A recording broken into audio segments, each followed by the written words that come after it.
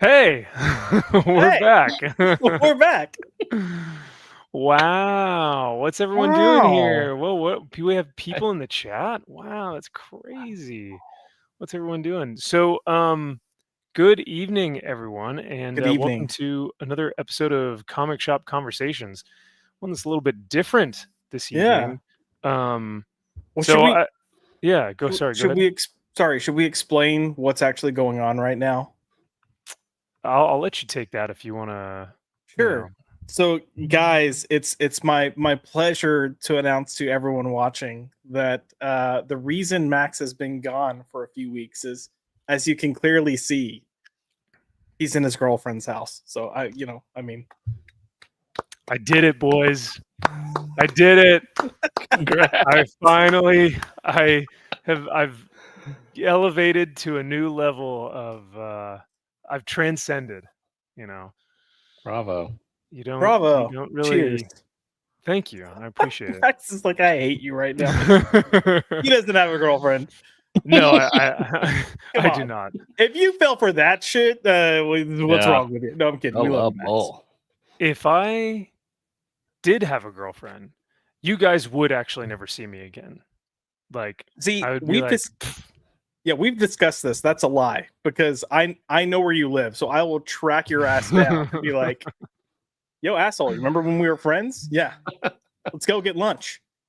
You can bring your chick. It's fine. Let's go. Would you show up as Tina? Only if I didn't like your girlfriend would I show up as Tina. Yeah, that's fair. Mm. Kyle, what happened to all of your friends when Amy and you tied the knot? It's funny you thought that I actually had friends ever, but with my charming personality, you must assume that I had so many friends. Amy's like, perfect. This works in my favor. I don't have to. That's great. Like, did you not learn this the past 2 weeks? We're like, hey, what are we supposed to do? We don't actually have friends, but it's a Friday night. Don't do anything other than this. Yeah. No, the only friends I had were guys on the sheriff department, and after I left, it was just like, I don't want to fucking talk to you guys anymore. So, just because it reminded you of those periods of time in your life, or because you're like, yeah, we have nothing in common now? Yeah, a little bit of both, and yeah, like a lot of them were really into motorcycles and shit. I'm just like, look, I can't go on that journey with you guys. What? You didn't want to get a Harley? Come on. No.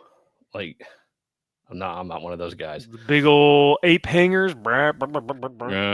A chopper? Yeah, not me. So my old lieutenant, who's now a major, I do occasionally hang out with him. But that's about it. I don't really hang out with anybody anymore. Well, you got us. So sorry. Exactly. Sorry, but not sorry. And you're trying to be like, fuck you guys, I'm better than you. Yeah. All right, well, you're not wrong, but now he's all like, look at these nerds that I hang out with that has comic book crap all in the background. Wow. Works. Fucking nerds. No, wait a second. We need to address these allegations that you're supposedly claiming.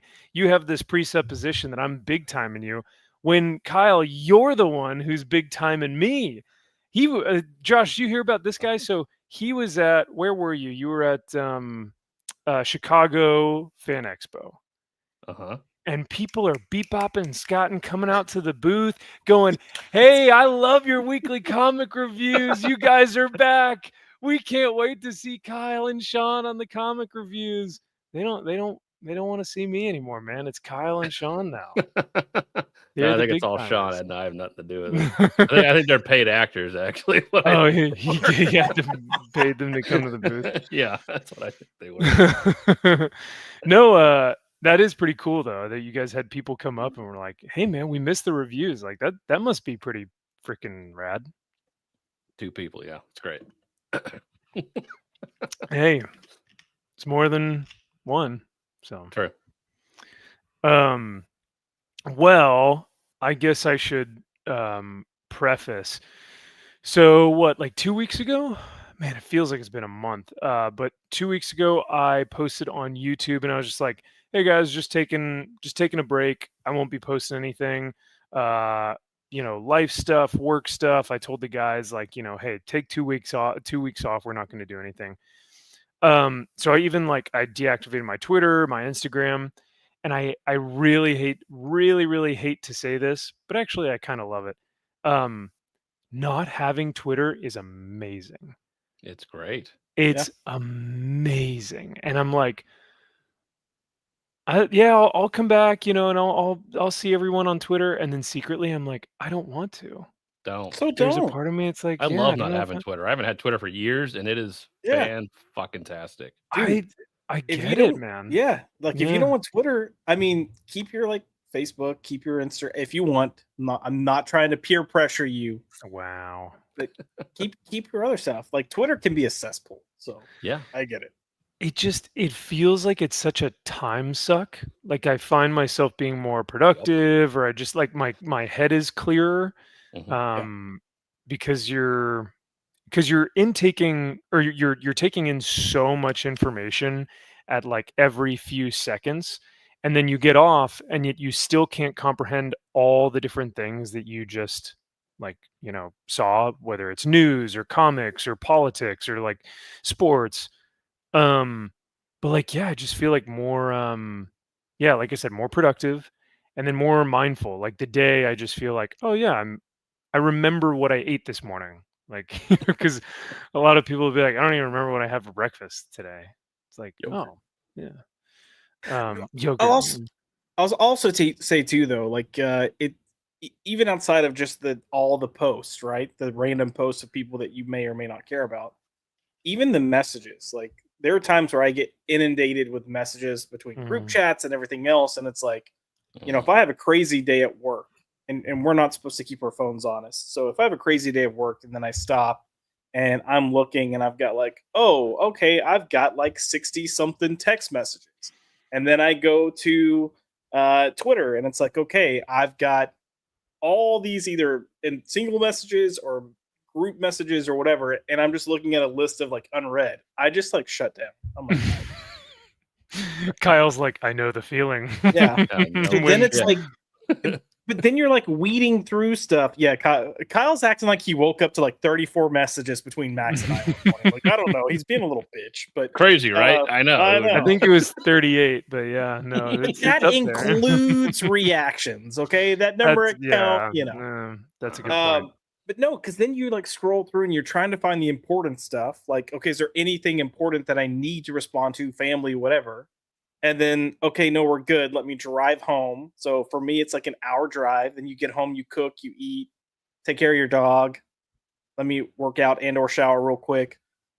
Okay, I've got an hour to do something. And then you feel obligated to respond to these messages. And then sometimes I'm just I need to do other shit.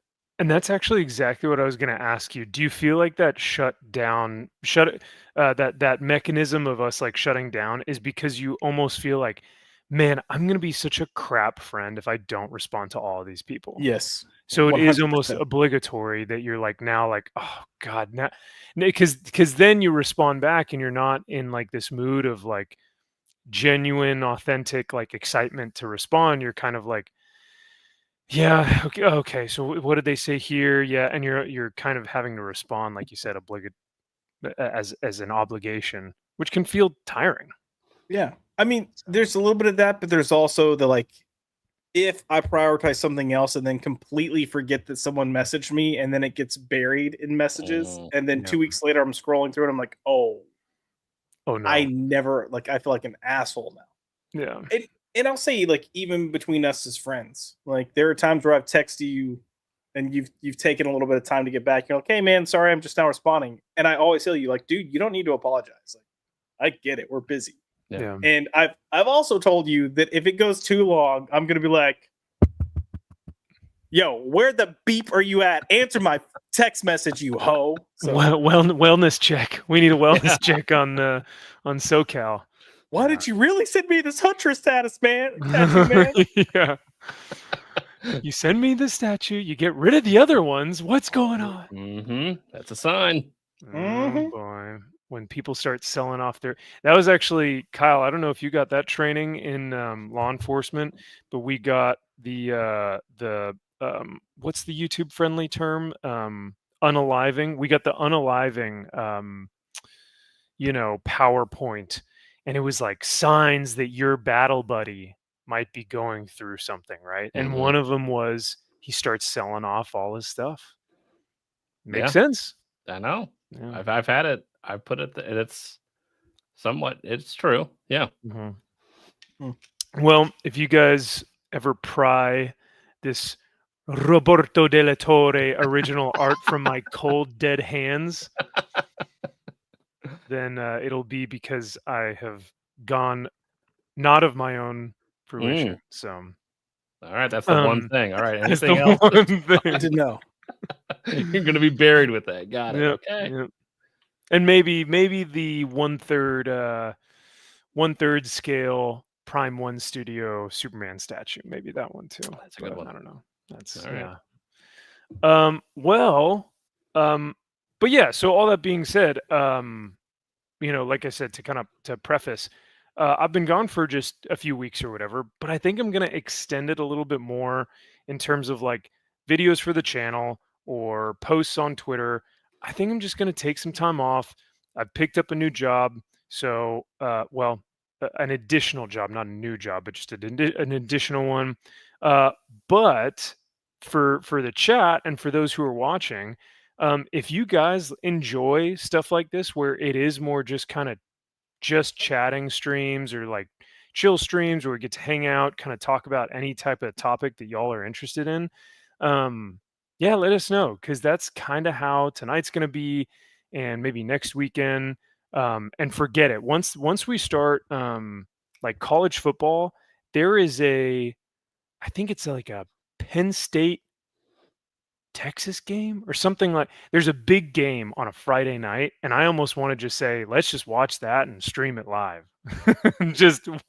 Like I don't care if we talk comics that night, because that's going to be a sweet game. I think Texas is playing Ohio State. I think maybe that's the one on Friday. There's a sweet Friday night game, and it's on YouTube, and I was like, oh my gosh. Ooh. So I'm down. So with that being said, speaking of chat, we've got Cajun Corey, who's the first one here, it looks like. He says, evening. Great to see you, Cajun. Thanks for being here, dude. And Jack Frost himself. Jack, you'll have to remind me. I had a conversation with Ryan at our local comic shop, and he mentioned you. And so we had good things to say about you. We've got Cajun Corey, member for 35 months, dude. That's incredible. Thank you so much for the membership and for your continued support, brother. I appreciate it. Let's see. We have got. Oh my gosh, we must be. Classic. Hey, we've got another comic coming up here that is in that sphere. I mean, I don't know. Do you think Pitt is better than Zorro? Zorro? PTP. Just a skosh better than Zorro, yeah. We must be stopped them. So Josh is still your not boyfriend? They're shipping us, Josh. How does that make you feel? I mean, there could be worse things in life, but single as a Pringle. So, sometimes that's better. I always just, say, or I say, and then I hear a lot of other channels say, like, men, just focus on yourselves. Maybe that's just easier. I want to clarify, when you are a FAGGY, as I am, everyone and their dog that knows another homosexual then is like, oh, I know someone to be great for you. And it's like the most flamboyant, oh dear God, please no person ever. So after 50 million of those happening in my life, I'm like, you know what? At least I like you, Max. Okay. At least you're not walking up to me like, hi, my name's Ryan, and you're wearing a belt that says bitch and a crop top. Oh, so, yeah. No. Good times. It is pretty funny when setups are awkward, man, because they can be dangerous. If you have a friend that's like, I've got the perfect girl for you, or I've got the perfect guy for you, and you're like, really? Okay, well let's Sure. see how this works out. Sure, I'll give it a shot. Why say no to love, right?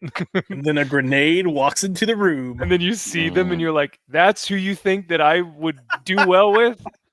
Come on. You lose all hope, man.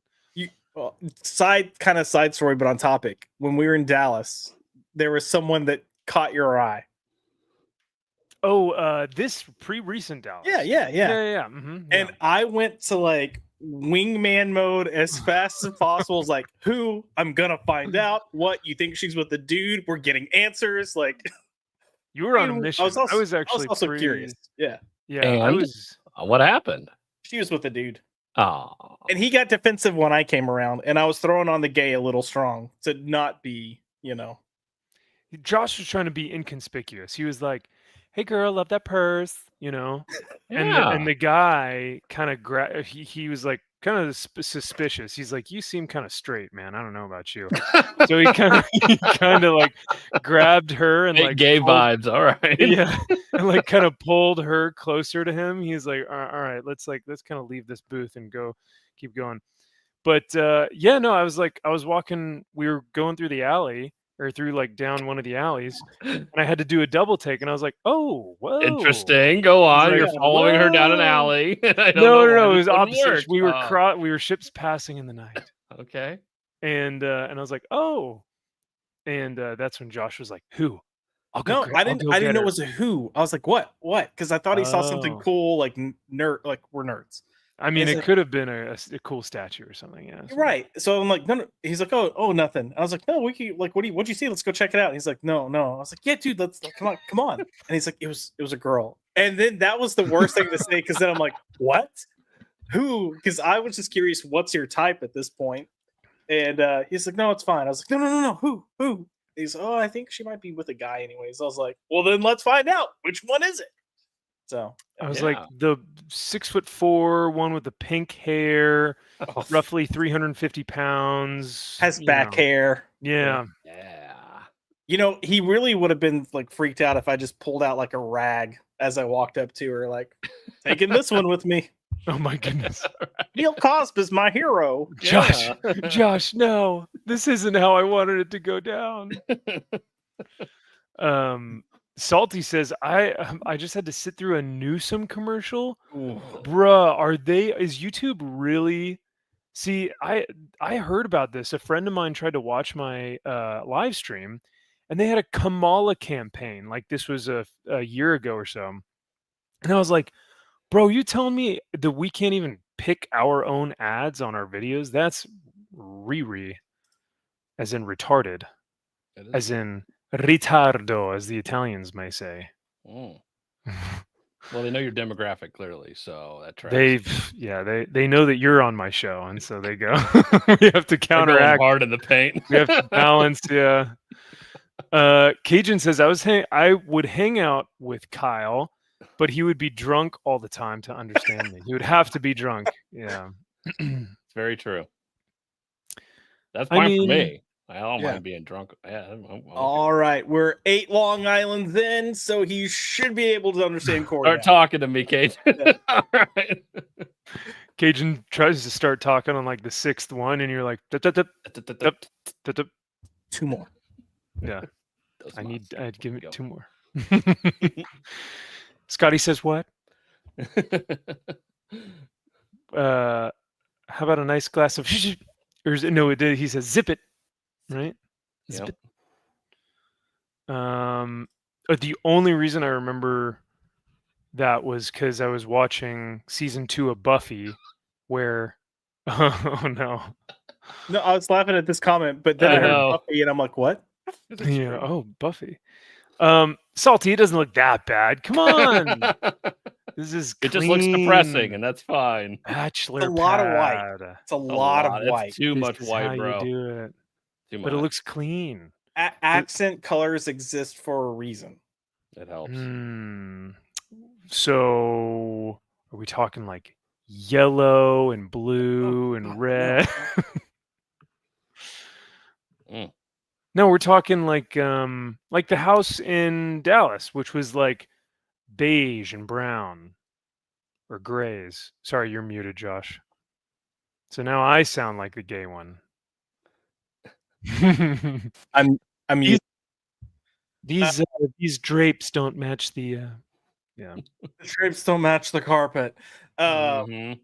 No, I'd put like a navy lampshade on or something, and then I'd Nah. probably put your chair that's a white chair. Why on earth would you have a Yeah, white? who the fuck has a white chair? Do you Jesus ever wear God. blue jeans or no? It's mainly joggers Silkies. Okay, got. Well, yeah, we know Silkies. that. Yeah. and like dress pants. For work. Also, I will say with your new layout, whatever, that chair is in a very, suspicious place right behind you. That's a certain distance. Do you really have another stream or channel that you're doing? Is that? Are you saying that that's a cuck chair? Whoa! Let's not go that You know far. how Okay? hotels always have a cuck chair. There's just the Done. one chair It's just the one that's chair in the angled really, directly Look at the at the bed, bed. and you're Corner, like, yeah. why is it directly towards the bed? I mean, if someone's you- gotta watch. To be fair, if you angle it the other way, you're staring at the side of a desk and looking at the side of the TV, Yeah. or you're like, oh, I'm looking at the wall that's 6 feet in front of me. So Yeah. I kind of get it. It's like a reading chair, and it's where I do like my morning prayers and stuff like that. So it's just kind of more of an accent piece. But yeah, I moved the studio out and made this into a new Cracker Barrel, as Salty would say. So, which I mean, we can talk about that in a little bit too, because dude, I don't know if you guys have noticed the absolute homogenization of like modern brand logos recently. Mhm.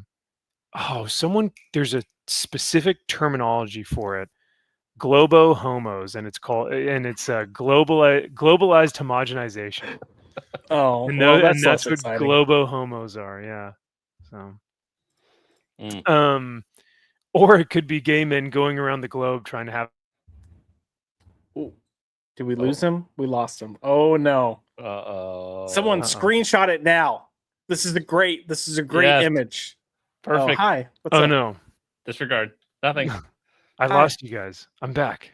You're back. Yuri says Max looks like he's in a sterile padded room. Yikes. Yeah. I feel like we should start playing Big White Room by Jesse J now. Oh no. Hey Ezekiel, good to see you, man. Thanks for being here. It looks like a fake background you would have on a Microsoft Teams meeting or something. Like, It does. fake. That's why I like, said it's not a digital background. It Do you is. want me to No. do you want me to go sit down in the chair so I prove Kind to of. you this isn't a green Almost. screen? Wait, Like, I do feel you- like Do you have pants on?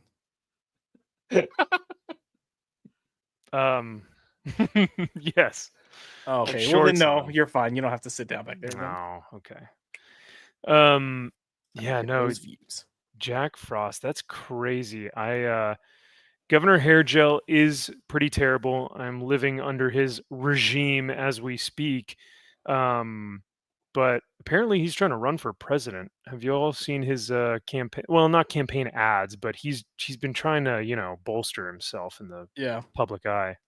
even though he's one of the most hated politicians in the United States, Yep. in his own state, but that's all right. Sure, go ahead.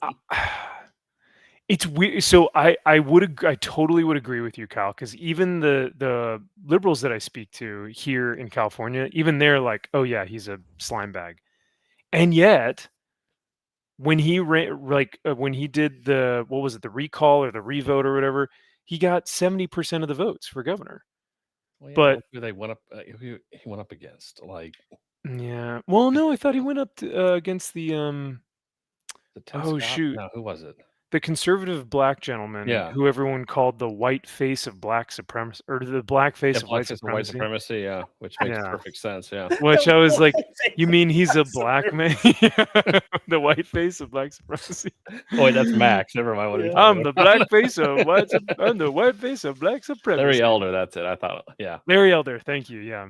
So, But He yeah, didn't no, I see one of thought those Larry tweets was ago. going to do some good stuff here, but and you know, it would be a great way for people to virtue signal because they were like, oh well, he meets the demographic, right? But no, Mr.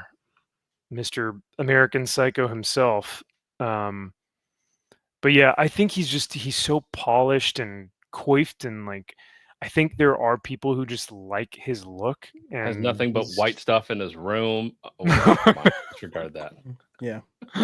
come on. The only difference is that there's blood splatter on the wall in his room. Oh, Okay, that's he's it. got yeah. Is that your second job you picked up? Or are you running his campaign right now? He's like, You're in Max, one of his rooms. we need to change your image here. We got to get rid of all this stuff. Uh-huh. Marine Corps flag, the American flag, it's gone. Get rid of it. We got to get rid of it. What's up, Rudy? Good evening, everyone. Thank goodness it's Friday night. I agree, man. Yeah, thanks for being here. And thank goodness it is Friday. What a week. Yeah, Josh, you had a brutal week, eh? It's been a week. Yeah. Speaking of correct demographics, feel like that's in a lot of our work as of late. But Mhm. let's see. Um, no one ever has anything good to say about me. That's not true because I have a lot of good things to say about you, brother. Plus, you have a lot of great recommendations for comic books, so that's always a good thing as well.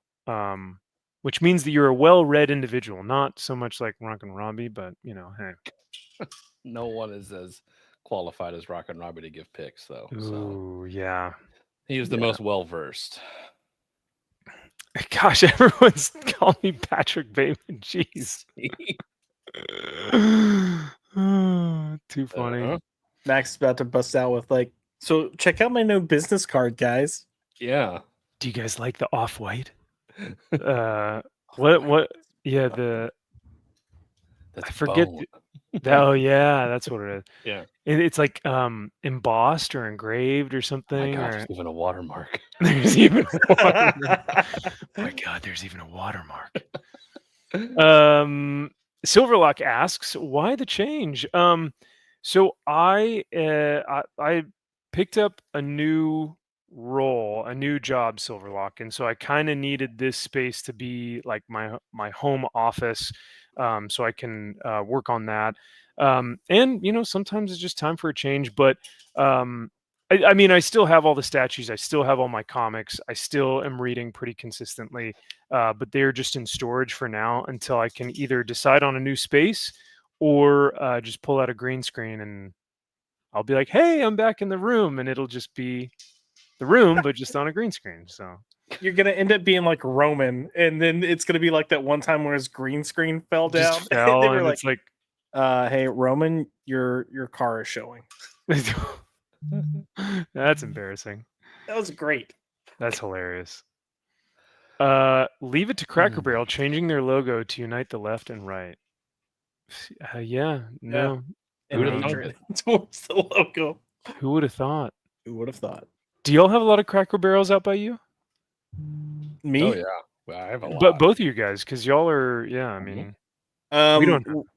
We have one that's like within an hour radius of us. You got to understand, there's a lot of people, especially in this area, that this is how we cook. You know, so Yeah. like if you tell certain like a good at least like 40 to 60% of this area, if you're like, yeah, we're gonna go eat at Cracker Barrel, people are like, well, why? Can you not cook? Because that's the stuff we cook. So It's just grandma's But cooking. I do like Cracker Barrel. So Oh, okay. Yeah. I do too. It is like comfort food yeah, more than anything. But I actually, my first year that I lived in Texas, my roommate at the time, he was like, "Hey man, you ever had like Cracker Barrel?" And I was like, "No, I don't know what that is." And he's like, "For Thanksgiving, you and my family and I were going to Cracker Barrel." So Oh, we no. all went to Cracker Barrel for Thanksgiving. It was awesome. It was the best. So Good for my you, mom man. and dad were like, "You didn't eat like a Thanksgiving dinner?" And I was like, "Oh no, I did, but just at Cracker Barrel." So it's great. They're like, what kind of people live in Texas? What's going They're on? like, our California sun is eating these Nasty Cracker Was Barrel. he with poor people? They probably have homes that don't have all white furniture. Oh God. Humanity. Oh no. Man. Oh man. Jack says globo homos are also the globalist poop heads. Yeah, no, that's for sure. That is for sure. Well, and I think because I was looking up the specific definition of globalization, homogenization, or globalized homogenization, and it basically just means like communism. in essence, it's just everything, you will live in blocks and cells, and everything will look the same, and nothing will be original, or nothing will be creative or inspired or colorful. So I was like, man, that sounds terrible. But Wonderful. it's That sounds awful. Yeah. Oh yeah, no, shoot. But they were saying that they do that with cultures too. So they would erase a culture or pretend that that culture doesn't have any type of culture, and then replace it with a new one, and then that one gets homogenized. And I was like, that sounds awfully familiar when you tear down statues and you say that we don't have, or that either our culture has been oppressive or has been should be rewritten, or all this kind of stuff. So very, very interesting how that all works. But oh my God, I didn't actually know that you could write the N word, hard R. What? In the chat? I didn't know. Oh my God. That's crazy. That's amazing. It's a good question. Wow. It's a valid question, but I mean, Jack, That's you awesome. pose a both don't can thrive very well, I think. I'm pretty sure that they can. You pose a daunting question that I can't put on screen, my friend. But I mean, There's if we're room being for both. honest, isn't that really just Church's chicken? Well, I don't know if they have Popeye's chicken. Is that really just Popeye's chicken? Churches are Popeyes, yeah. Yeah. It's pretty close. Is KFC not on that scale, or? I think It's KFC's more- kind of become whitewashed. Yeah. That's another culture that's been homogenized. Yeah. Yeah. Damn. For free speech. Yeah. I would agree. Woo! Yay for free speech. It's just a word. I love Corey's comment. Jack identified as black. Oh no, that's Cajun. That's a good point. So that means that Mm. he has the pass. So we're good. He's got the That's all card. right. Yeah. All right. Well, then that means that I still can't put it up because I don't identify. So yeah. I'll read it for you. So Jack. Comment from the chat. Thanks, Jack. Thank you for thank the you $0. If there's a I think I told y'all this, but my buddy Travis, who is also a Marine, had sent me an Instagram reel that I sent to y'all so y'all could have. But I was on a lunch break one day at Courtyard Cafe, so I'm going through like Instagram reels and stuff, and I'm like, oh, what did he send me? And I open it up, and then all it does is like it's telling like a story for like 20 seconds, and then it just immediately cuts, and it's the N word being repeated over and over and over and over again. Yes. So I was like, oh my God, I'm like dropping my fork and trying to get it to, because I'm like in public in my work uniform with like our logo and everything else. I was like, Jesus. That's great. Yeah, good times. It also didn't help that Josh, I called you last weekend, I think it was, and you didn't answer, and I left you a voicemail, and I just screamed at the top of my lungs the N-word, but I didn't say the N-word. Oh yeah, you can tell the rest of it if you want. Yeah, so I go to listen to his voicemail, and I'm in my car with my windows down. So you just hear it, blah. But the funny thing was, when people leave a voicemail and it'll send you a text version, it didn't say the word. It just had a capital N period.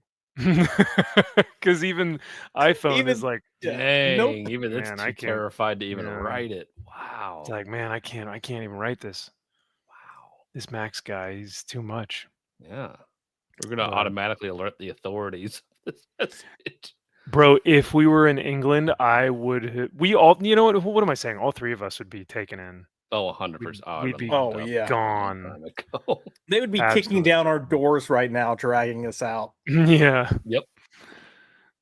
and that's why we don't live in this, Jolly old England. jolly old England. Jolly old England.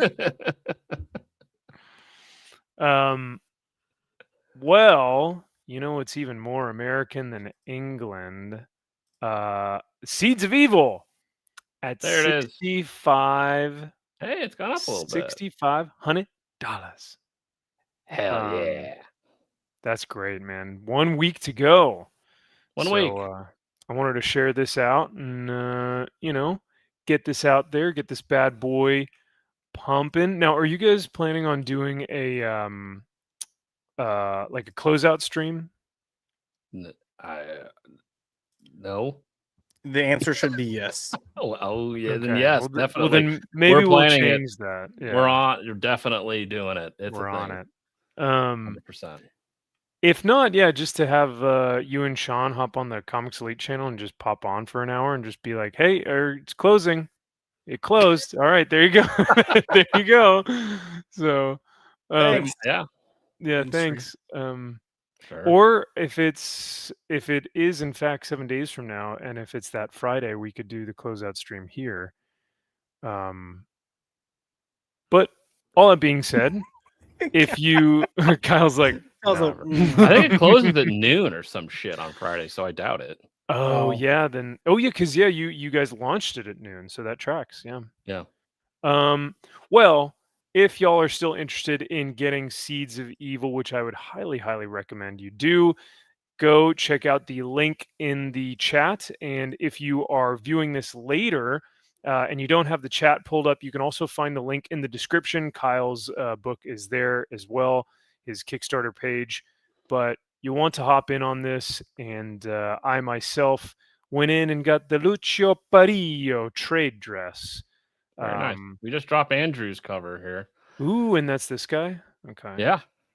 Andrew Very Mangum. nice. Yeah, he did this for us, and we had somebody color it. Did a fantastic job. So, yes, we just dropped that $10 for his cover. Yeah, so get in there, and if you've already backed it, go in and add this cover to it because it's pretty awesome. I agree. And Question Josh, in the back. Yes. yeah. Hey, my name is Josh McDonald, and I'm a big fan. Moving on. I was wondering if you're gonna have a cover like a last 48 hours like cover drop or something like that. It's a good No. question. Oh. Oh, Next We'll talk to question. Sean. Next caller. Yeah, I wasn't planning on it. I don't know if he was planning on it, but I know y'all are trying to save some covers for retail, but I'm saying maybe one of those drop for a little while. Yeah, I mean, how long do And we then have to be promote them teased and our out of that. Yeah, how long do we No. have to be teased No, and like, what do you call it?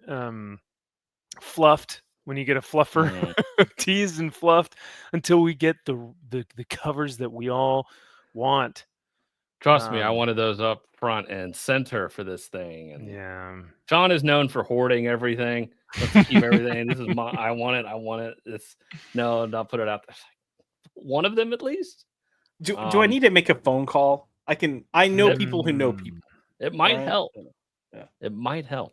I can ask him. And see if one of the multiple covers we were sitting on can be put out here for the last 48 hours. We will see Yeah, what he 'cause- says. And look, this is just being realistic. If you get, especially one of those that's like that we know are is like literally just waiting there. Yeah. If you get that and if he promotes the hell out of that for the last 48 hours, you're going to see a significant jump. I would concur. So I would agree. I would probably get one of those 48-hour covers. I if would that were the too. case too. Yeah. Me too. Yeah. and then you could still send that to the retailers if you want. Yeah. That's also true. But yeah, I know you guys are sitting on some gold, so Mhm. that'll be pretty sweet to showcase as well. Josh, you know what you reminded me of though, when you were like, "Do I have to make a call?" We had a guy in the Marine Corps who his wife or his mom, I forget which one, had called one of the That's a big difference. it was one of them. It was This a is woman. why it was his mom. I don't know. They kind of they filled the same role for him. It was really weird. He's They're very both Tom okay. King-esque. They're just essentially caretakers. But they called the like the commanding officer and were like, "I don't understand why he has to stay later than 5 o'clock." And just he never heard the end of it. So Wow. Oh my god. Yeah, if my significant other ever called my boss to be like, "Why does he have to stay past 5?" Especially in a military situation, I'd be like, "Divorce. I'm divorced. You Divorce just ruined now. the rest of my life." Divorce. I would beat the brakes off of her so fucking fast. You wouldn't even be able to speak. Kyle's like, "No, you're staying with me. We're not getting a divorce, but you will know Yeah. this side of my hand very well." Very fucking well. Oh man. Damn. But yeah, no, that it really is like it's life ending, bro. It's career ending. Yeah. yeah. Having that level of embarrassment, you're done. Because then the commander's he's never gonna respect you. No. Oh god, this reminds me. So one of the guys in my section, he was getting married and took the gayest engagement photos of all fucking time. Oh no. And it was my idea to restage them. Oh my god, I love it. Like to completely just fucking making fun of him, and like I put it as my like profile picture, and like back when we all changed our profile pictures and shit, and like she got so mad at me and everybody, like it was yelling at him, it was getting mad at me because she worked in the prosecutor's office, and oh my god, it was so fucking like when she got mad at me and was yelling at everybody, I was like, I won. Like you have no idea now.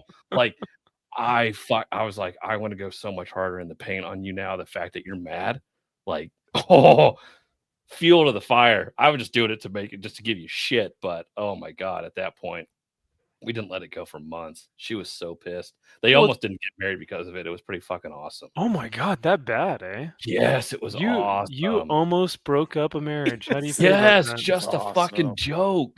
Yes, it was awesome. That reminds me of like those videos where people have wrecked or something, so their car is like clearly where it shouldn't be, and people drive by and they're like, "Hey, you can't park there." I know. And every guy they do it to just starts laughing. Every girl they do it to is like, "Fuck you!" And you're like, "Take a joke, my god." Take it easy. Can't park there. God, that would be I love it. that would be pretty infuriating. I could believe if you're in a bad situation. But they're mainly just fender benders that these guys are doing it too, right? Yeah. Like the videos, yeah. Yeah, it's not somebody like dead and they're doing CPR on them. Like, yeah. You can't park there, and they've got like Right. fire trucks They're and clearly ambulances and dead. stuff. They got the defibrillator. Right. Yeah. They got the jaws of life trying to pry this dude's right. body out of the car. Oh. No, yeah, gosh, I think that's the tough part about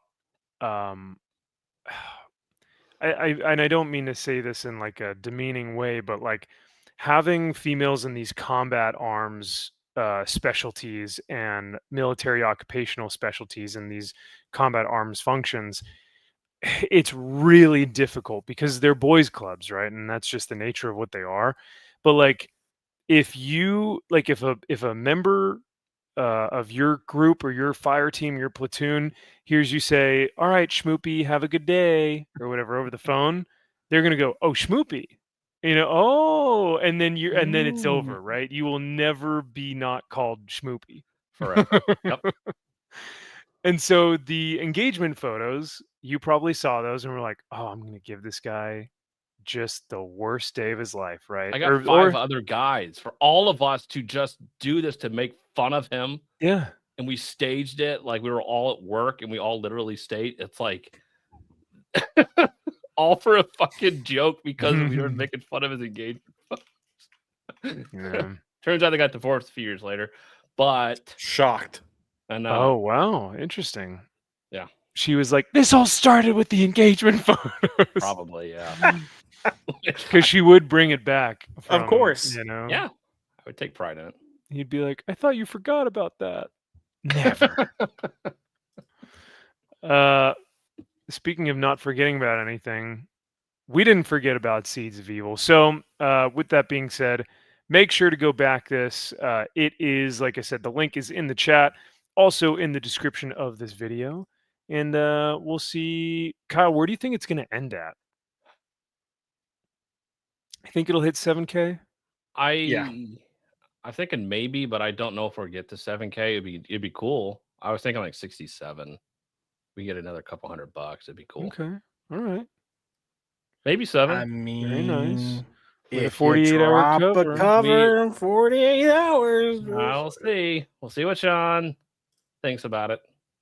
All right.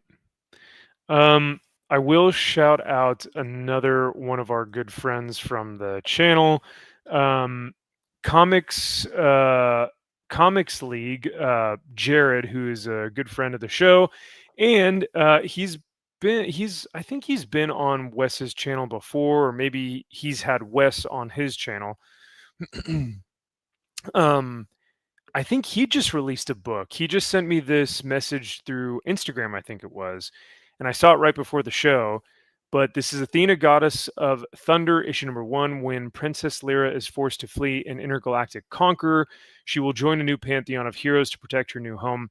So the cool thing about this is Jared actually started a Twitter hashtag, or like became part of the Twitter group that is like calling for Tom King to leave the book of Wonder Woman.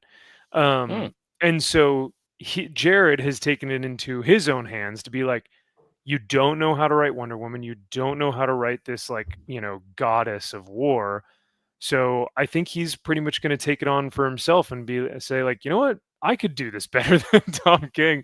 So yeah, I wish him the best of luck, and I really hope that this succeeds and does great. But I'm excited to read it and go support it, because, like I said, he's a good friend, and I hope that he has the creative chops to really show that we've got some good indie creators in the space. As long as she doesn't talk to a rat man for that's 5 right. issues. Yeah. That was this week's issue, eh? Mm-hmm. They've been doing that for like 3 months. Yeah. 3 or 4 months now of Ratman. Yeah. Because that first issue, they were at the Capitol and all the rats were running around everywhere, right? Yep.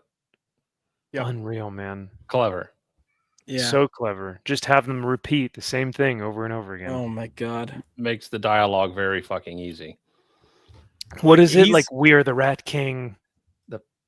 Something always knows, and the Rat Man knows. And something about time, right? Yeah, time. The Rat Man knows, and it's like 2 lines of dialogue, and that's all they keep fucking saying over and over again. God, that's embarrassing. Listen, it's even gotten Rockin' Robbie where he's dropping F-bombs every time he talks about it.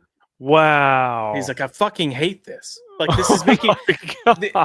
He was this, I think it was this week's, maybe last week's. He was like, I loved his... Like, it was in my top 10 last year, and he's making me hate the entire run. I fucking hate this.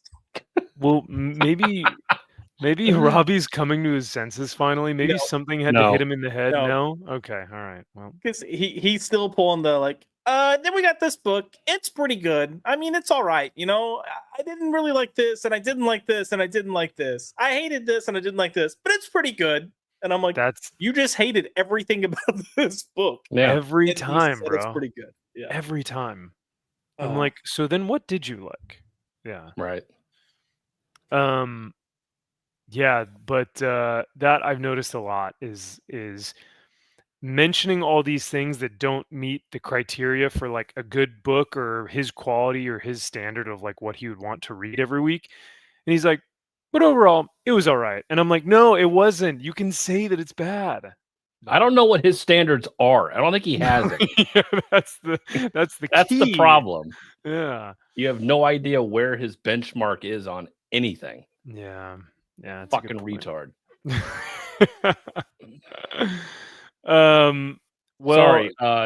oh Emmy nominated. What the fuck? Comic World review nominated. What are the fucking reviews are? Well, Awards. What is it? I don't think he actually made any of the nominations, so he's not promoting it in his videos anymore. no, he made probably tons of nominations. He's like the biggest. He's the Everyone biggest shill knows- out there. He has to. I'm have telling made you some. right now, I pulled it up, and there is one ballot or one thing that you can vote for him for, and it's more like a historic channel that's been around for 5 years or more. Hmm. It's like him and 3 other channels, and it's like, Maybe- wow. Maybe he's gotten so big. Maybe he's Mm. become so famous that the award show is like, listen, we want to save this for the little guys. You know, like we Small want to potatoes for him now. yeah, like we want to recognize like the guys that don't get recognized all the time. But you're the cream of the crop. So Mm. we, you know, Yeah. Could be. I don't know, but we will watch a video later where a good friend of ours invokes Rockin' Robbie. Uh-oh. Intentionally or unintentionally, and I'm not really sure, and I'm worried about which one it was, but we'll play that here in a little bit when we get to the statue segment. Whoa, statues. Ooh, Yeah, we got is it our statues, boy? It's our boy. It's our boy. It's our boy. Yeah, who Oh, okay. who I still love and I really appreciate, but he literally says in his comic review video, Oh. and I was like, oh no, don't say the name of this this jabroni. No. And I'm 99% certain I know who you're talking about, and I'm Yes. also he filmed stuff for Robbie to use in his own videos. Say that Like again. he filmed something for Robbie to use in Robbie's own videos. Yeah. Oh. Congratulations on 10 years, man. I've been following you since the beginning. Oh. Interesting. With his ghetto like 1990s roller skate looking carpet. Are we talking about the same person? I think so, yeah. Yeah. Hey, so real quick on that note, I've been meaning to ask y'all. It'd mean a lot to me if you could like record a video of yourselves telling me how much you love my channel and how much you appreciate me. So like when can I expect to see that in my inbox? So Listen. I can just, listen to that as I sleep. I'm not even joking, just to piss you off since you tried to slide under the radar with a little something. I was this close to reaching out to people to be like, hey, will you record a video telling Max he's an asshole because he didn't let us know about? And then I was just going to drop them to you like a day at a time. Know about your birthday. Oh, yeah. Yeah, I was trying not to say it on stream, but that's okay. Well, it's too late now. So my birthday was in July. So yeah, no, I didn't do a birthday stream this year. Just no silkies, no stream. It was just like, no need. No. You don't need to. We're not even going that far. You tried to act like it didn't happen. It didn't. Like, nope, no birthday this year. Yeah. Didn't happen. I didn't get older this year. And then I'm like, wait a second, isn't his birthday in the summer? And then I'm looking and I was like, God damn it, I missed it by 2 weeks. And I'm texting you being like, listen up, you little asshole. Not cool, bro. That's okay. You guys will have next year. Right. Yeah, I'm gonna do the same thing next year. I'm gonna be hitting August, being like, wait a second, wasn't his birthday in the summer? Yeah, same thing. Who knows? Look, I have an anniversary, my birthday, my wife's birthday, my son's birthday. I got too much shit. Like I was gonna say, anniversary. Cool. Like, look, that's already more than enough for me. I already forget half that crap. So yeah. I will openly say that when I get in relationships, I usually tell whoever I'm dating, I'm like, look, I can be one of the kindest, most caring people you're ever going to meet. I am never going to remember your birthday. So you have to throw hints like, hey, so I don't really want to do anything big for my birthday. Okay, got it. I'm glad you said something. Yeah, thank you. Bad. Yeah, no, that's a good point. Instead of being like, I don't know, yeah, what's a way that you can mention it that's not self-centered? I just feel like, I don't know, I was gonna come across as like, if I mentioned it, it would be like, oh, we're doing another birthday stream for me, guys. It's like, okay. Yeah, that is you. That's who you are as a person, you selfish fuck. Yeah. I am, yeah. Basically, no one knows that behind the scenes, I pretty much berate you guys until we go live, and then I act like you're my friends, and That's right. and then you'll get a check in the mail, and it's like, okay, we'll keep doing this. All right. That check's getting smaller and smaller, my friend. Why do you think I had to pick up another job? I Okay, know. I need some friends around Exactly. here. So that it better start To start picking back up. picking back up, please. Oh, I got something good for you.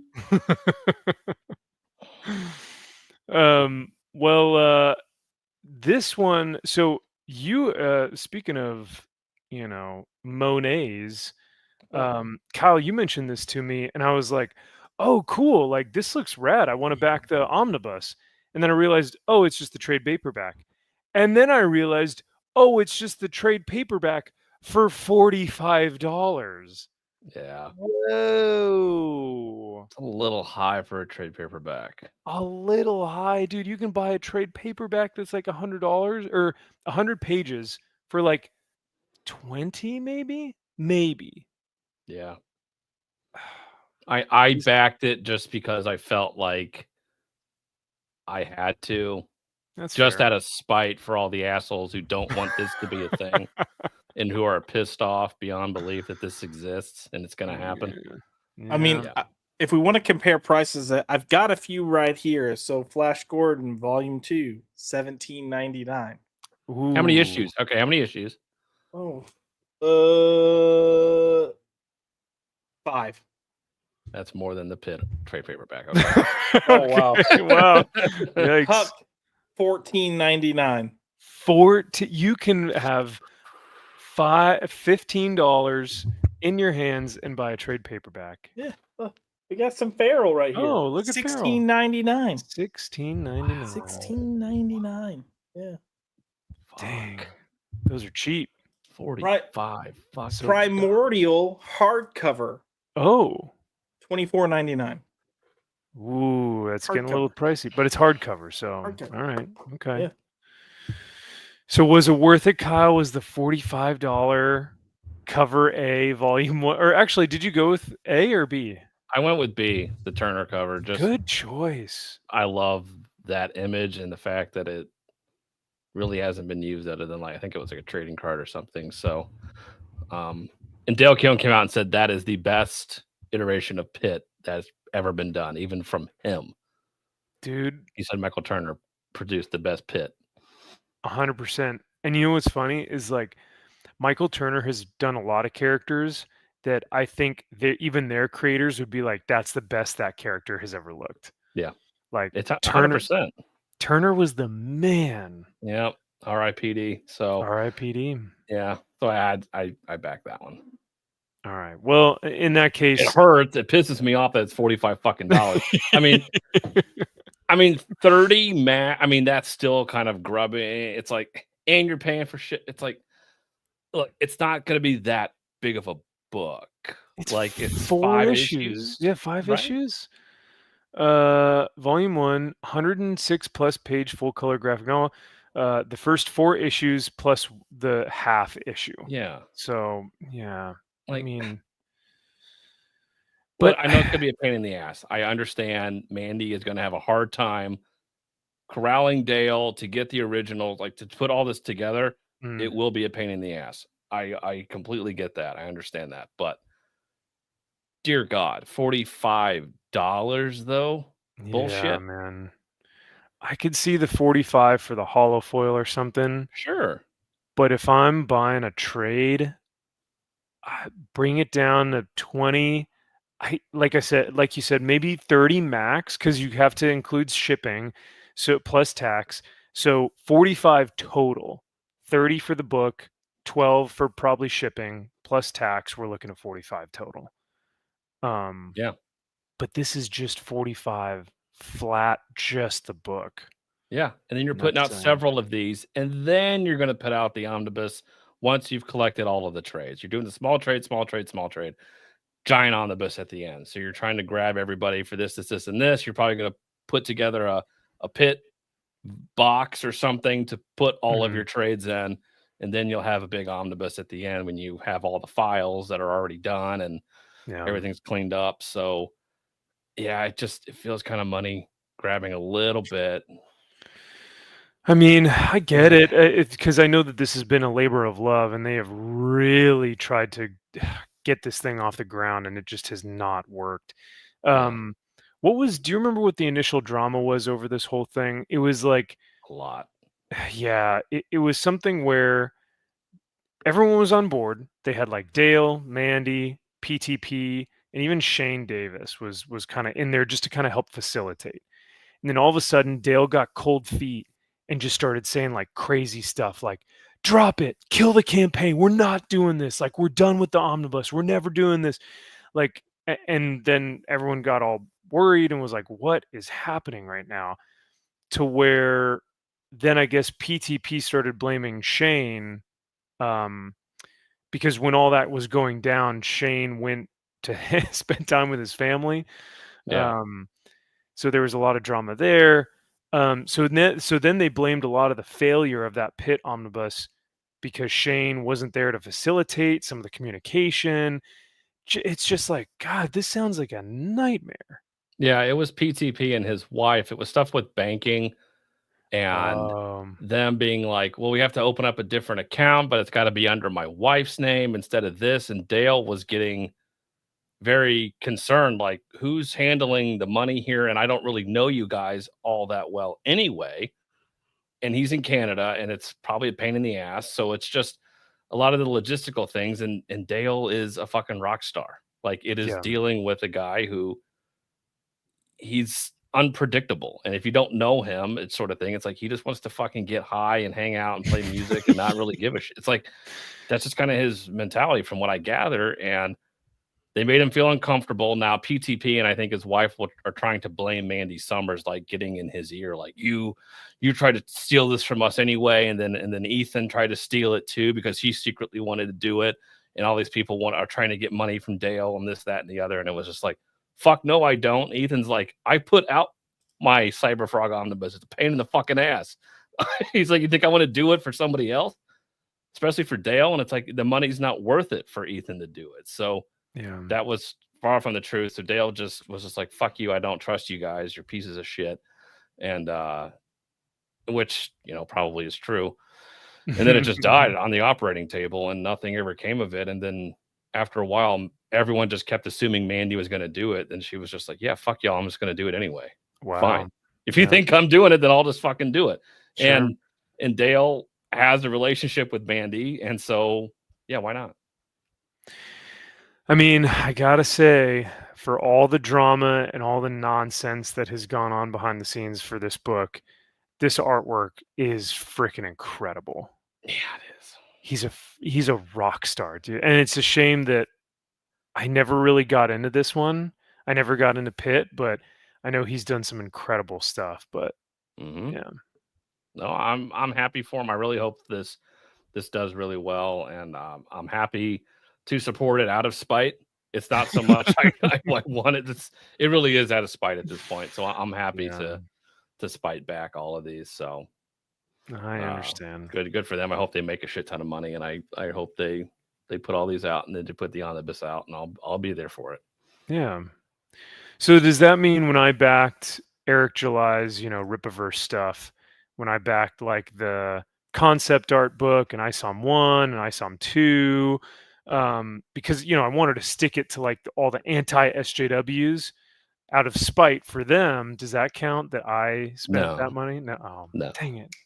Nope, that doesn't count for spite. Sorry. Trust me, and this is somebody who backed ISOM 1 and 2. It's pure stupidity. Yeah. If anyone can talk, it's us. So I've wanted to get rid of them. Like I really want to, but they're such a fun time capsule. Like they are so stupid. And it's such a pivotal moment in retardation to where it's like you have to you have to just hold on to that thing and just be able to like look back. Like, God, do you remember when these fucking things came out? Dude, you can't get rid of them. Like, Yeah. well, one, who's gonna take them? No, I meant to throw them away. that's oh man, which is like funny, but at the same time, you would actually get more use comedically from them than just throwing them away. Yeah. Like I just picture like my son like 10 years from now. Oh Me no. being like, son, we're gonna have a talk about Rippaverse. You know, like the cliche of like the son finds the Playboy magazines under the Right. bed. He finds the Rippaverse books and he's like, Dad, what are these? And you're like, oh son, don't look at that. Please. It's not what you think, son. No. It's not what you think. No. I'm not that Don't- retarded. I'm retarded, but not that retarded. Listen, son, don't be like your old man, all right? I made some bad decisions in my life. Same mistakes I did, son. Where and then he starts like you see him with like a Rippaverse book and you're like, what did I tell you about those Rippaverse books? Where did you learn how to do this, huh? I learned it from you, okay? Are you happy now? Are you happy, Dad? I know those I saw books are under your bed. Oh man. Josh, do you have any ISOM books or do you have any Rippaverse Fuck books? no. No? No. We got to get you some. I am smart enough not to pay for that. Oh, we're gonna get you that 1,000 page omnibus they're putting out. Yeah, It's gonna cost buddy. $98 to ship it, but it's going to you. It's your fault that I'm addicted to the hibbity jibbity, Dad. Eric July is a prophet of our time, okay? Why couldn't you just smoke meth like normal white people? You don't understand how great he is. He's a yeah. Oh, God. He's all that and more. Yep. So we briefly mentioned this a little bit earlier, but my tabs are moving around here. So I wanted to talk about statues. But let's go ahead and share this bad Larry. So this is on Spec Fiction or Speculative Fiction Collectibles. Todd McFarlane, one of the Todds. He owns speculative fiction collectibles here in Southern California. And Josh, Todd was actually the one who helped me ship the Huntress statue to you. So Thanks, Todd. Todd's good people. The dude has one of the coolest collections. He's got the best Silver Surfer statue I've ever seen in my entire life. It is museum worthy level. Like it looks like a piece of art. And there were only like 6 made in the world. It's pretty incredible. But Todd has a lot of these pre-orders up, and he recently put up the Ghost Rider 1/3 scale. Jesus. And it's going to be a $4,000 statue. Jesus. That's nuts, dude. Will it actually give you a penance stare? Because that might be worth it. To say, if this thing haunts my nightmares, then maybe $4,000 would actually be worth it. $4,000. Hold on, let me see if I can like zoom in here so you guys can see it accurately. But I wanted to get y'all's take. It's 1/3 scale, which means that this thing is probably going to be the size of like the Superman statue that I used to have behind me. It's going to be, I mean, like maybe 3 feet tall. The design is sick. It lights up. I think the sculpt is super detailed. Yeah. But how do we feel? Like, money aside, if you had all the money in the world, would you pick this thing up? I'm not that big of a Ghost Rider fan, so no. Yeah. But I can respect it. Anybody that wants to, it's fucking badass. And I like the pose. I like it all. I mean, the fire looks great. The skull looks fun, but I don't really give a shit about Ghost Rider that much. Damn. Yeah, I mean, if it were Robbie Reyes, then I would probably splurge. But this Joker, wow, this poser, yeah. Is this Johnny? Who do you think this one is? Does it say Ghost Rider Up on 1/3? the bike. If it was the '90s bike with the giant fucking skull shield on the front, that'd be Yeah. pretty nice. Okay, it is Johnny Blaze. Johnny Okay. Blaze rides his hell cycle through a towering blaze. Yeah, but I don't see. I mean, I see the skull, but it doesn't have that, like you said, that iconic like big shield Yeah. on the front. But yeah, this thing is just like it's unreal. The thing that worries me is like, how do you put this together? Yeah, I'm curious how it ships. Yeah, what are you putting on it? Yeah. Like, how are you? Because these statues are they have key blocks where the leg will fit into the torso that fits into the magnetized like flame that's hitting the, so like everything works perfectly, but like I don't even see where the seams would be to where Yeah. you would put this thing together. So it's pretty freaking rad, I gotta say. Yeah, I mean, some of these statues, it's like you spend $4,000 and it's like, oh, great, and I have to spend 2 hours putting it together, all these little fucking pieces. It's like, Yeah. really? And then once you're done, it's like, cool, All right. there it is. You know, you're like, all right. But I will say the light up feature is pretty damn cool as well. Like that kind of elevates this, I think. Max, I'm betting he's a piece, like Johnny's a piece, and the bike is a piece or two pieces. Yeah. So you've got like the bike that you mount in the base, and then he sits on top of the bike. Yeah. But then all of this flame, this probably attaches to the base, but like you would have to make sure that you don't break that, because and then the chain looks like it's attached to the flame, and it's like, oh my god. Oh my god. Something's getting broken. Yes. 36 inches in height. My goodness. God, that is so massive. Like, I mean, insane, bro. Need for that freaking statue. Oh, 36. That's like as tall as a that is exactly 3 feet. 36 is exactly 3 feet. So that is terrifying. And welcome back to this episode of Max Does Math. I like pretty statue. The wild thing is I feel like these statues just get more and more detailed, and like the poses get more intricate, because this was the previous one, and this is a 1/4 scale, or this is a quarter scale, and it's like just as much money, but I think it's because it's all sold out and it's super rare to find. But this quarter scale was like one of the coolest designs ever. It had the bit like the wheel that's a flame. I thought that was a sick touch that they had that as the actual wheel instead of, the open kind of laughing mouth, different skull. The motorcycle's a little bit different. But not like, even the jacket is not nearly as detailed.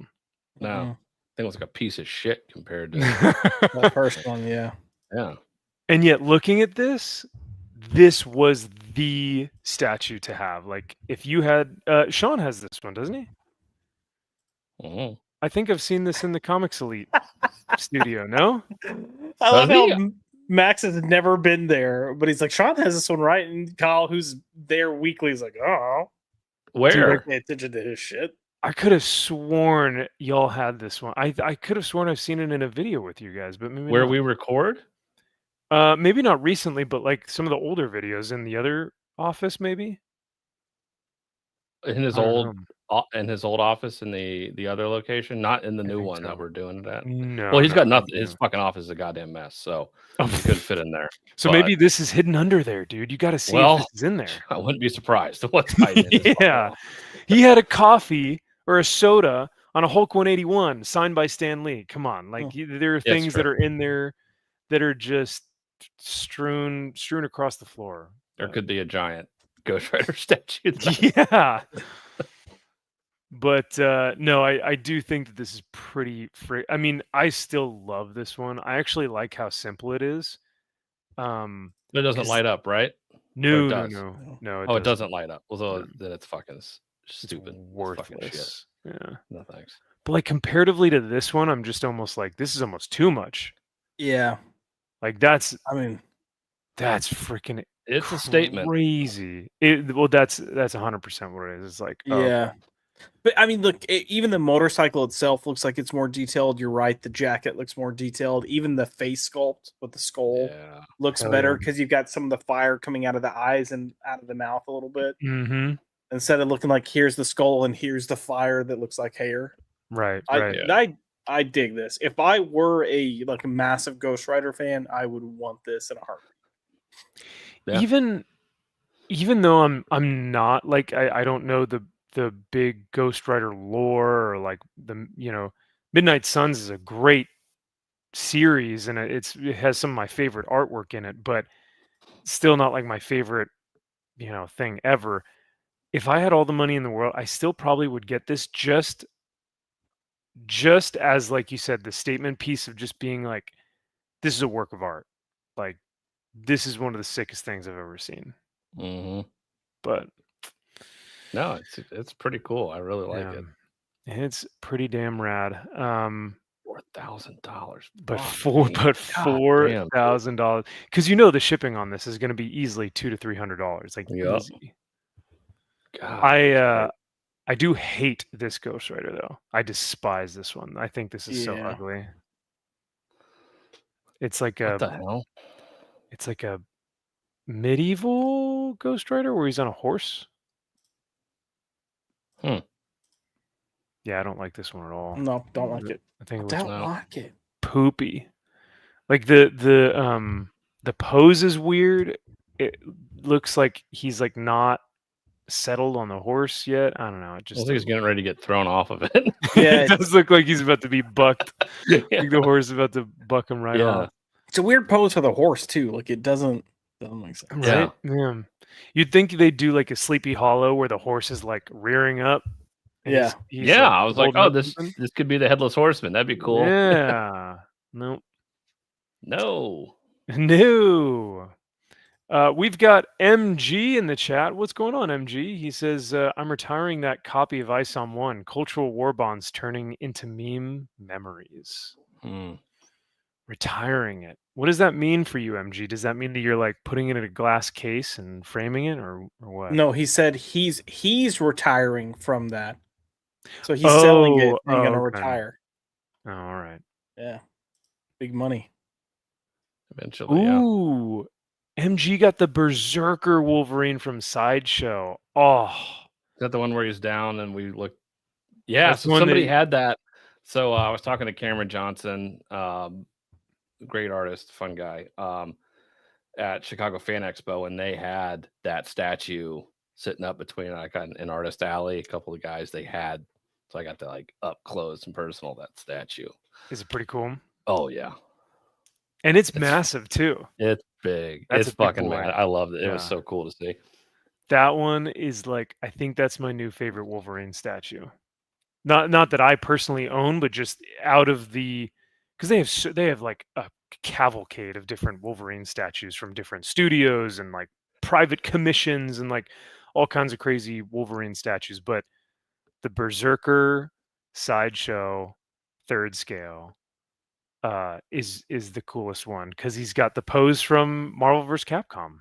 Yeah, he does, and he looks. I mean, he is just beefy and I mean, yeah, yeah, that's my favorite part. So, mm-hmm. You should see the medieval Spawn statue. It's it's the cover of Spawn 321 as a statue. He is a tank. Whoa, that sounds cool. Nice. Here, let me look that up real quick.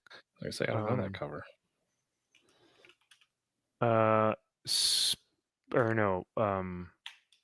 Gunslinger Spawn. It's medieval Spawn. Oops. Oh, I always think MG is the gunslinger guy. That looks like it would be a good statue pose for, yeah. My goodness. The one where he's like got the sword up in the air. Oh, I see the one where he's just standing, holding an axe. This guy? Oh. Or Or is he talking about this guy? Oh my lord, There you that go. one's oof. Yeah, that's the cover. Oh, this is a Bjorn Barron's cover, isn't it? Yeah, Or no? I think so. Oh my goodness, this is 2 feet tall. That thing is beefy as hell. MG, is that your house? Holy shit, dude! MG, did we find you? Whoa, Your sorry, statue? didn't mean to dox you, bro. Sorry, man. That's what happens when you put your stuff up on the gram. Mm-hmm.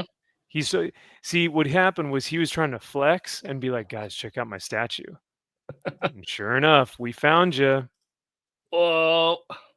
Whoopsies. You got a lot of crumble cookies, I bro. was We about got to to talk say, about the Jesus crumble. Christ! Wait, all I the thought that was a crumble. backsplash for your fucking. What is going on back here, my dude? The crumble cookies. What the It's hell? like they're like 1,200 calories a cookie too, man. Yeah. Jeez. Yikes. You got 1, 2, 3, 4, 5, 6, and then 7, 8. These 2 tote boxes up there. Gosh. We got an issue. Yeah. Mm-hmm. And why choose to have them in the shot? What else we Probably look, they're selling that statue so they can fund their crumble addiction. Yeah, crumble cookies. apparently. Like They got- a box of 4 cookies is like $30. Is Yeah. it real? Oh my lord. Oh yeah, they're not cheap. They're good. Fuck. They're really good, but yeah. Mm. I'm hoping that it's not for the crumble and it's for the kid, because apparently there's like a child protected gate back here. So hopefully Or- he's trying to, provide for his, child. Or it's a dog. I mean, Oh yeah. on. Could be. Oh look, they have a live, laugh, love thing. That's true. stay, grow better than take life. Take life. Whoa. Whoa. MG, what's with your house, man? Yeah, we got to talk about your feng shui here, bro. Yeah. Oh, dude, the dishes. Clean your house before you post a God picture. bless America. Will you It's fucking just disgusting. clean up a little bit? Y'all are Okay, giving me a hard time about my Jason Bateman house, but like at least it's not this, you slob. Is that blue like a rag? Is that Yes. okay? Yeah, it's the And then you I got know the the yellow's dishwashing the gloves. gloves. Yeah. Because of course you have to have the yellow dishwashing gloves still in 2025. Of I love course. talking shit, and MG in a second's probably gonna be like, "Fuck you guys," because it really is his house. Oh man. Let's see. He's got the shelves for these bad boys. Oh, there are only 27 of these. Whoa. wow. That is a low print count. Gosh Eight dang. boy. God, you look at the fucking box. Of course they come from wherever this is. Yep. China from Ting tong, ting tong. China number 1. China Oh, we number make one. ISOM now. We make an ISOM action figure now. Well, he is black, so I don't know if they'd be able to do ISOM. God, I hope not. I hope they'd be racist enough to say that. I don't think so. We can't go that. No, we can't do this one. I'm sorry. Have y'all Oh, seen the man. video of the guy? And I don't know if it's China, Korea. I don't know where he is, but he's wearing an Iron Man mask and he's got white gloves on, and he goes up to try to scare these 2 Asian people, and they don't react at all. And he's like, "Ah!" And then he pulls his mask off, and he's black, and they're like, "Ah!" That's really funny. I haven't seen that. Oh, I'm finding it for you. Okay, Just yeah, talk we'll away. pull it up. Kaiser says Doom on his throne statue is my grail. Nice. That's sick. Wait, is that the one where Doom? Oh, there's a Doom or there's a Thanos where it's like he's on the throne and he has all the helmets, like the Iron Oh. Man helmet, the Cap helmet, the Thor hammer, like all the stuff that he's just collected from killing everyone. It's pretty cool.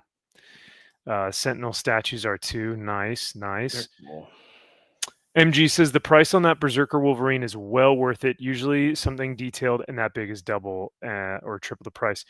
I agree. Yeah, because MG, wasn't that like something like 800 something on Sideshow, where normally a 1/3 scale of anything is easily in the 1500 realm. $1,200 to $1,500 is normally where that lies.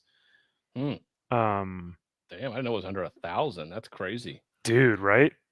Especially when you look at it and you're like, there's no way that this is just assume every single statue that's ever put out is over $1,000. is over. So you don't, your mind doesn't even go there.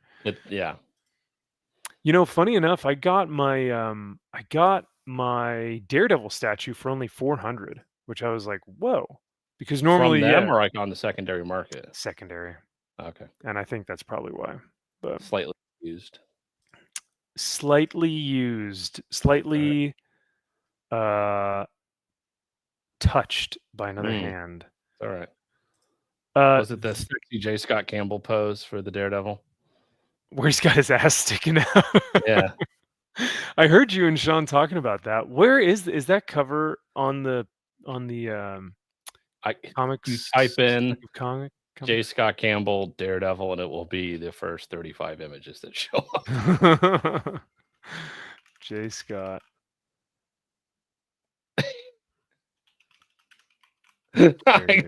What is that title? I love the title of that video. Oh no. Oh shit.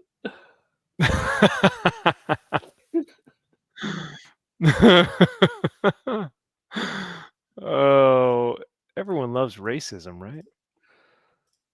And that helps the world go around. When it's this,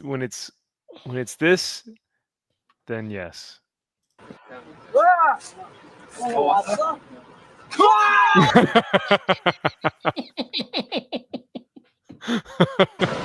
It needs another play.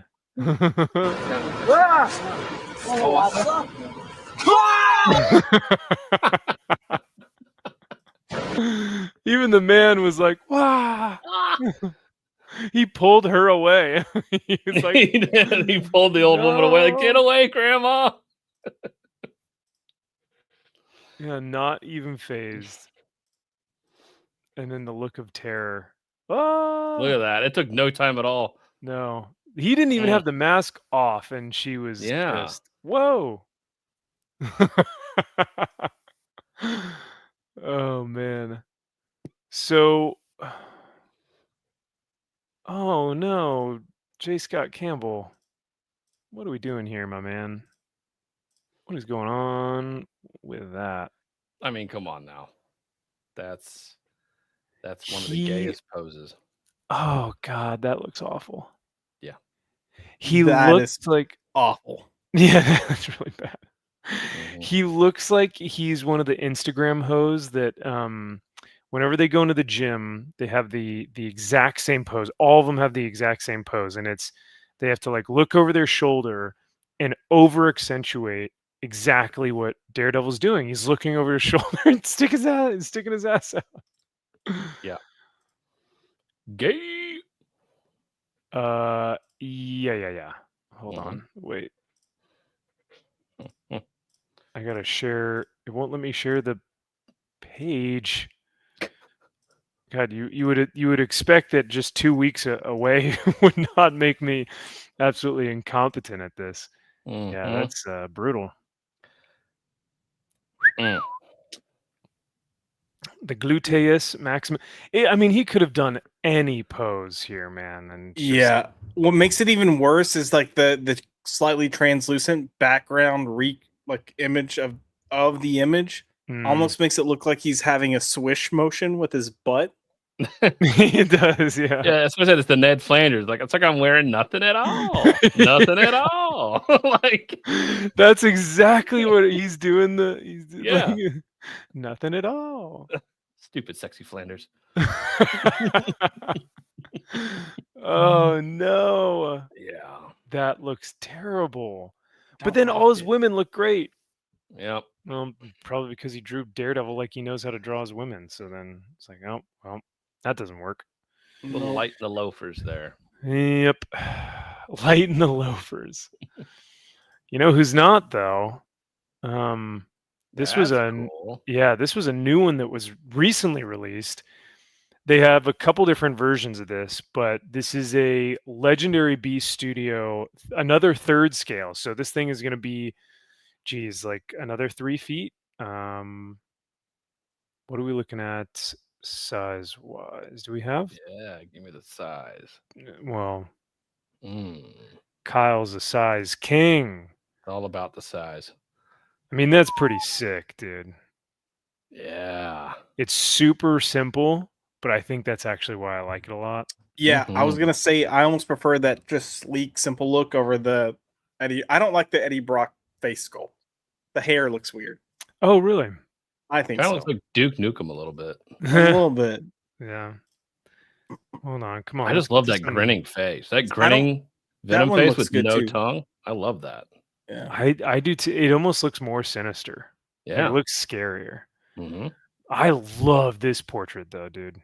Yeah, that one's good. That's Mhm. so cool.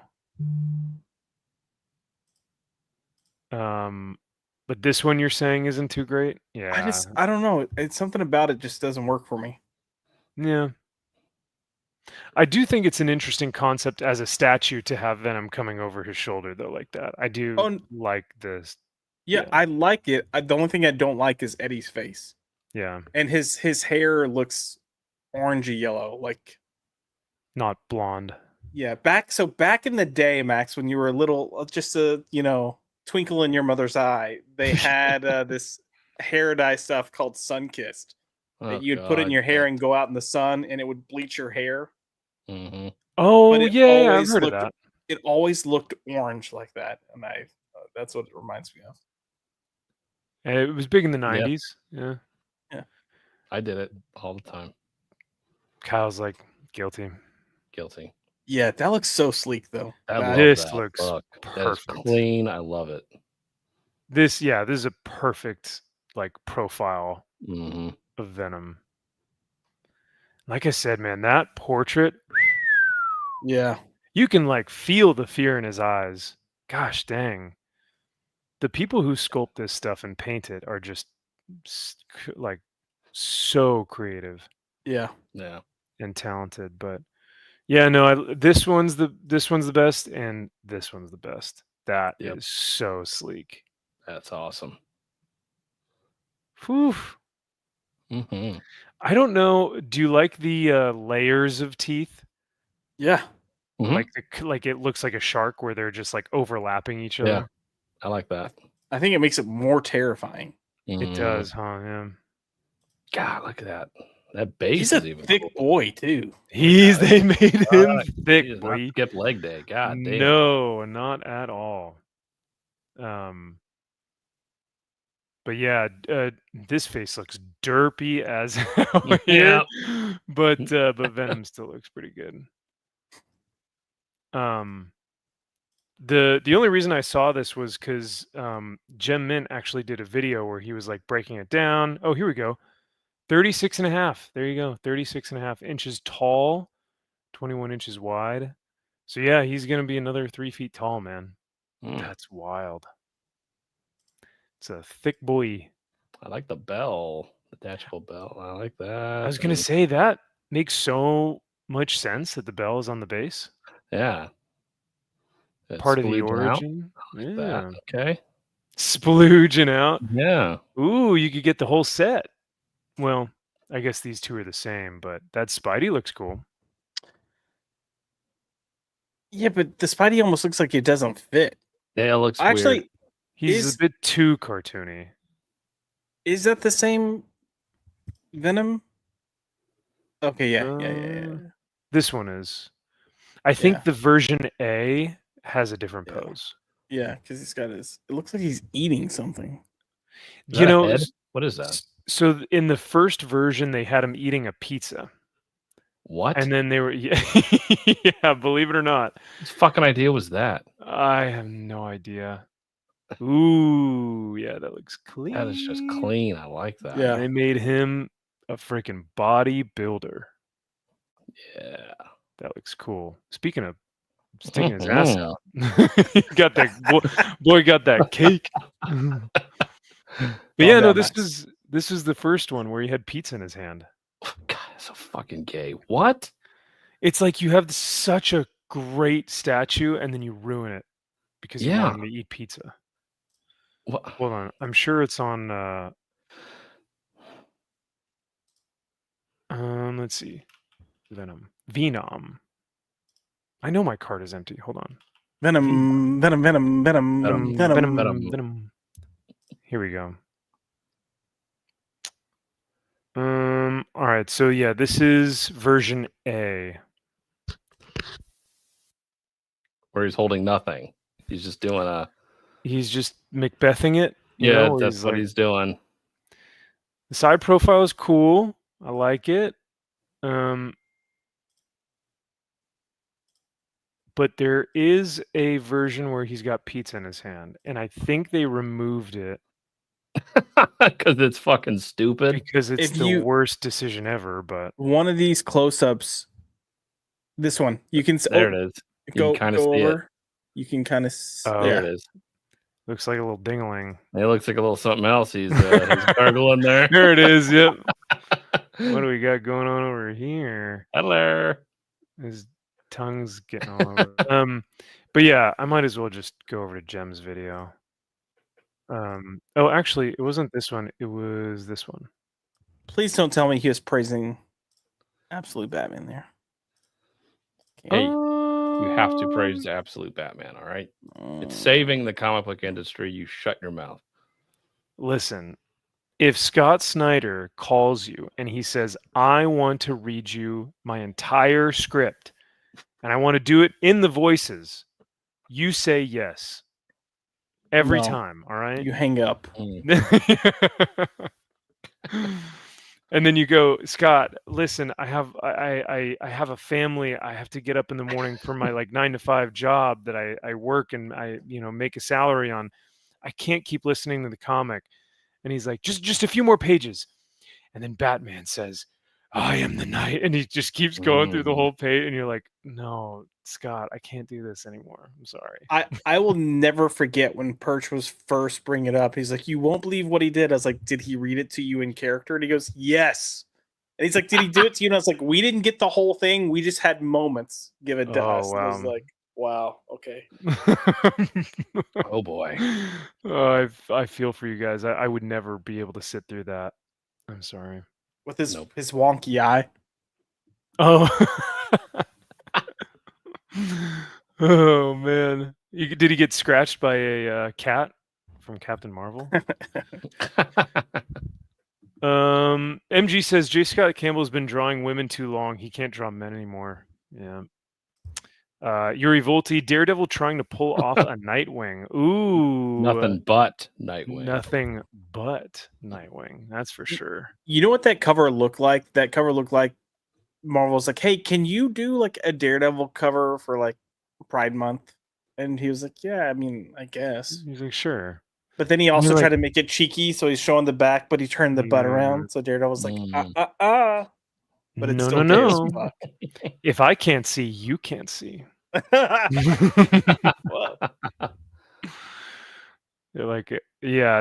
may have been a Pride cover, and they just reused it. Marvel and DC probably sit on hundreds of covers that they're just like, should we use this one? Yeah, let's just use this one. Yeah, I bet they do. Yeah.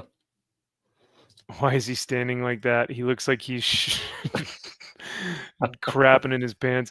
The head is what makes it. The old school McFarlane face. Yes, yeah, that Eddie Brock smile, dude. Or no, the Venom smile. That grin is so creepy. When are we talking about foosball? Oh, we can talk about that next, Kaiser. We'll watch this video and then we'll talk about top 25. Doesn't look like Eddie is what MG was saying. Is that kind of what? Yeah, it just something seemed off with the face. I'm finally glad the Bears don't have cheerleaders. Fair. Dude, this is going to be a hot take, but I don't think the NFL should have cheerleaders at all. You watch your fucking mouth. What do we need them for? It is a man's sport. It's a man's game.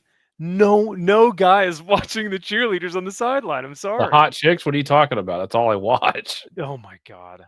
When does the camera pan over to the women on the field when you're watching at home? Whenever I'm there. The only time I watch. If you're at the Colts game live, which let's be real. If you're at a Colts game this year, I feel so bad for you. And those tickets are probably $20 to get to the stadium. But if you're at a Colts game, maybe then I could see, oh, I'm just going to watch the cheerleaders because this game is going to be awful. I watch them every time.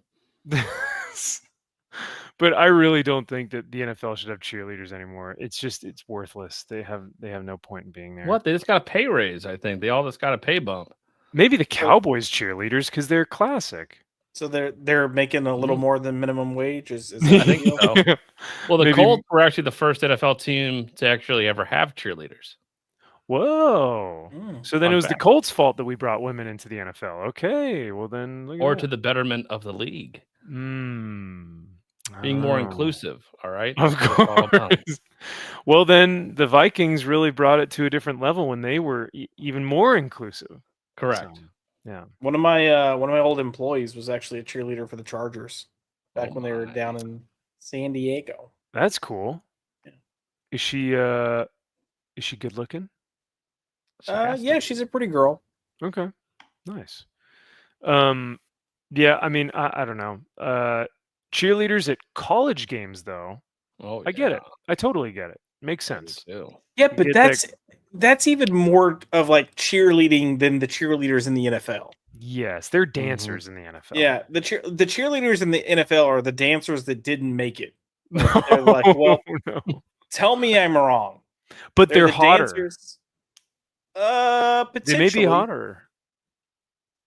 I mean, I should don't we know. look? Should we look at the two new Minnesota Vikings cheerleaders to determine if they're hotter or not? Look, Only here's you the can be thing. the judge of that, my friend. I can't go on that journey with you. I'm sorry. I'm fine if you want to have male cheerleaders, but if you're gonna have male cheerleaders, do it like college, where you're throwing those bitches up in the air so they can do really cool shit. Then I'll be like, all right, I'm glad I saw 2 seconds of that because that was cool. Well, yeah, I because don't want to see. I don't want to see a flaming faggot being like, you know. there's a word for them, right? They're not necessarily cheerleaders. They're like this is gonna sound really gay, but I thought they were called like Pride Boys or something. There was a specific name for the male cheerleaders who don't have the pom poms, but they have the big old like loudspeakers and like, right? Those are the same guys who lift the chicks up and throw them and twist them up in the air. Yeah, but no. Have you not seen the Minnesota Vikings whole thing going on? Oh, I have, but Okay, they've got the pom pom bullshit, and the little skirt shorty and shorts. and one of Yeah. them is the lead cheerleader. Oh, that's embarrassing. Hey, as long It's as they get paid really more than sad. the women, I'm completely okay with it. I mean, Yeah. it makes sense if they are better. Well, hey, Yeah. actually, that's a great point, Kyle. Because if men truly are better at cheerleading than women, then maybe we'll just have a bunch of male cheerleaders. Oh, on God. the field. Oh my god, that's like a nightmare. And then that'll be Holy another crap. thing that we can prove that we're, we're better at better. women at. Yeah. Women, you want to get paid for the WNBA, then be better than the NBA. If cheerleaders, you want to get paid more, then be better than the male You cheerleaders. want everything equal. Try out for an NBA team, you fucking bitches. You claim are just as good sense. athletes. Go ahead. It makes perfect sense, right? I don't know. Yep. Everything's every level playing field. All right, go right ahead. See how far you get. Oh man, those shirts had me rolling over laughing though when it was like "pay us what you owe us" or whatever it was. Oh my It's like, god. bro, are y'all that like they can't really be that dense, right? Like they have They to are. understand that it they bring in $3 million or something annually. That's Sounds it. about right. That can't cover nearly anyone's salary. Mm-mm. Like that's embarrassing. Bring in $3 million for your sport. The NFL or the NFL, the WNBA is paying these women to have a hobby. That's what the Correct. WNBA is. Pretty much. Yeah. So I will say the only person that has a right to wear that shirt is Caitlin Clark, because nobody talked about the WNBA until she started playing, aside from Lisa Leslie going way back however many years ago that she played. Agreed. But Caitlin Clark is your golden goose, and all of you supportive strong, independent women are doing a great job of beating the fuck out of her and being like, "How dare you? Like, we're here too, you know?" It's like, yeah, no one gives a fuck about you. Dude, it's wild how, you know, women, we got to stick together and we got to show these men what's up. But then the second that there is a woman that's better than them, you know, be it white or black, Caitlin Clark just so happens to be white, so it's like, oh boy, yeah, it's like, oh, the cats come out. Imagine that. Very interesting. Catty shrew women all clawing for the Oh for my scraps. gosh. Oh man. And it's like, and what's so funny about it too is that they don't realize that they are hurting the one thing that could actually get them in the ranking, like in the ratings and make more money. And like the woman that they're elbowing in the face is the same woman that's actually going to bring money in and get you Correct. paid. It's unreal, but because they just can't have it though. Nope. Too wild. What a time to be alive. Yeah. So all that being said, though, yeah, Kaiser, we'll get to some foosball in just a little bit. So Jem has a video of the OG Spawn custom statue. The history behind it is great. Also have that statue. Dude, are you talking about the one that Mr. X has, like on the Extreme channel, where it's like the bone Spawn? That is by far one of the coolest statues I've ever seen in my entire life. I'm not a Spawn guy at all. I don't get it. I don't understand the characters. But that Spawn statue is a grail piece. How old is it? I don't know what it is. It's like, it's not a decade old, but it's got to be at least like 6 to 8 years old, maybe. It's a wild piece. So is it because they were limited? Is that why? I think it's limited. I think just the artistry of it, like nothing like it has been produced yet. Because of just how incredible it is. But I'll see if I can find a photo. But I don't know the character. So MG, if you know the character name of that statue, let me know. Doesn't Venom eat pizza in the movies? I fucking know. I don't. Those movies are so forgettable for me. I do not even remember. I just remember that the actor was awful. Tom Hardy. Tom Hardy was his worst performance by far. Yeah, yeah. I mean, at least you could understand him. In that, at least, yeah. Yeah. Way, it's Zaxx. Good to see you, brother. Hope you're doing well. I am missing you, sir, but I am back. Still off of Twitter and like Instagram and stuff, but we're just hanging out tonight, just catching up. The Ned Flanders call was perfect. Maybe he was just effing with us, and that's exactly what it was. Nothing at all. He was inspired. He watched that Simpsons episode right. And was like, I feel this Daredevil. calling. Yeah. Ned Flanders, yeah. Oh, well, Flanders is Christian and Daredevil's Christian. Oh. Yeah, he was wearing a red suit in that episode, I believe. So he's on that ski slope, just sliding on down. Jack Frost, the NFL is gay. The NFL. No, but Jack, I don't think you understand here, Jack. They have taken the time and money and effort to portray in their end zones the lettering and the terminology, stop racism or end hatred. Yeah. You know, and that really made me say I do not want to be a racist anymore, and that cured my hatred of other people. Because I watched that in the end zone, and thanks to the NFL, if it weren't for that stupid message painted on the sideline or the end zone, man, that's all it took. Yeah, it said end racism, and so I was like, is this the end that is racism? The end of the field that's racism? End racism over here. Start racism here, and then you end racism. Right. I got it. Nice. So all the running backs are like, I have to get to the other side to end racism. That's my motivation I need. Yeah.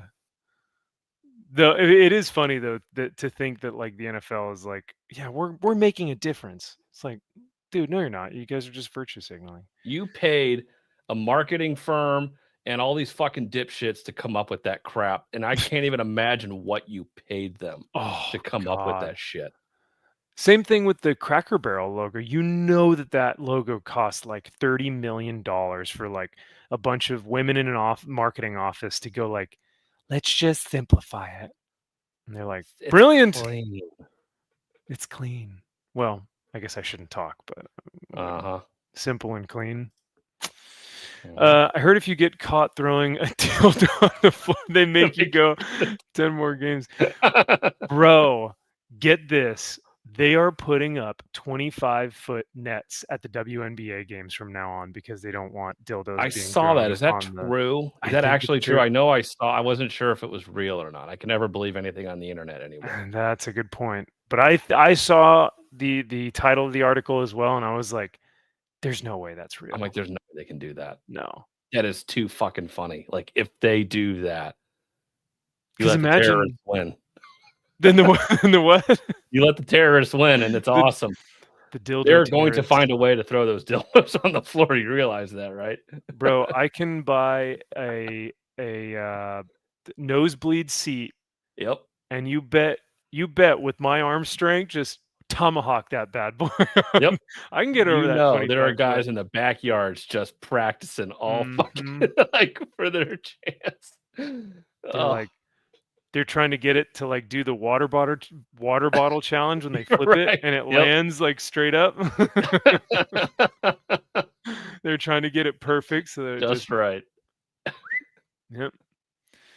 Yeah, Jack Frost, pay us what you owe us. Okay, well then here's a green dildo. There you go. Yeah. I have the Bone Spawn one too, Curse of the Spawn, but the OG Spawn custom is the one where he's on the cross. Whoa. That's wild. That sounds pretty sweet. Have you guys seen the bedding on the dildo colors? Wow. That I didn't know. That's really funny though. I didn't know. Yeah, they're starting to do bets to see what color the next one thrown on the court's going to be. Degenerate gamblers. I love it. Crazy. That's great. I've never been a gambler, but if I were to gamble, me either. Occasionally bet on a horse race, but that's about it. Or a blind bag. Oh, that's not betting. That's not gambling if you know you're going to win, buddy. Oh man, that we had what was the incentive on that? The ratio on the second print? No, not second print. Issue two foil. Yeah, it was like 1 in 5. No, 1 in. I don't know. They didn't actually say how many they actually printed, so there could actually be like 10,000 of them. And there probably are. Whatever it was pretty cool. It was the highlight of everything that's ever happened on this show. It's the highlight of my channel. Yeah. It was the only. It's when I go to make a video, I know that if I can reach the heights of that moment in that video, I will have done my job. Agreed. That's the bar we've set. That's the bar we've set, yeah. My LCS guy, we were just shooting the crap the other day, and he's like, "You want to see something?"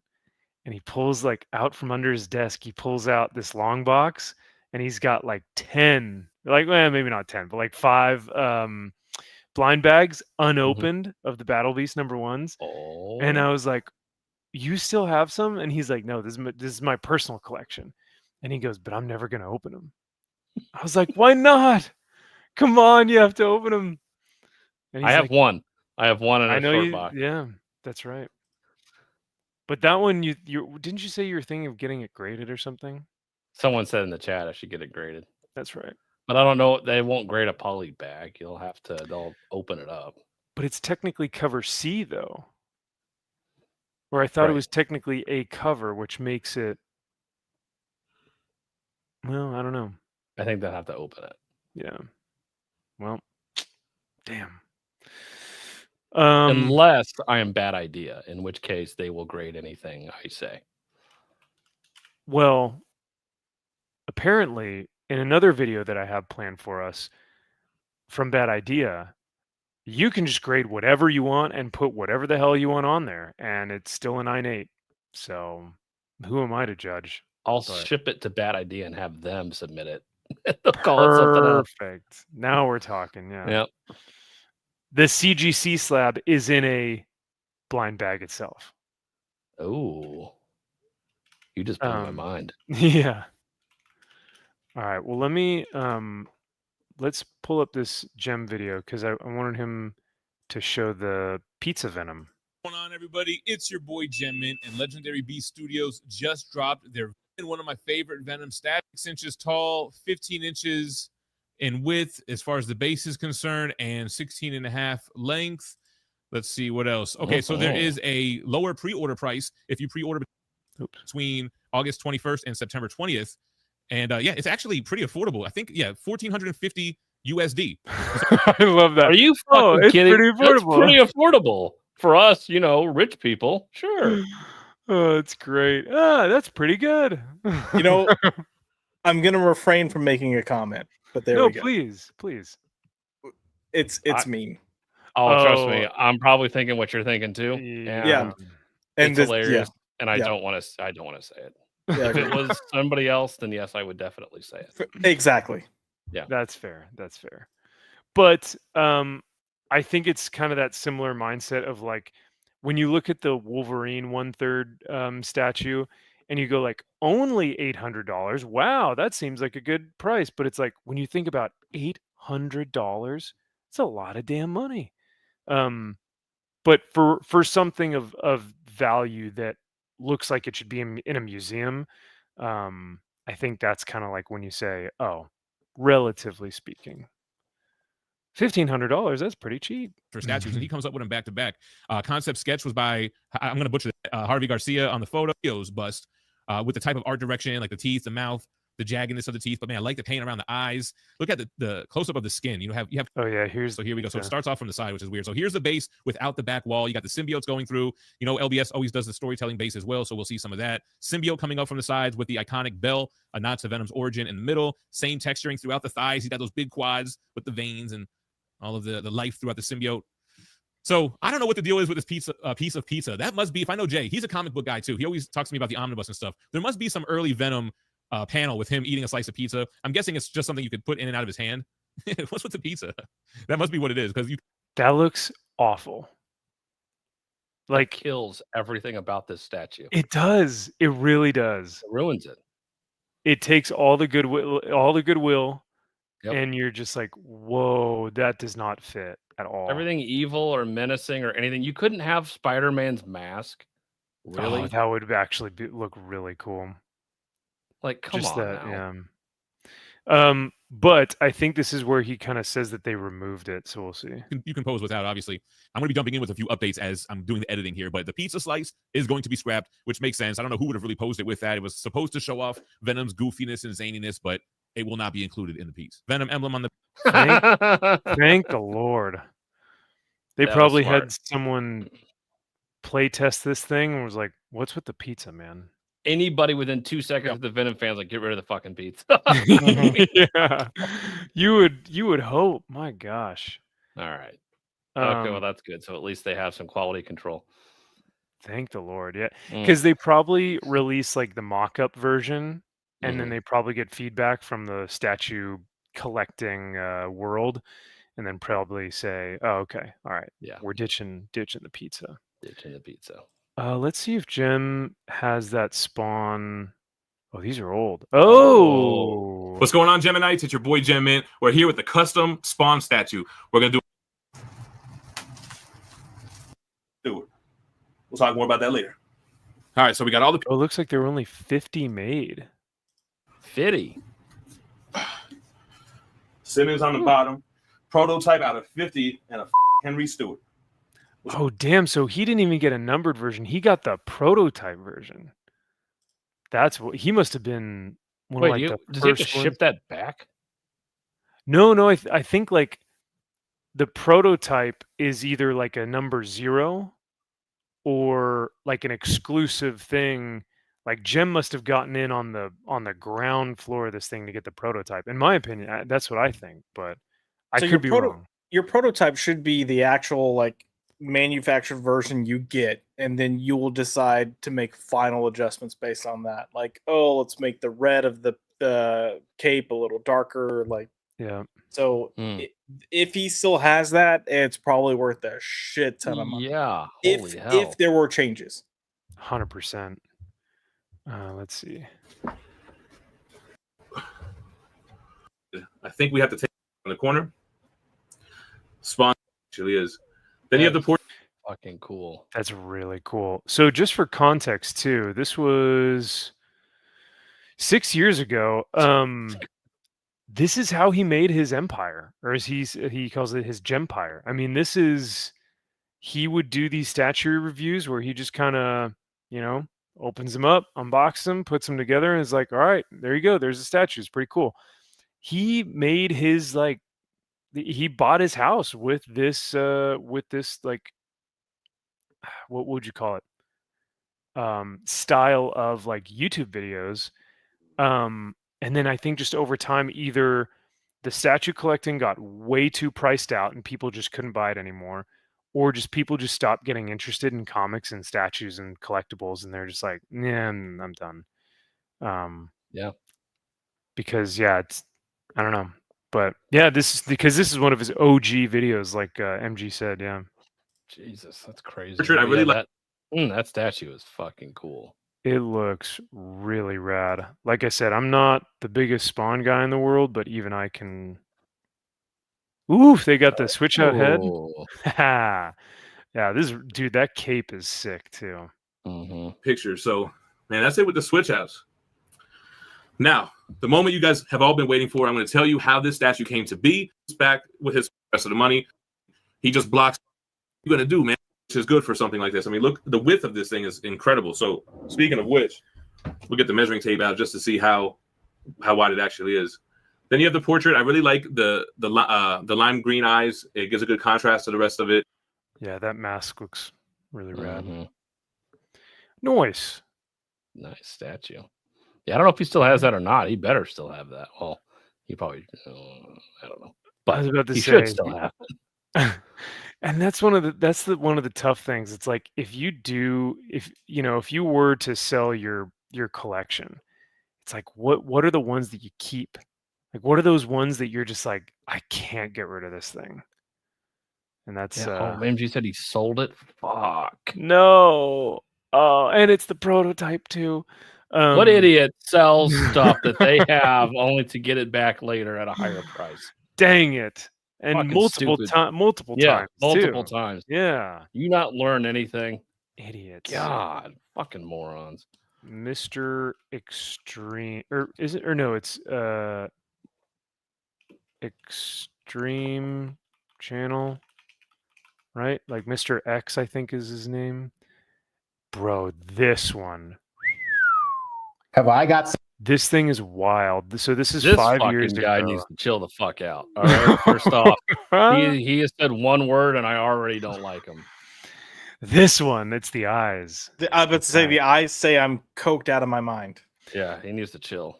This dude has the amount of money that's just like, I don't know if he even knows what to do with it. Because he's autistic and he probably does IT or some financial advising or something. Mainly because he's like a watch collector, a car collector, a statue collector, a comic like he just buys it all. It's pretty wild. Oh, wow. He and Jim actually used to have a podcast together. These two guys? Yeah.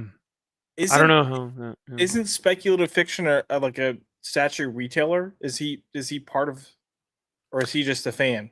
I think he's just a fan, and I think he probably orders a lot of his statues through speculative fiction. Yeah, because him and Todd are friends, and they've done.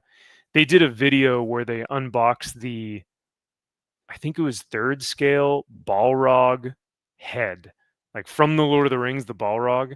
Yeah. It was insane. Like it took up an entire room. But they unveiled that. This is the Spawn statue that I was thinking of. Something for you today. No, not down there. I have got an awesome story, but more importantly, an awesome piece to share with you guys. Not only is this piece phenomenal, but the story is crazy. Yeah, that thing Jesus is fucking freaking God. wild. Is that Like- anti-spawn? What the fuck is that? It's like bone spawn. I don't even know. But whatever it is, it's a custom piece. So it's way more expensive than Cursed anything else. Spawn. Curse. Okay. Ooh, Curse of the Cursed spawn. Hmm. It's massive, but I think I It's- prefer the other one. Yeah. The one on I the think cross. that just the costume design of that's fair. Spawn, his regular costume design, it's a good costume. It is, with the chains and the one Mhm. boot thing. It is pretty fun. The best part of this statue is the base. The Violator head is fucking awesome. That is pretty rad. I will agree. Oh, so I guess there's like a backstory behind that first spawn. The guy they paid to make the statue scammed them and stole the money, so he paid out of pocket to get the design and get them all made for the people who got scammed. Wow. And that's why it says F. Henry Stewart. Damn. And you sold it. And he sold it. I'll take it. How much you want for it? I'm gonna not a say, spawn guy, but He's floating up on eBay for $10,000 probably. well, there's only 50 of them. They aren't going to be on eBay. I don't think. Bet. No, I don't. Bet. Probably not. I don't know. I don't even know what you would type in. Spawn statue. That won't come up with any hits. Yeah, the Henry Stewart Spawn statue. I don't know. But yeah, dude, this thing is pretty freaking sweet. But outside of statues, though, we were talking about Rock and Robbie. Gem Mint has been doing comic book reviews, and he used to call, or he recently started calling them like off the rack, but then he realized like there were a ton of other channels that have that same title, so he was like, well, I can't do that. So let me play this. This is another one that like I was surprised because there's some pretty freaking rad books here. Some Bronze Age Spidey. And then we got some slabs. Oh my God, what do you think we should pick up? All right, Dylan, I see you guys have this Incredible Hulk 181. It's in a 3.0. Yep, we do. We got it listed at 1950. I don't have 1950. I saw some comps, some sold listings at around like 1550. Yep. So I mean, there was there was an older sale at 1950. Saw some recent sales at 1550. So Jem and I, we talked it back and forth. We figured 1550 was a good deal. We actually graded that book ourselves, so it's a pretty new grade on that as well. All right, so 1550. Yep, we'll get it done. Let's do it. Yo, that's right, guys. We did. So he just picked up a Hulk 181. Wait, you don't have 1950, but you have 1550? Well, you got to make the good deal, man. You can't just buy a Hulk 181 for 1900. Sure, but 1500. Oh, I got that though. I don't have Yeah. 19, but I got 15. Yeah, saved you a couple $100. So is this a giveaway he's going to be doing now? I'm assuming. That exactly is what it Shocking. is. So yeah. it wasn't his fucking money he was spending. It's somebody else's money to say, hey, go pick up this fucking book and we'll pay for it and you give it away. Oh, you mean Courtyard.io is paying him? How about that? Look at that. Corporate sponsor. Dang it. Oh, well, I'd love to win it, but I don't think I will be signing up for Courtyard, unfortunately. So what is this? Is it like a arena club for comic books? That's a good question. I honestly, you may know more about it. I don't necessarily understand the specs about how it works, but I guess you can sell your graded comics, or someone will sell their graded comics. You buy it, but then you can put it back onto the marketplace and they will pay you 90% of the fair market value of it. Okay, yeah. So there's a company that does it for sports cards. It's called Arena Club, where it's opening virtual packs.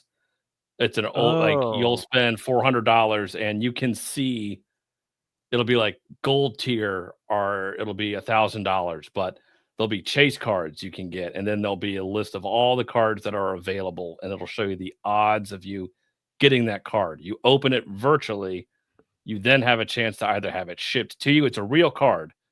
You can either have it shipped to you, you can get it physically, or you can sell it back on the internet market here, or people can make you offers, or they'll make you an offer on the card.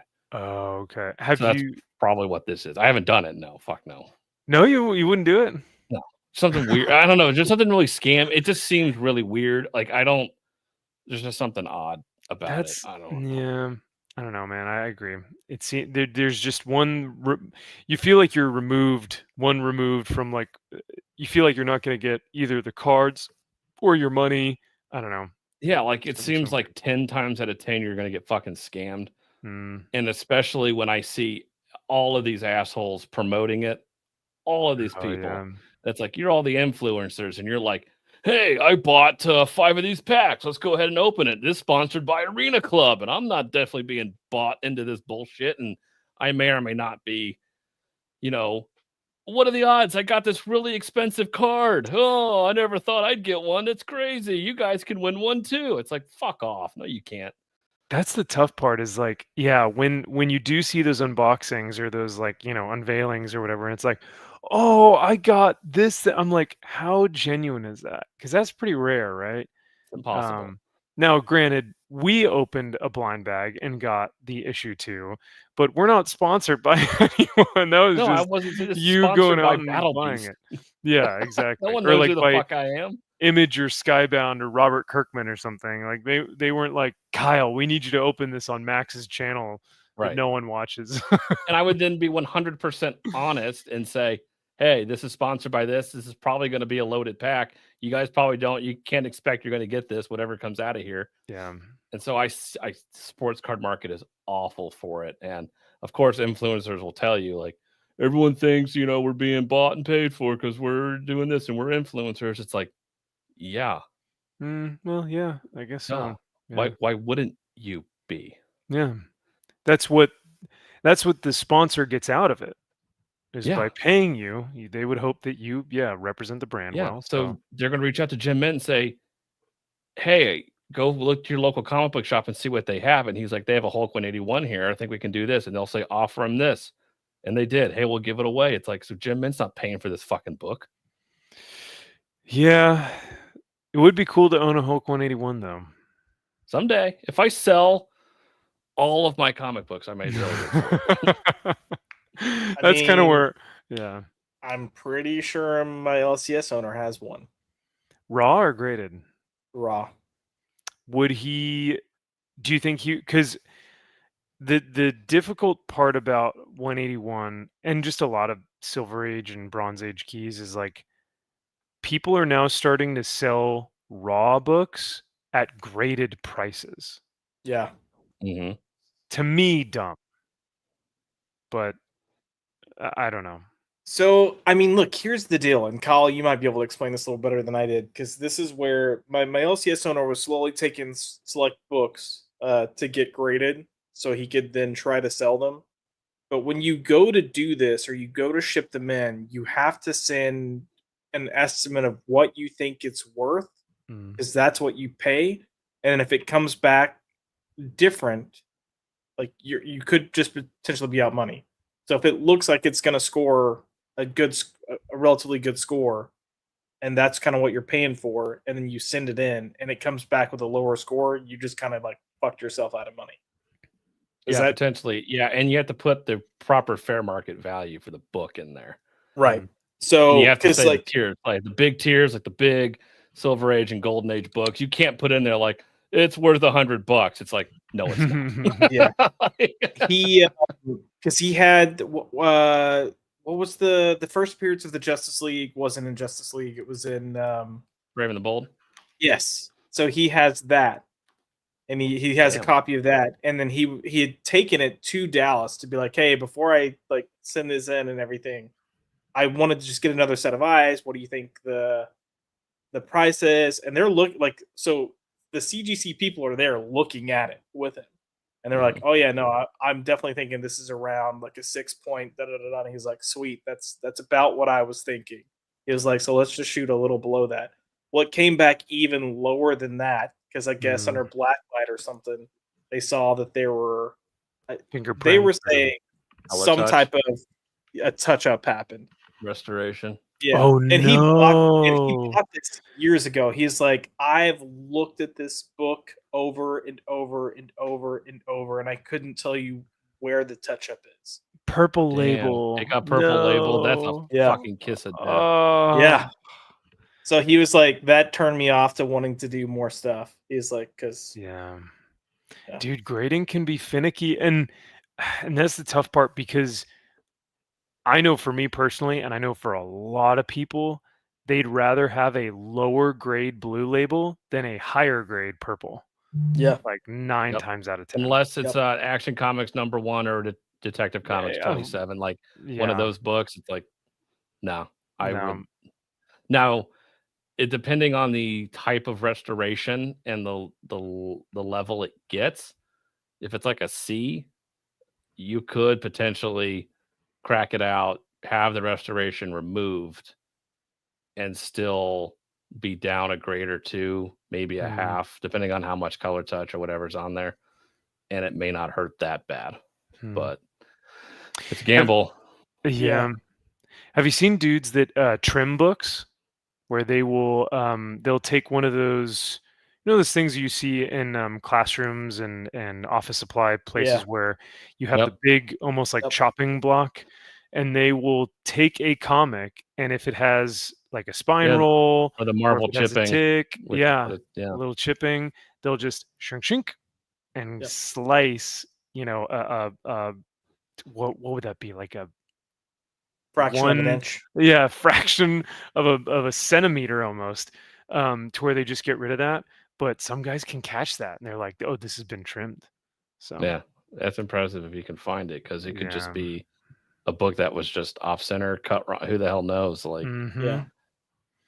And sometimes you don't even really notice it until you open the book, because then you see the pages and you're like, "Oh, what?" Like the panel is right up against the edge of the page, and you're like, "No, there should be some space here." And so yeah, that's where you see Yeah. it.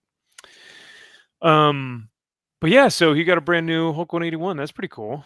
bravo for him, bravo, sir. Yeah, I'm But glad you're doing so well. some lucky boy will be getting that here pretty soon. But You'll let's only get have to to- invest $2,000 to get that $1,500 book. So I hope you feel fucking good about yourself. only Yeah. just pay $100 a month for our marketplace application, where you buy and sell comics, and you do your trades there, and it works out great. But yeah, let's see what he says about his comic reviews, though. In the comments below. I'm excited, man. We're giving away a Hulk 181. All right, guys, with that being said, Off the Rack is officially dead. Apparently, other channels have used that name before. I mean, it's a pretty common name. I think Comic Pop has been using that series for quite a few years now. And as soon as somebody said that, I was kind of like, oh, yeah, that does kind of sound familiar. But did they use an actual spinner rack? Anyway, I'm not going to use the name Off the Rack anymore, but I'm still doing the weekly comic book day reviews, and I'm going to try to drop the reviews as spoiler-free as possible. I read most of my stuff digitally, so let's go over the physical copies first, and I'll tell you what I thought about them. I always channel Rock and Robbie with this stuff. Oh, no. I'm going to tell you what I thought about him. No, Jem, you're letting his earworm, or you're letting his worms get into your brain. And his stupidity. No. Oh no. I'm going to try to drop the reviews as spoiler-free as possible. I read most of my stuff digitally, so let's go over the physical copies first, and I'll tell you what I thought about them. I always channel Rock and Robbie with this stuff. Before we do... Oh, man. It's like, never I'll good. make fun of Rock and Robbie in some of our videos, and Sean has no idea what I'm fucking talking about. Oh. Well, yeah, because you'll say, like, and my pick of the week, and then Sean's like, yeah, our pick of the week. He doesn't know that. Oh, you're saying the Rock and Robbie thing. Yep. Yeah. Oh, man. Well, actually, speaking of Sean, I told you guys you guys are big timing me. You guys are upping your production value. You've got a production team, a film crew. What is all this? We got the high-end stuff. I saw this video. Look at this thing. Bluetooth lavalier microphone. Yep. New soundproof studio. Yep. High def 4K camera in 60 frames per second. Sony. by the way, bro. No big deal. I've just got a Canon, so it's not Yeah, that you're a great. piece of shit. That's all right. Yeah, I have nothing against you guys. Y'all are doing big things. So what is this? Did Sean go, all right, I'm gonna invest back into the, because I remember when I first met you guys, you were doing the comic reviews in that studio with the Superman statue, with all the Hulk and Hulk versus Wolverine statue. You had the microphones and the lighting and the camera. It looked legit as hell. And then after like a month, he was like, "No, we're done." Yeah, that's What pretty happened? much what it. The camera guy was like, I don't want to do this shit anymore. He dipped. Oh, okay. Oh yeah,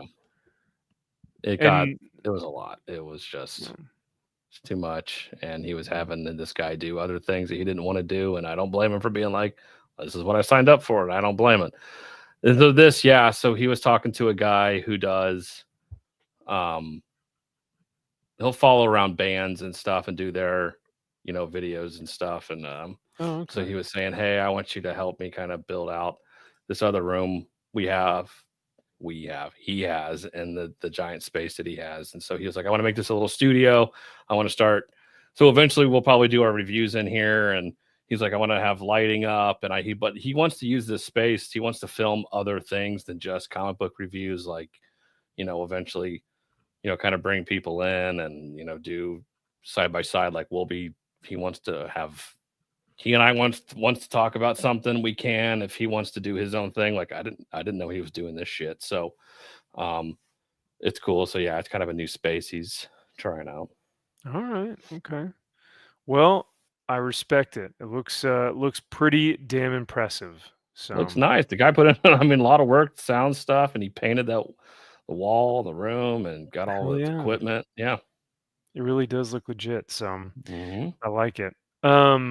Now we will. The next thing we have to talk about, though, is what's actually in his hands. I didn't even know this thing existed until I saw it. So you didn't even see it come into the office? Look, I'm there Mondays when we do our fucking show, and then I'm out. I only have occasionally show up there to grab the books, which I didn't do yesterday or today. So, but yeah, no, I don't hang out there. Well, I don't think you'd be able to miss this thing. Yeah, I didn't see it. He didn't show me when it came in. So I'm surprised we didn't even get a newsletter from Bad Idea about this, though. You're right. Yeah. We got one for Banana number 1, but yeah. Oh, we got a lot. Yeah, we got too much from that one. MG says, I'm off the grading train. I'd rather have raw books. Loser. Freaking loser. Everyone knows that a good collector buys a graded book, sells it for higher or for lower, and then buys it again later for even higher. Okay. A real true connoisseur does that. Yes. But yeah, no, it's tough because the grading train probably gives you a smaller quantity but higher quality. Whereas collectors, like if you're collecting a run, you have like 10 short boxes of like all books that are anywhere between $2 to $4, unless you have a key. But yeah. Jack Frost says, my books are so raw they aren't even bagged and boarded. Damn. That's a sin. That's like, you know who that's like, Josh? That's what's his name in Dallas? Crazy Comics. Oh my God. I think that dude knows what a board and bag is. No, dude. That dude is having unprotected sex like he has unprotected comics. I mean, yeah. Oh, yeah. He is just going in raw dog. He is raw dog in his comics. Yeah. You do feel like you need to wear a condom even while digging through his comics. Like I need to put little condoms on my fingers as I file through the comics. Yeah. Oh man. But that's terrifying. Yeah, he's doing the. You got to look at the price. The price. What is it called? Overstreet price guide. Yeah, you got to look at the price guide, man. What you got?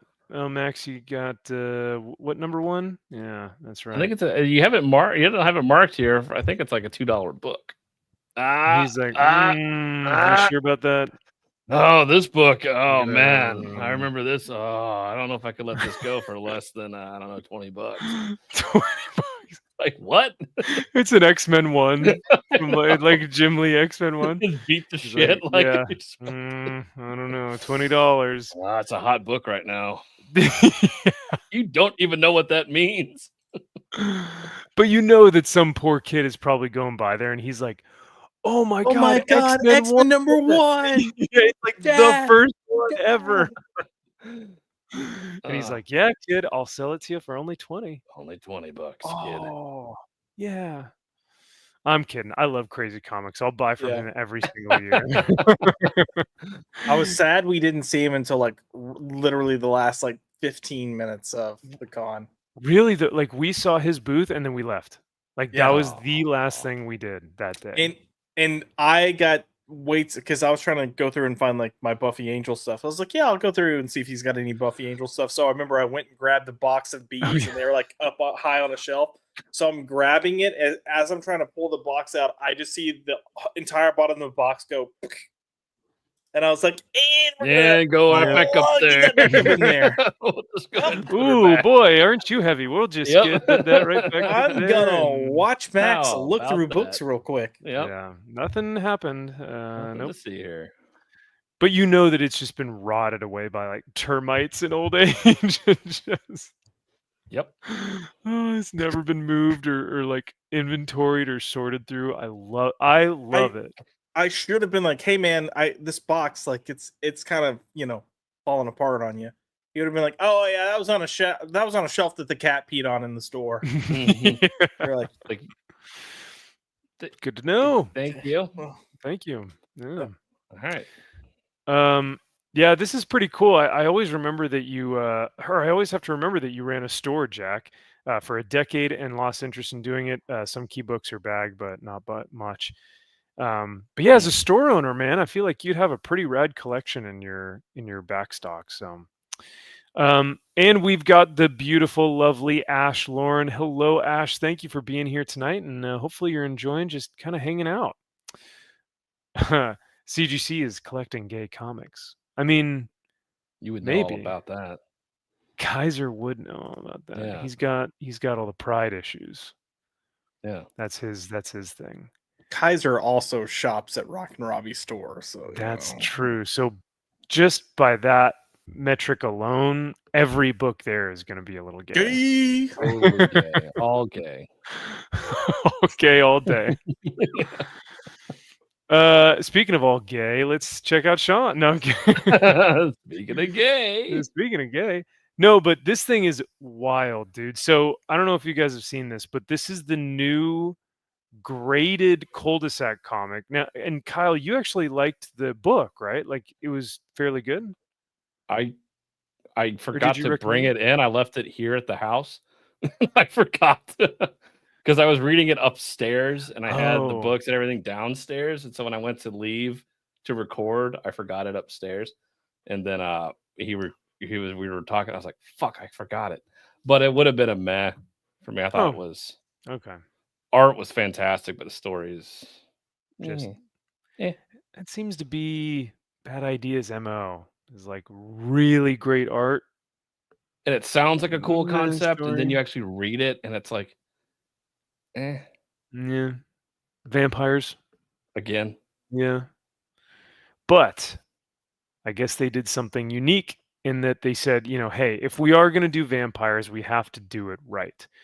So they graded Cul-de-sac, the vampire comic, but they graded it a 9.8, but they put a stake through it because they claimed that this is the first comic with vampirism. Is that what I remember? Okay. I'll play the video and I'll see if that was what, in fact, was how they graded. Okay. This. Okay, so it's a CGC slab with a stake through the center of it. How freaking cool is that? Now, right off the bat, first impressions. Do you like it or do you hate it? I don't know. I hate it. Josh? You do, Josh. Why do you hate it? I don't. Okay, I'm just gonna say this: the shade of brown of the steak makes it look like a giant piece of shit. It does look a little poopy. It also looks like a shitty steak. And does it actually go through the slab, or is it glued, just two pieces glued onto the slab? That's what I think it is. It's got to be just glued If on it's right, that's my because if it is a true 9/8 comic, then it would have to be intact, and then they just Yeah. put these two spikes on the other side and just glued it together. Watch this be something that ends up like ruining the quality of the book, though, because you got it somewhere where light gets on all the comic except for where the steak is. I mean, books get ruined, can potentially get ruined in the slabs just being in a slab in general. Oh, yeah. Just by bouncing around in there, it could ding one of the corners for sure. Yeah. Yeah. It's known to happen. Yeah. By putting enough pressure on the spike to glue it on there, you could easily put a crease or maybe not a spine tick, but something, a warp in the cover. Well, just that spot, the circle spot on both sides, like over time, the heat, whatever, like that's got to just bleed through eventually. Well, that's what I was saying. Even if it's just light, if you get light damage and part of the cover is faded, and then you remove that steak, and there's this weird circular kind of blob in the middle where the color is not as faded. Yeah. Like that would be crappy. And it all just comes back to me like it's still a cul-de-sac #1. Who gives a shit? It's not a key of anything. It's not anything. It's like, okay, like where are you gonna put that? Like but only 36 exist. Which is why 36? I don't know. I don't know if that's a reference to anything gay in the book. I don't care that much, but like it's a weird specific number. It's 36 more than. Sorry, I cut you off. Yeah. And then they have the audacity to label this comic as something else, which again is so bad idea. It pisses me off. Yeah. Like, God, you fuckers! Like they always take one step forward and then like 80 steps back, man. Yes. That is so cool. Because, vampires, you got to stake them, right? It displays just like that. There's, looks like there's wax here for the blood that seals it. If you guys can see that, that's super cool. It's literally a stake. It looks like it's literally a piece of wood. That's a for real piece of wood. It's got to be. This is awesome. And you can see all the flakes in the slab where they literally drilled through the slab. This is so cool. So that I didn't understand. They drilled through the slab? I don't know what that means. I want to look at. I don't know where Sean has it. Yeah. If I go to him tomorrow, I'll take some video or something of it, and you guys can see. Okay. Or he took it home. I have no idea what he did with it, but. Josh, you look like you want to say something. Yeah, no, I forgot I was muted, so I was talking. That makes it sound like if he said the flakes where they drilled through the slab, that makes it sound like they got the book slabbed, got a drilled through everything, even the comic, and then because he said the wax is sealing it. Oh my God. They makers marked that bitch. Maybe they really put a freaking stake through the comic, which would then make it not a 9.8. Right. Useless and worthless. Oh, bad idea. Gosh dang it. God. Distributed with bite marks through book. Cursed appearance of a comic with vampirism. So yeah, the first or cursed appearance of a book with vampirism. God, that is so fucking gay. I can't even just. Everything is pissing me off. And because it's a book with vampirism, the more they do, the more it pisses me off. Yeah, like it's just your fucking gimmick after gimmick after gimmick after gimmick. It's like, yeah. It's funny because the less they do, the more I like them. Like, yes. when they produce just a regular, like when the just Planet Death, here's a comic book. I'm like, this is Thank great. you. Thank Yeah. you.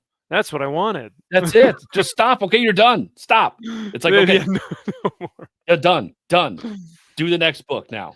Yep. That's it. On to No, the but we next haven't. It's like, but no, we're actually gonna build a spaceship and we're gonna send people to an alien Oh my planet and we're gonna God. drop them off. It's like, no, stop. And for everyone who survives, they get a donut that then can get They get a token for one comic book. A potential to get one comic. You survive space travel and alien invasion, and you get the potential of a comic book. Correct.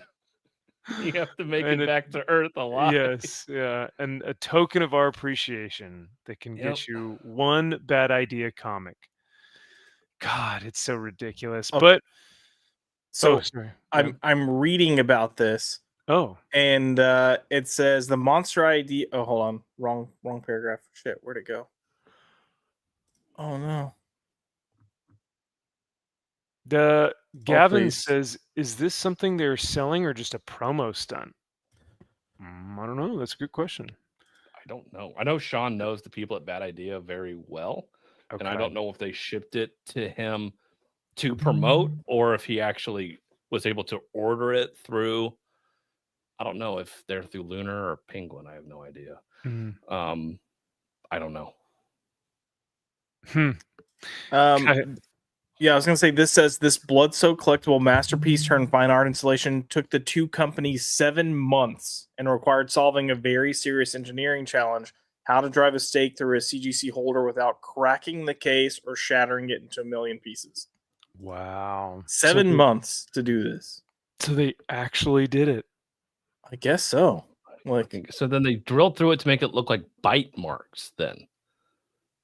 yeah, because there's a bite mark like that look like vampire bites on each one as well. Oh my God. And they are real wooden stakes, so it's not like, Oh, it's a real it's real wood. yeah, and every stake looks different. So I fucking already. So with the time that they spent making these stakes and trying to figure out how to drill through CGC slabs, they could have taken that time to actually create a really well-told story and have an artist illustrate it. That's what I'm hearing, essentially. God. Is Bad Idea on the Rippaverse spectrum? Are we getting to a point where their antics are getting too much to handle? Yeah. Oof. They're pretty much there. Yeah. Kaiser says, I went to Robbie's store for you guys. I took one for the team. That you did, Kaiser. I appreciate it, brother. True. Thank you, sir. Robbie's store is indeed gayer than Joshy. You know what? I totally believe that. I believe that. All right. Well, enough bad idea. Let's get to some good ideas. For maybe like the last 30 minutes or so, talk about some foosball. Now, Josh, you're an A&M guy, you said? Yeah, college wise, I'm an A&M guy. Okay. So I try to support. All right. And Kyle, you're indie guy. You. You. Where are they? Oh, there they are. 20. All right. Wow. So Josh just goes, wow. Well, the irony is I'm Got just him. one space above him. Oh no, I love it. I love Yeah. the pettiness. I love the pettiness because Kyle, well, my team is Tennessee. I'm down here. But in the coaches poll, Tennessee is above IU. Why are you Tennessee? Like Indiana, I get with Kyle. Texas, I get with me. Yeah. Max in Tennessee. Why can't I like Tennessee? I mean, Kyle is at least from Indiana. I'm Yeah. at least from Texas. Were you just like, Oh, I like that orange tea. Like, go Yeah, Rocky Top. I had family members go to IU. My wife graduated from IU. No, yeah, I had a family member go. I won't say who, just for anonymity, but yeah, I had a family member go to Tennessee, and so from there, I was like, oh my god, yeah, of course I have to, because that person in my family played sports there, and I was like, okay, yeah, this is my team then. But Because Peyton Manning went to Tennessee. well, that he did, and that what was that, early 2000s team or late 90s team? Late 90s. Late 90s, that team was unstoppable. Mm-hmm. It's pretty freaking rad. So you've got the AP top 25, but then you've got the coaches poll. And I do find it interesting that Tennessee is ranked above IU in the coaches poll. The only thing is, I don't think the coaches actually care to watch any of these, like, the game film, unless they're actually playing these teams. So this is probably not as accurate. I think this is probably going to be more accurate. AP top 25. Everyone only cares about the AP top 25. Anyway. Yeah. Why? But I don't know, but yeah. Now, if we were to pick and Cajun's not here to vouch for his LSU boys. But if we were to pick someone to have the best shot at the national championship, do you guys have just a idea of who you think might take it this year? I Because mean, I've top 5, it is tough to see anybody outside of that. dude, Yeah. these 3 Yeah. are so freaking good. Yeah. Yeah. I was gonna say I'm almost curious to see if OSU's gonna Take it again. sneak it. Yeah. I hope not, but I'm just not picking Texas because they're fucking rivals. Yeah, I was about to say. So the wild take. Let me check out Texas schedule. hey, I want to see Arch Manning fucking just light this shit up at Texas, though. That's true. I really do. Arch Manning get the Yeah. Heisman. He might. He might, He's got all eyes on him right now. dude. Or is Arch Manning? Yeah, he's got a lot of pressure on him. Yeah. More than that one kid that got paid $10 million to play, that true freshman. Didn't your boy Portnoy? Didn't he pay for that guy? For Michigan? Yes, yeah, that quarterback. I think it was, right? Oh. Did he pay? I think he did. I think Portnoy paid $10 million to the school. That's and right. To ensure that kid was going to Michigan. That's right. I forgot That's about that. insane. That's pretty awesome. So check this out. Texas plays at Ohio State, their first game. It's a 9 a.m. game. Seriously? It's an early game. So it's just a regular go fuck you game for them. Like, yeah. Tickets as low as $345. But this could be a loss. For OSU, yeah. Oh, interesting. Okay. Like my father-in-law played football for OSU, so fuck Oh. Ohio State. So. Okay, well that tracks then. All right. Well, looking at this objectively, and not with any bias, they could potentially lose this one. They could potentially lose against Georgia. Damn, that's going to be a game. This is going to be crazy. That's and I think they're at Georgia. So both of these two are at Georgia and at OSU. So they're on the road. I think right there, Texas has 2 losses. Which, I mean, I don't know if it'll hurt them that badly, but that first one, if they lose to OSU, that probably won't affect them all that much. No. But I mean, you just think how crazy this would have been back in the day against at Florida and then Oklahoma. Yeah. The week after, those 2 back to back. Insane. That's pretty gnarly. gonna be a fun season for them though. To watch. Jeez, damn, that is now Florida is dog shit. So Whoa. they've been dog shit for a very long time. So like but I'm just it's like Yeah, they're not. were they to be an actual football team again, that will be very, very tough. Super tough, but a lot of fun. Yeah. And for Georgia, tickets are at almost $600. God. But think about how fun that game would be, dude. Saturday, and it's probably going to be a night game. It has to be a night game. There's no way they would want this to be a morning or afternoon. That's got to be a primetime game. Yeah. That has to be. Gosh. So, so Texas could potentially have some losses there. What was the other one? So Clemson's cool because their whole team has been with them, like all their starters, all their like for offense and defense, supposedly has been there for the past 4 years. Like these are all ride or die Clemson dudes who have fought in the trenches with each other for like the past 4 years. And I was like, that's cool. You don't see that too often. So I think they're going to be a contender. I mean, since Trevor Lawrence has left Clemson, they've been pretty much non-existent. So, right. Yeah. But you got a ton of seniors and they're top 5, so we'll see. Yeah.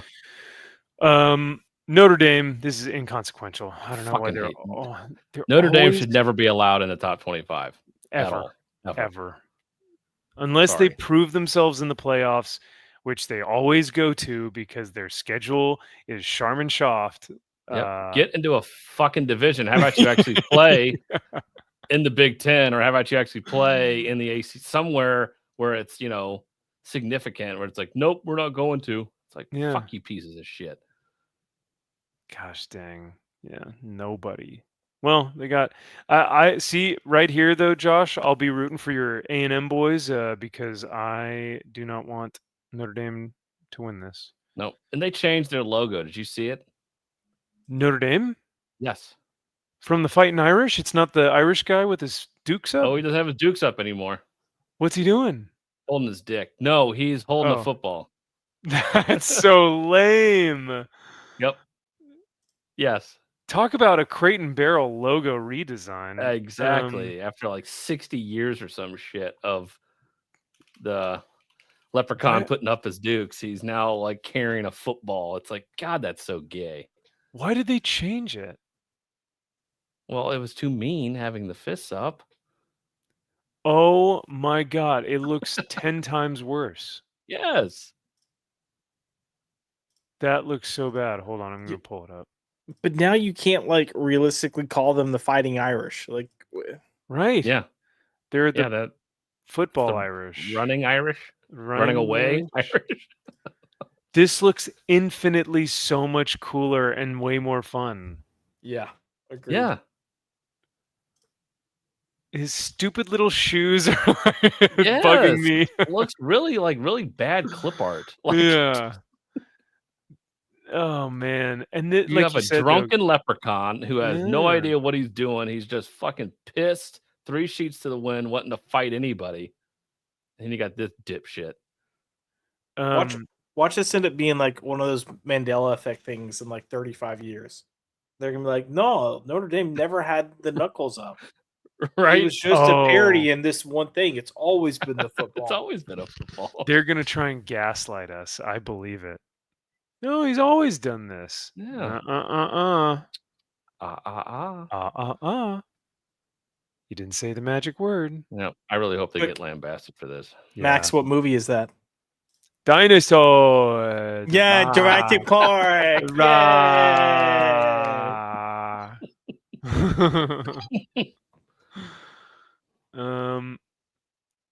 Oregon's supposed to be pretty fiery this year, so they should be pretty good. Yeah, they're always up there.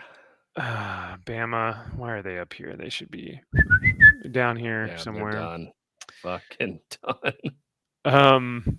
Those so the guys who I sent you the video, Kyle, those podcasters, one of the dude who is like, Indiana, if they lose 2 games, they still shouldn't be in the playoffs. They have no right because they, Mhm. like it's just different schedule, right? He has LSU winning the Natty, the national God, what a championship. fucking moron. He's like, I can feel it this year. So he's got them winning the Natty. We'll see. Yeah, do you see who your fucking head coach is? You're never going to win a national championship with Brian Kelly as your fucking. Sorry. Oh, I didn't know that was who their head coach was. He's never won a national championship, and there's a reason why. Interesting. Now, what's funny is there is a documentary on Netflix right now called the SEC or something about the SEC. I think it was that's last cool. season. So it's been interesting because I wanted, my wife and I to watch it. And so she's kind of getting into some of these teams, but they're interviewing some people at LSU and Brian Kelly and everybody there. So it's kind of interesting to kind of see how he's coaching because their team was shit. So like a guy that should be fired at this point. Seriously, I don't know how he's still a head coach. So yeah, they're not going to win a national championship. Well, I guess we'll just have to find out and see. That is pretty cool, though. I should probably check that out on Netflix because SEC is such a dominant, not even dominant, elite conference. Like, best of the best, always has been, always will be. They produce just freaking like warriors, man. Like, it's unreal the amount of athletes they produce from the SEC. Top tier NFL athletes all basically come out of the SEC. And it's top to bottom too. Yep. It's not like even your Tennessees who are not that great. Like even this year, I will admit, like we don't really. I can't think of anyone really that's a stud. They lost a lot of their O-line, which were a lot of seniors. Their center who left last year, I think he was a senior. Like even if you put Tennessee against someone else, like Tennessee would still probably win, just based off of top to bottom talent. But who is it? Big Ten are very top heavy, where they just have like one or two teams that are just like killers, but then everyone else is like meh. Yeah, you have Ohio State and Michigan. And that's those are kind of it for the Big Ten. I mean, they're big. Penn State, sure, when Penn State, is good. Yeah. But yeah, it's kind of. They may even take it this year. I mean, I don't know. It's a toss-up. A lot of good teams. There are a lot of good teams. But the big one, where is it? Was it on here? Well, South Carolina is always fun to watch, and I'm actually excited for them to just ruin people's seasons because that's what they're really good at. Yeah, it was interesting hearing that coach and their team. The backstory on them and their season last year was cool. Did he just talk about like the scrappiness, or like did he talk about like their just willingness to want to fight? Yeah, and I forgot the head coach. His dad was a big guy at Virginia Tech. Was like he's got a statue out in front of a street named after him. Like he turned Virginia Tech around, basically that whole program. And so now, his son, the guy who's coaching South Carolina, and just the guy that he found his quarterback. And again, it's these teams that you don't really watch because I don't really. Yeah, Frank Beamer, that's it. You don't really watch them throughout the season. So anytime you can highlight some of these guys that teams that I don't really follow on a regular basis, kind of hearing them and spending time with their families and just how they coach, it's very fascinating. That's cool. Mm-hmm. Yeah, so I expect good things from South Carolina as well. But even more important in the top 25 is the FCS. No one ever talks about the FCS, but look who made it into the top 20, boys. ACU, Abilene Christian University, to the moon. We're going to the moon. We're gonna make it. Yay! We're ahead of Northern Arizona University, the Lumberjacks. Come on. These are fake schools, right? SFA. That's like FAFSA. What is Stephen it? That's F. not even a Austin. school. Yeah. I didn't even look. I'm going to be honest. I didn't even realize Stephen F. Austin had a football team. Most people don't realize. I don't think they do. I don't think these are real football teams. These are the flag football teams, actually. That's it. Yeah. Hey, it's one of the fastest growing sports right now. Wait. So Tarleton State. how is SFA still operating as SFA? Because I'm pretty sure they got taken over by UT. Oh wait, down here. Yeah, Stephen F. Something happened with SFA and UT. Oh, Carry maybe on, I'm their gonna Google. football program is different. Like their curriculum, like the actual or the like the university itself was. I don't know. No. So Stephen F. Austin State University officially joined the University of Texas system on September 1st, 2023, becoming the 14th member institution. So I guess Oh, they wow. still operate as SFA, but they're owned by UT. Interesting. I guess so. Maybe that's why they aren't. Maybe that's why they don't have people that are saying that they're gonna do very well. I don't know. That's fine. You can suck it. Oh, do you like that? Do you? Well, I mean, Steven F. SFA's Austin, yeah. SFA's just close. It's like 40 minutes from me. Oh, okay. That's so why yeah. I was so confused. Yeah. But yeah, for context, the chat is probably like, who are these teams? Maxi Poo. Yeah. Well, this used to be NCAA, or what was it? So you have Division 1, which are all these guys, but then you have the FCS coach or the FCS, which is the football championship. Shoot, what is it? There's a new term for it, but it used to be Division 1 AA, and that was like the subsection of Division 1. Football championship subdivision. Subdivision, thank you. That was before Division 2. And when I played for ACU, we were still Division 2, but then like one of the years that I was there, that was the year that we had moved up into Division 1 AA, which is this FCS or whatever. So now look at us. We were just in our infancy when I was there. But Finally made it. There you go. I wasn't very good, but it was still fun to be on the team. And ACU is not the best team in the world, but top 20. Woo! We're there. So we just one more. We can make it in the top 15. We'll get there. Last year I think we were conference champions, so that was pretty cool. Whoa. Maxfield Von Priestley, offensive line, height 6'2". Oh my goodness, are you looking at the ACU roster? That's right. You're in the Hall of Fame, aren't you? Are they going to retire your number? Or oh no. No. Actually, the center who is right before me, he was a senior when I came in as a freshman, and that dude was so freaking good. But he's actually in the Hall of Fame. They have his like picture plastered up on the stadium and everything. I wouldn't call him like a mentor because I was never good enough to be starting as like even a sophomore or junior. But he did help me a lot with a lot of the drills and techniques and stuff. But yeah, dude was a beast.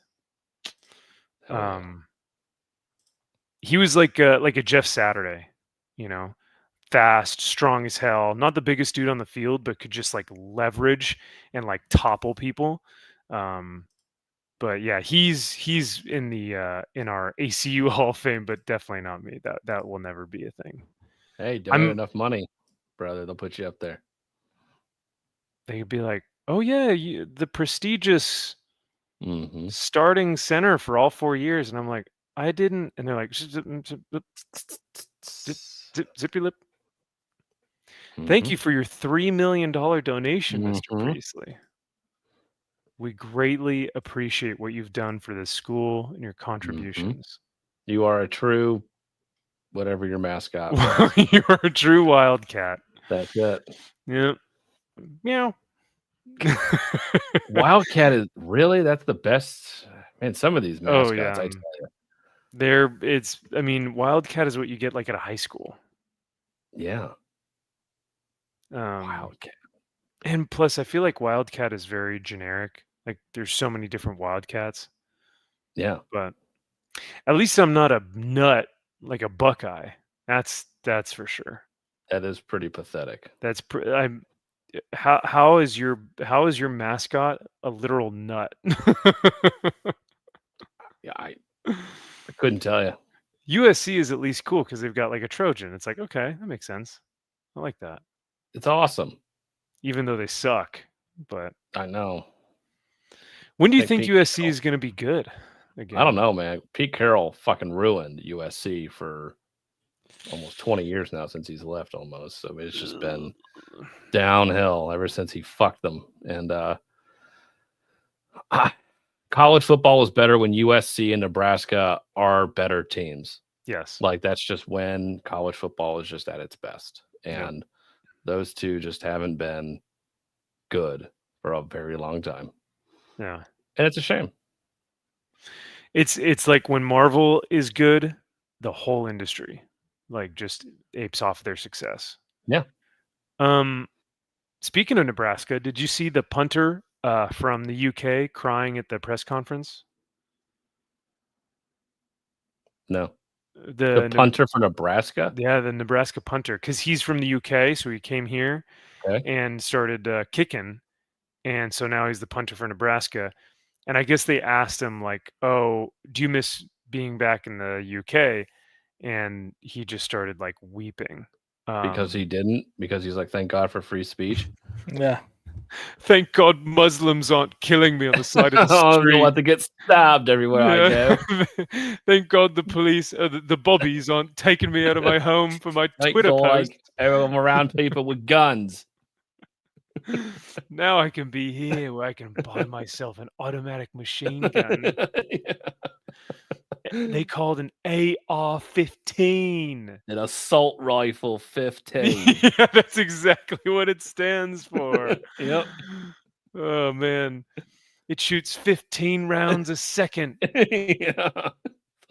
Oh, yep, sure it does. That's exactly what it does, dude. That's every one of them. Yep. But yeah, no, I don't know if I think it was Nebraska. Hold on. So he was crying because he misses the UK so much? I think he was saying he like misses more of like his family. He's got 2 younger brothers, and he was like, yeah, I miss them every day. And I was like, I get that, man, but I don't know. You chose to come and play football in America. Yeah. No one forced you over here. Nebraska punter. Archie Wilson breaks down in tears. God, what a puss. You puffed eye. Archie Wilson, Nebraska. Yeah, I had an Australian friend who would always call me a puffta, and I was like, what is that? And he's like, it just means you're a pussy. Just say that then, you fucking weirdo. God like, damn it, you're fake language. Like, stop making up weird words. Yeah, just say what you're sounding stupid. Oh, well, actually, okay, never mind. Archie's not from the UK. He's from Australia, so never mind. I guess he's an Aussie. Aussie. He I miss the ruse. Living in a land down under. I miss the Gold Coast, mate. Yeah. Queensland, mate. It's got the best beaches. I miss all the hot Australian puss down there. Now that I would say I would be like, you know what? I'd cry too, brother. You're in the middle of bumfuck nowhere, Nebraska. Yeah. Listen, you say that, but some of those women with their Australian accents sound whingy as fuck. Oh, is it kind of like a southern twang, like almost worse than a southern twang. It's just like some of their with their accents, and then they try to. So many people have tried to like westernize themselves, right? So they get this whole California like nasally type thing going. Oh God, it's awful. It's so bad. Yikes. Mm. Yeah, no, I mean he probably does get here though, and he probably sees all like the white liberal girl boss archetypes, and he's probably like, what have I done? Oh, thank God for the transfer portal. I can leave whenever I want. Yeah, hell yeah. Well, Mhm. actually, in Nebraska, no, they're probably good old girls down there, man. They want a big corn-fed boy. Oh yeah, they don't want some Aussie little puss. They want country no. bumpkin. They want the big They John want Deere. I want John Deere boy. Carhartt vest wearing brother. Yeah. Here's the clip. Now I don't know if I can play all of it because I don't know, man. Watching other men cry just I don't know. I don't mean to be insensitive because I'm not making fun of him. I'm just saying it's like it's not a good look for any man. It truly isn't. It depends on.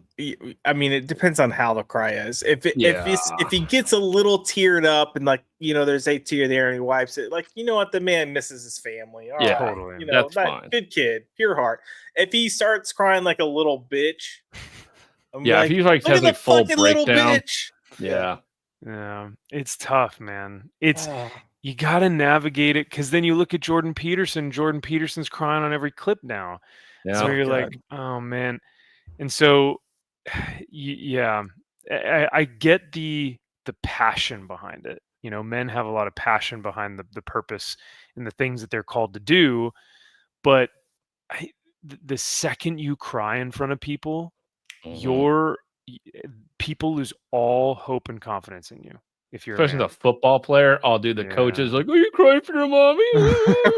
I mean, that's all it would be forever, and it should be. You got to grow the fuck up, and we're gonna beat it out of you one way or another. Either you will give up because we will berate you so much that you can't handle it, or you'll lean into it and mature from it and be like, you know what, fine. I don't care. Make fun of me all you want. I don't give a shit. Yeah. So it's one or the other. But I really hope everyone has made fun of him for this every day.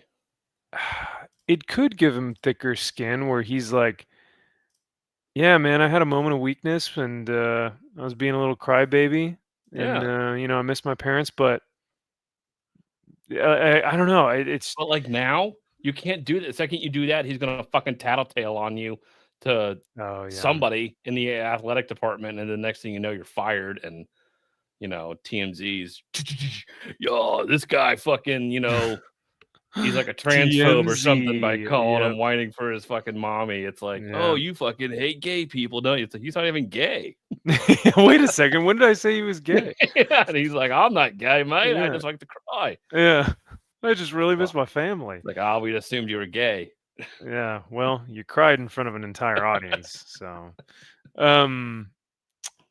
I think the big thing here too, and what I saw a lot of like commentators online were saying, it's like, this is what happens when you get like an entire female society that says, we want men who are like emotionally available, who can cry with us and like lean on us for their like emotions. And then the second a guy cries, they're like, oh, I didn't like that. Yeah, it's like I don't. No. That's not what we meant by cry. Yeah, they're like, we meant we not didn't cry or show any emotion and just bottle it up. No. Like I think they think that they want men to cry, but then they actually see it and they're like, oh, that's what that looked. Oh no, yeah, never mind. But yeah, I'll go ahead and play this. I'm sorry. The music. Are you fucking kidding me? Oh no! It's me every time. No. That's crying like a little bitch. I'm sorry. It's too much. You're done. Yeah, like what? So what does he get asked? What do they ask him? I don't know. Let's see. Is it in? Let's see what they ask him. This is a 10-minute video. I don't know if I'll be able to find the You just gotta wait till he topples over Yeah, from crying yeah, like wait a till little he bitch. falls Like over that the shouldn't be fucking hard to. podium. It's probably close to the end. I'd But I hope assume so. Yeah, it's right. If they It's right ask, here. yeah, if they ask about his family, I could almost give him a pass, but Yeah. he goes hard. Like that's Yeah, like, did he have a sibling just die, or his mom has well, cancer or that's some that. shit? Okay, so I was Maybe that could be it. Yeah. I don't know. Because like if I've gotten normally if you get choked up, you go sorry, and then you just stop talking, right? Or Yeah. you just hold it back, and then you wait until it passes, and then you go, all right. So anyway, right? Or Like you leave. You're like, nope, I'm out. I'm yeah, done. And no, then you walk off. You go into the bathroom, do your thing. do Yeah. your thing, jack And then off, come and then back. you come back out, and then you're good to go. And then you had the post nut clarity, and you're like, Yeah. "Whew, wow, thank you. That was Sorry, guys. What was your question again? Oh yeah, They're like, you're only gone for like 30 seconds. Yeah, I know. I just needed to. just needed to clear my head. Yeah. Big stuff as well. He's been huge at just finding the little things to get better at. Coach Jackie and Coach Rule mentioned your family and how close you are to them. You're living all the way across the world from them. Are you 18, 19, or how old are you? I turn 19 tomorrow, so I'm 18 right now. So what's it like being first time you're away from them? Yeah, that part's hard. I mean, I'm sorry.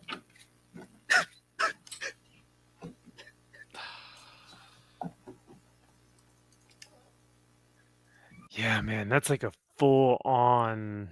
Yeah. You collapse, bro. If- That's a yeah. pretty heavy crime. It's like, okay, if nothing's going on with your family, you're a fucking little bitch. Yeah. But I didn't if say it. okay, but to the no, I'm saying No. it. Like, I'm a faggot and I'm saying it. I've cried in public once. Like full like had an emotional breakdown cry in public once. And it was literally after my cousin was murdered. And I was wow. like walking home, and then I was like away from my mom, got everything sorted because she'd come out to visit in California, and it was the first day of her being there. Got everything sorted, talked to the hotel, talked to the plane flight, getting everything arranged to get her back home. And I was literally walking home and just had a breakdown because I was like compartmentalizing to do all that, and I just needed to let it out. Yeah.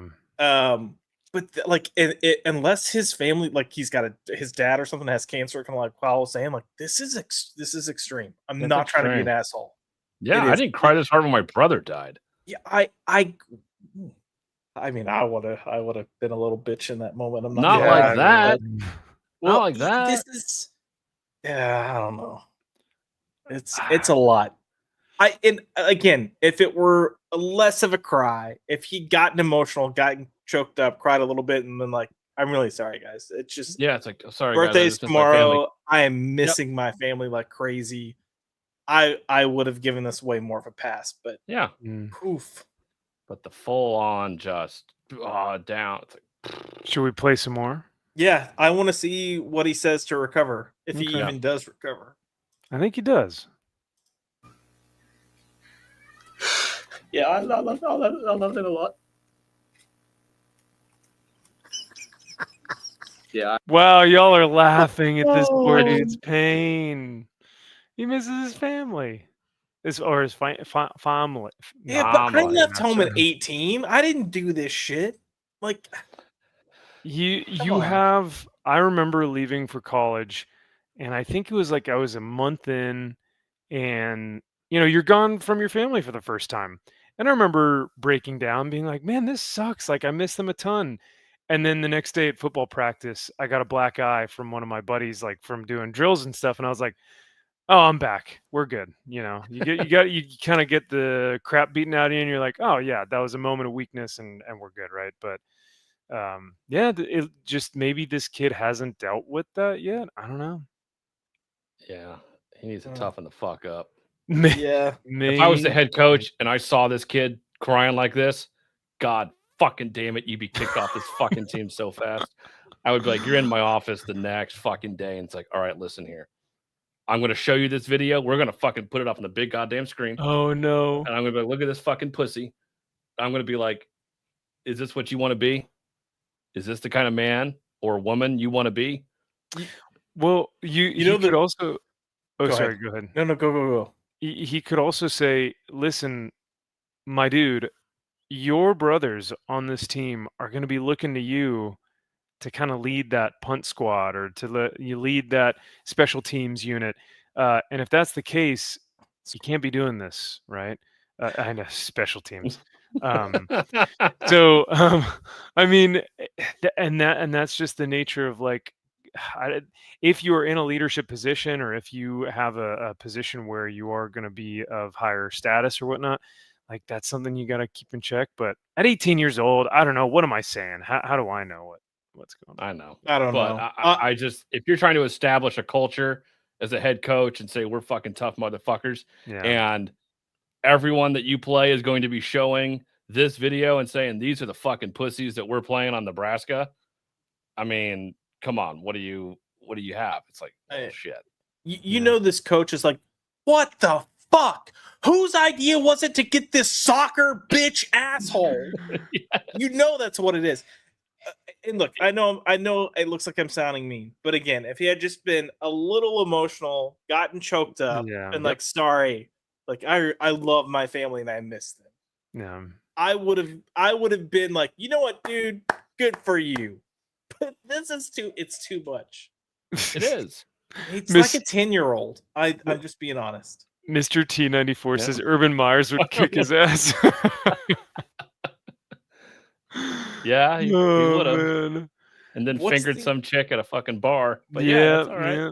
Yeah, what's the black guy, Jesse, like the bass black guy? It's always calling black people out. Like on YouTube? Yeah. Gosh, surprisingly, there are a lot of black influencers who. I'm not on black YouTube, so I don't know. Yeah. Jesse James? Oh. Jesse James Brown? Your face is my case. Jesse Lee Peterson. Jesse Lee Peterson. You don't know who Jesse Lee Peterson is? Isn't that Jordan Peterson's daughter? No. The super hot one? Like, I'd be curious banged to see Andrew Tate or something? I don't know. I'd be curious to see if Jesse Lee Peterson has anything to say about this guy. I hope everybody has a thing to say about this guy. Oh, you know what? Maybe I have. He's the one who talks to the women, right?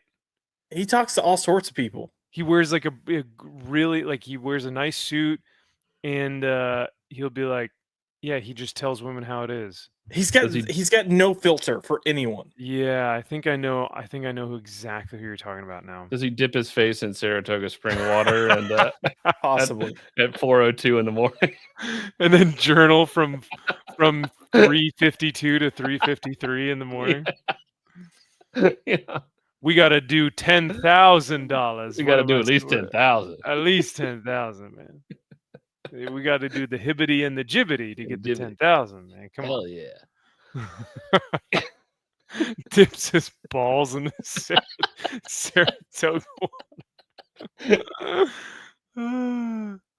His face and his balls in the Saratoga. Yep.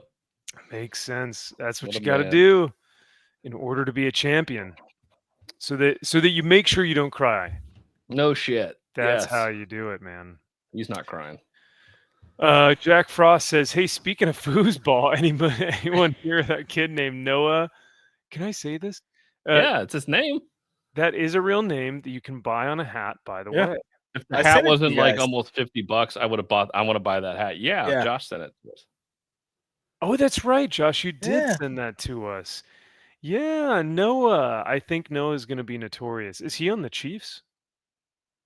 Or is he still in college? He's in college. Oh. I forget what team. Dude, that's awesome. Yeah, I want to buy one of his hats though. And it works with Noah too, because you could be like, "Do you Noah?" You know. It's like, I know I know I know a ninja. You know this ninja? I know him. I know him. Shit. I've got two little brothers and a mum and dad, and that's the tough part about being here. I love them a lot and I miss them, but it's I mean, they know this is what's best for me, and it's good. I can still talk to them plenty over the phone, and they're coming here to see the first few games, so I'm looking forward to that. Oh wait, they're gonna be there in like a week First or two. few games, the multiple. Yeah, wait, they're Well, gonna. yeah, but keep in mind their holiday, their vacation is like a month long. Oh That's wow. true. Yeah, we got it wrong here when it comes to vacation. Yeah, bro. Yeah, we do. That's for sure. This guy's get- problem. He has fucking FaceTime and all this shit now. It's like you can literally call them and talk to them every day. I mean, hell, I try and call you guys every day, and I still miss you. So what does that say? I know. I was like, Max, I've been needing to talk to you about that. Like, my wife's getting worried. Yeah. Okay. What are you doing, buddy? Trying to get ready for work, Max. What are you Like- doing? Yeah, wanna check in? 6:30 in Max, the morning. it's- Thanks. Yeah, it's 4:30 in the morning your time. Yeah. Well, yeah, I'm on my way to the gym. I thought I'd just call. Yeah, Max, I've got a son that I have to take care of. You know that, right? Yeah. Yeah. Well, Yeah, I know. yeah. So what are you doing? It's like I just told you. Jack, Um, no. Is that really how they pronounce it? It's got to be, right? No, because that's almost like it's like when my Asian friend picked up the Knorr like soup mix stuff, and he's like, "Oh, Knorr," and I'm like, "No, it's Knorr. Like, fuck off." Like, oh, you're thinking that the K is silent. Yes, in the Yeah. English language, when you have KN, the K is KN. silent. Hey, it's silent. Yeah. But I after E except after C, but that almost never happens the way that you think it is. So the English language can be an odd one. Find me a word that is KN and you actually pronounce the K, aside from Noah. I won't Noah. say it. Yeah, for the sake of your stream. Oh well, thank you.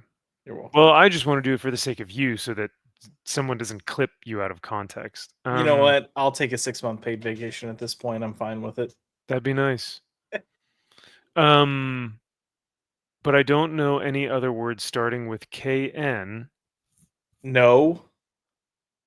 where the K isn't silent. Yeah, no, knowledge. Mm-hmm. Nor. Is that like you said? There's a suit brand that's Nor. Yeah. KNOR. KNORR. Yeah. Knock? Yep. Oh yeah, there you go. Jack says that's what I'm Knee. saying. Knee, not knife, Yeah. night, knit, Oh come on! knitting, I off, always new, say kneel. knee and knigget. Shut up. The dark knigget. Yeah, Yeah. no, we would always joke whenever we were going over what was it, Dark Knight's Metal. We'd say Dark Knight's Metal. Mm-hmm. Knievel. Evil Knievel. Evil Knievel. Yeah, that works, right? Yeah, he's dead. Great that is. Oh, dang it! So then that Mhm. word doesn't work. Then shoot. Correct. Well, let's pull up some comics and see what we got coming out next week. Kyle, do you already know what's coming out? No. Oh, well I then, should. I should have yeah. a box that I have been reading, but I ain't. I was about to say you've got a whole show that you got to do now. You got people relying on you. How does that feel? Dozens of people care, I know. Okay, you're getting hundreds and hundreds of views, and you got 2 people at the convention. So that's We're making our way. there you go. Justice League Unlimited, X-Men. God, are the X-Men titles getting worse? Yes. Yes. They're unreadable. I've stopped reading them. They're I can't. they're Was it Uncanny where they had the alt-right girl, like horror movie girl? yeah.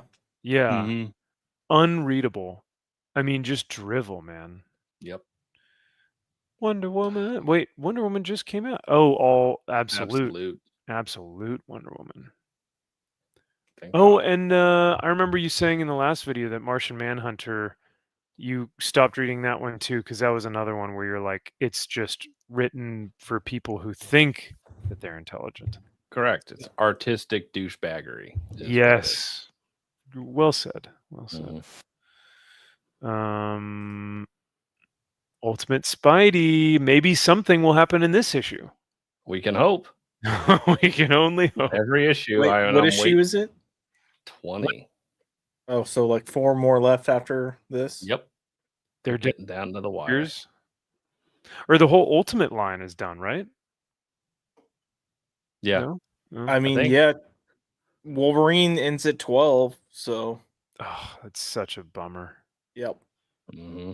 Especially Sure. after that Archangel Oh. stuff that's going on. Wait. Oh, I thought this was what's his name Batman, but no, this is Kyle Higgins' Immortal Legend Batman, which looks not good. This bad boy? It's Yeah. going to be Power Rangers because that's all Kyle Higgins does. We're right. Yep. Hey, how do we put Power Rangers and Nightfall together? Right? Doesn't this look There like you go. Azrael? Yeah. Kind of. Maybe A little gayer. Yeah. Well, yeah, that's for sure. But there are other Bat characters that have already been teased that'll be coming into the picture too. So, Mm. and they're different colors. Really? You don't say. Oh, You so, don't So say. original. Yeah. so similar to what was that one from? Was it Image? Radiant Black. And then I Correct. had Radiant Which Blue, is Power yeah. and Radiant Pink, and Radiant Uh-huh. Negative Zone, and yeah. Oh, here's your boy. Oh. Here's God, I your hope it's good. boy. I hope it's good. That's a cool cover. I like this That cover. is. So, what was the other book that you were reviewing, Kyle, that you were saying you did not like from Jeff Lemire? Because I know that he can do no wrong, but there was something you just recently reviewed that you didn't like. Oh, you would ask that right now. Hold Isn't on. he doing JSA? Is he? I'm not Is been that what it reading it. was? I forget which book it was, but I thought that there was another one that Lemire's doing, and it just Oh, wasn't. Absolute Flash. Oh, Yeah, maybe that's Absolute the Flash one. is Yeah. dog shit. Yeah. I thought it started good though. I thought it started fun, and then it just really shit the bed. Yeah, I just it is so wrong on every level, and it doesn't even feel like Jeff Lemire is actually writing it, and I don't know if he Agreed. actually is. Like, I really just think they just stuck his name on there, and he didn't have anything to do with it. Potentially. Because you read Robin and Batman, and then you go and read Absolute Flash, and it's like, whoa, same writer? Like, apparently, Yeah. I don't know. Man. I mean, hell, I showed Primordial earlier. You read that. You read Gideon Falls. Yep. You read his Green Lantern, or not Green Lantern, but Green Arrow. Like, it doesn't feel like any of that to me. Yeah, and Little That's like- Monsters and all that stuff, and then it's like Yep. you get this. It's like, what the fuck? Yeah. That was like who was it? Tom Taylor. When you read something like was it Injustice or Yep. He did Injustice year 1 and 2, and then I think year 5. Yeah. But there was something that he did that was maybe Elseworlds.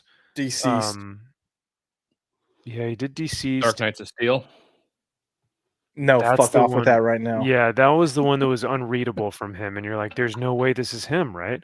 But I think that's the true him, as well as his Nightwing. I think that's the true him as well.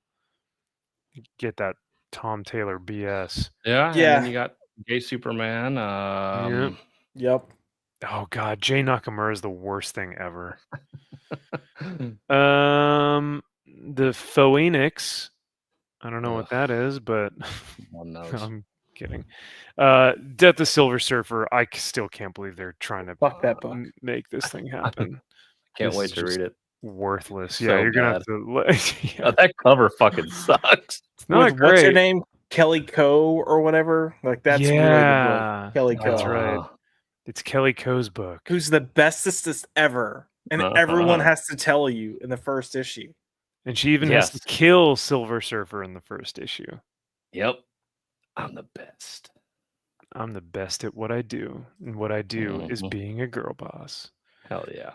Hey, it's caked up J. Scott Campbell Thanos. Look at that. Sure. At least he didn't have Thanos' ass sticking out on that one. Do we Unfortunately. need to have his signature that big on these books though? Like, Yes. Yes. I just bought his Oh, his boy. giant fucking signature.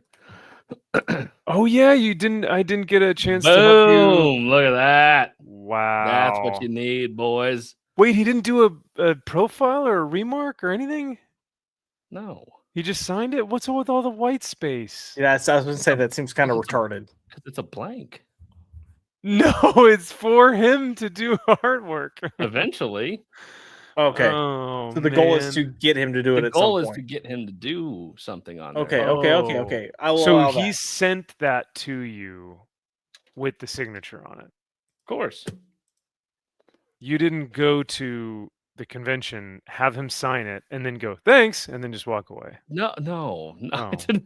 No, can you just sign this, please? You don't want me to do anything? No, fuck you. No, I just want you to sign it. He's like, the blank covers Honest- for me to do something on that. You're like, No. no, thank you. I want a real artist. No, thank you, sir. I I'll don't get, want some fucking hack. I'll have No, somebody no. really do it. I'll get Scotty, what's his name? Scotty Young? Williams, Scotty Young to do it. Yeah. Yeah. I'll have Tyler Uh, Kirkham do a battle damage on here. There you go. But yeah, no, I'm sorry I didn't even give you a chance to do show and tell this week because you got some cool pickups and had the Biz sign some of your stuff too. So Yeah. Rare form. So maybe next week we'll do show and tell because I will also have something at that point in time as well. Yeah. Oh. Yeah, I mean nothing like a Simon Bisley signature, but it's Wow. cool. Yeah. I bought it on me, but y'all would give me shit for what I bought. So, Oh boy. You said you bought an Omni or yeah, an omnibus. Oh, I thought you said I have it on me, Oh no. but you bought an Do Omni. you think I got a tattoo or something? I could see you getting a Buffy tattoo. I don't know if I get a Buffy tattoo. A tramp stamp? Ooh. Like, Of the of buff? course. No, Ooh. a tramp stamp of the buff. Of the Yeah. buff. Well, it would be Faith. It would say Faith on it. And then Oh. someone would look at your lower backside and go, Faith? Faith.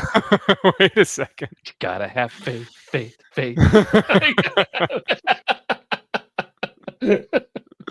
A gay's got a gay. Yeah. Seems like a peculiar spot to have Faith. Okay. Yeah. Wait, what's that written under Faith? The other hit from them, I want to be your father figure. Oh boy. I want to be your father figure. Okay. Oh, Jack Frost says, any of you get the Superman Kryptonite book done by the guys who do Ice Cream Man? Kyle, this is all you, brother. Yeah, I read it. All right. Well, That's then it. next. Look, I'll say it was better than I thought it was going to be. I agreed. I had Yeah. fun with it. I thought it was Yeah. it was very kooky and weird and interesting, just like I expected from that group, and they had fun.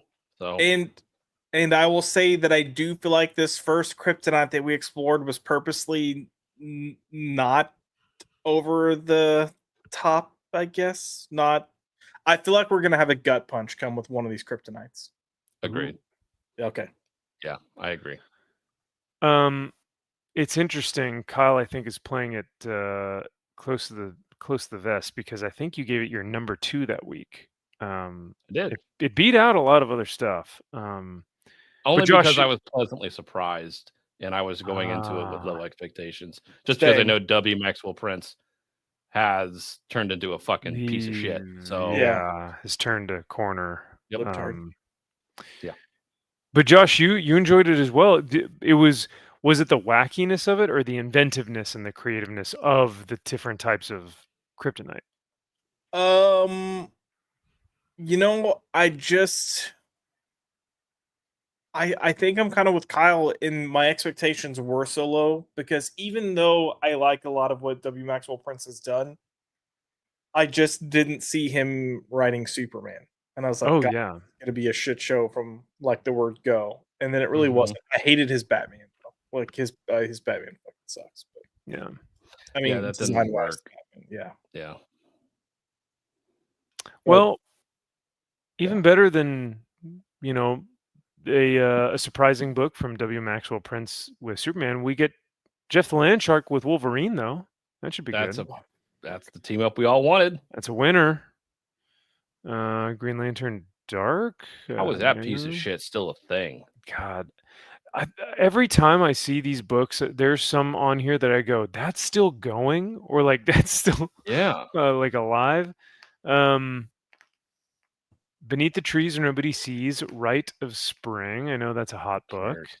Ooh, who's doing Invisible Man? Ooh, let's check this out. God damn it. James Tiny Wow. Onion. God fucking damn it. Wow. God, Of what course. a fucking asshole. They have no other ideas and they have no other creative talent that can do it. Jesus Christ. They literally have nothing. They have no other cards to play. You know who I would have tried to get for the Invisible Man? It's Dan Waters. Yeah, Like, the he one who's probably been could have done doing something cool. Batman Dark Patterns. Yeah. He would crush this. Or have what's his name? The one who did Frankenstein. Have him do another one. Yeah, Michael. Yeah. Michael Walsh. Yeah. But no, we got to get James Man, Tiny Onion on here again. It's going to be a woman, isn't it? Probably. Spider-Verse versus Venomverse. Oh god, this Thing book is still going on. God, I'm done with it. I don't blame you. Yeah. Mephisto. That's kind of a cool cover. Oh, Who's bring on doing the bad this? guys. Yeah. Yeah. They keep having these one shots that are Guggenheim. I Eventually. just don't have much faith in. We're all leading towards some daggers and some things, a big stuff going on with the things and the stuff. So, I did hear that Hickman's Imperial is actually turning out to be halfway decent, but I tried reading issue 3 and was so fucking lost, and I didn't want to go back and read the other ones. I read the first issue and I just didn't care. But you don't want to read a Stephanie Phillips She-Hulk Infinity War Jonathan Hickman book? No, that sounds fucking awful. Yeah, it sounds pretty. That looks like homework. Like that cover and everything looks like homework to me. Yeah, I don't know why. There's something about it that it's like, all right, here's this giant pamphlet you have to read. I'm like, no. It Plus, really does. Stephanie Phillips blocked me when I called her out for doing the same thing that she complained about Gabe doing. Whoa! Like Which Gabe was? wrote a review when she was doing Harley Quinn, and then kind of made a comment along the lines of like, it feels like the creative team just doesn't even care. And then she went on this tangent about how dare you say that I don't care, yada yada yada yada yada. Clearly you don't care. And I'm like, okay, so you're pissed off and bitching about him saying that, and yet you're doing it. And then she blocked me. Of course. Because you posed valid criticism, and she was like, I don't want that. That's so toxic. Toxic. And then she started dating Brian Azzarello, which was just really weird. Whoa. Yeah, that is weird. I totally thought she was a lesbo. I thought she was a dyke. Yeah. Yeah. Wolverine and Kitty Pryde, guys, because impossible book. Fuck that book. Yep. But you go back up news from the Fallout from Image. That's coming out. I'm excited for that. Oh. See, News I from the just was Fallout? staying with that one. I like it. Oh, you know which one you talked about? I think it was this week that was not even on my radar, dude. I didn't even know that this was a book or that this even existed. Was it Escape? Yeah. Rick Remender, baby, with Daniel. So he talked about this like a year ago that he was working on this. Whoa. So, I mean, so good. You and Sean both just had nothing but good things to say about this. I was shocked. It was literally the last thing I read. I read it like 5 minutes before we went live. He was like, "You need to read this." I'm like, "You say this about every fucking gay ass piece of shit fucking book."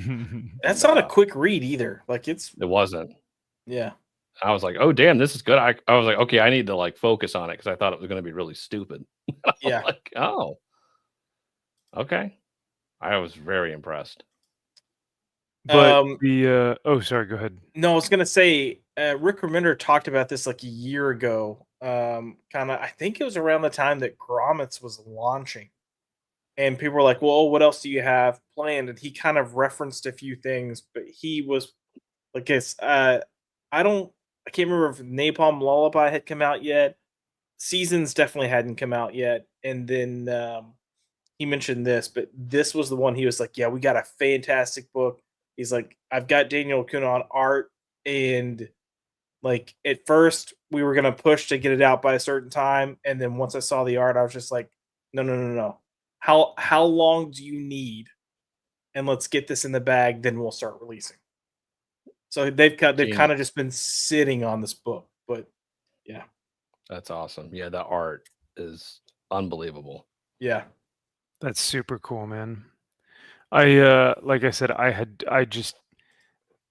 didn't even know this flew so under my radar that when Kyle talked about it, I thought that it was like a crowdfunded book. Like I didn't even think it was like being released Right. through retailers. Like I was like, Yeah. what even is that? I mean, for yeah. what it's worth, I've been waiting for this to come out ever since I heard him just like gushing in his I mean, it's rare that Rick Remender gushes on his own books. Yeah. But he was just like slobbering all over this, mainly because of Daniel Acuna's art. So I was like, dude, I'm excited for this. Didn't realize it was coming out and saw it on the shelf. I was like, what's this? And I saw Rick Remender. I was like, oh. And I saw Acuna and I was like, oh. Got bricked up for a second. Bricked up. Do you think that it lived up to what you were expecting? Bro, or what it's fucking dogs, first of all. So, the gayness is going to take over there with me. The tism and everything, yeah. No, it was good. It's like it's a war story. So, like I thought it was really good. Rick Remender, I feel like he'll do a book that I like and then one that I don't. One that I like, one that I don't. So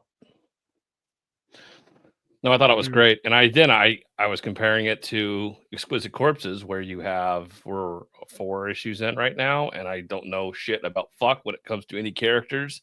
Whereas in the first 3 pages of this book, I'm like, oh, I already believe these are actual characters who have lived in this world forever and have known each other for years and who have done this thing. It's like I've already been immersed into this thing in just a few pages. And what you're able to do, and not this decompressed bullshit storytelling where it's like, all right, we're going to do one thing, but we're going to take up an entire fucking issue. Let's talk about this guy putting his fucking boots on or some shit. And it's like, oh my God. Who Max, cares? Are you eating Wildberry Skittles? No, it's trail mix. Oh, I was like, that's fucking gay. But okay, carry on. No. I despise Skittles. But anyway. The regular are fine. The regular are good. Yeah. If they're the only candy, then sure, maybe. But there are way worse things than Skittles. Yeah. He's like, yeah, shut up. Yeah. I'm a chocolate guy though, so I don't like the fruity treats. Anyway, yep, dark chocolate almond, baby. So yeah, Kaiser says I got my hands on Escape Ash Can. So damn good. That's awesome, man. I didn't even see like the Ash Can. I would have loved too, because I'm like, that would have been rad to see the artwork in black and white, most likely. Gavin says Escape was great. So yeah, I need to get my hands on this for sure, because Kyle said the dialogue was great. Josh, you've been talking about how much Rick has been like, just devoting to this and really and has really great things to say about it. And yes, it's through animals, but to have it be a war story, you're not going to get bogged down. And I think you guys had both talked about this. You're not going to get bogged down by, whose side, based off of the human characteristics that I intrinsically will subconsciously associate with. But with a dog or a cat or a frog or a bird, I don't have that bias anymore. So you're strictly taking these characters based off of, their dialogue or whatever. So. I mean, the cat characters that pop up, like, fuck these guys. Cats, Oh. Jesus Christ. Yeah, I'm like, I want Wow, to they see made them the cats fucking the dead. Nazis. Gosh dang it, man. I mean, it makes sense. I'm not gonna do that anyway. Meow.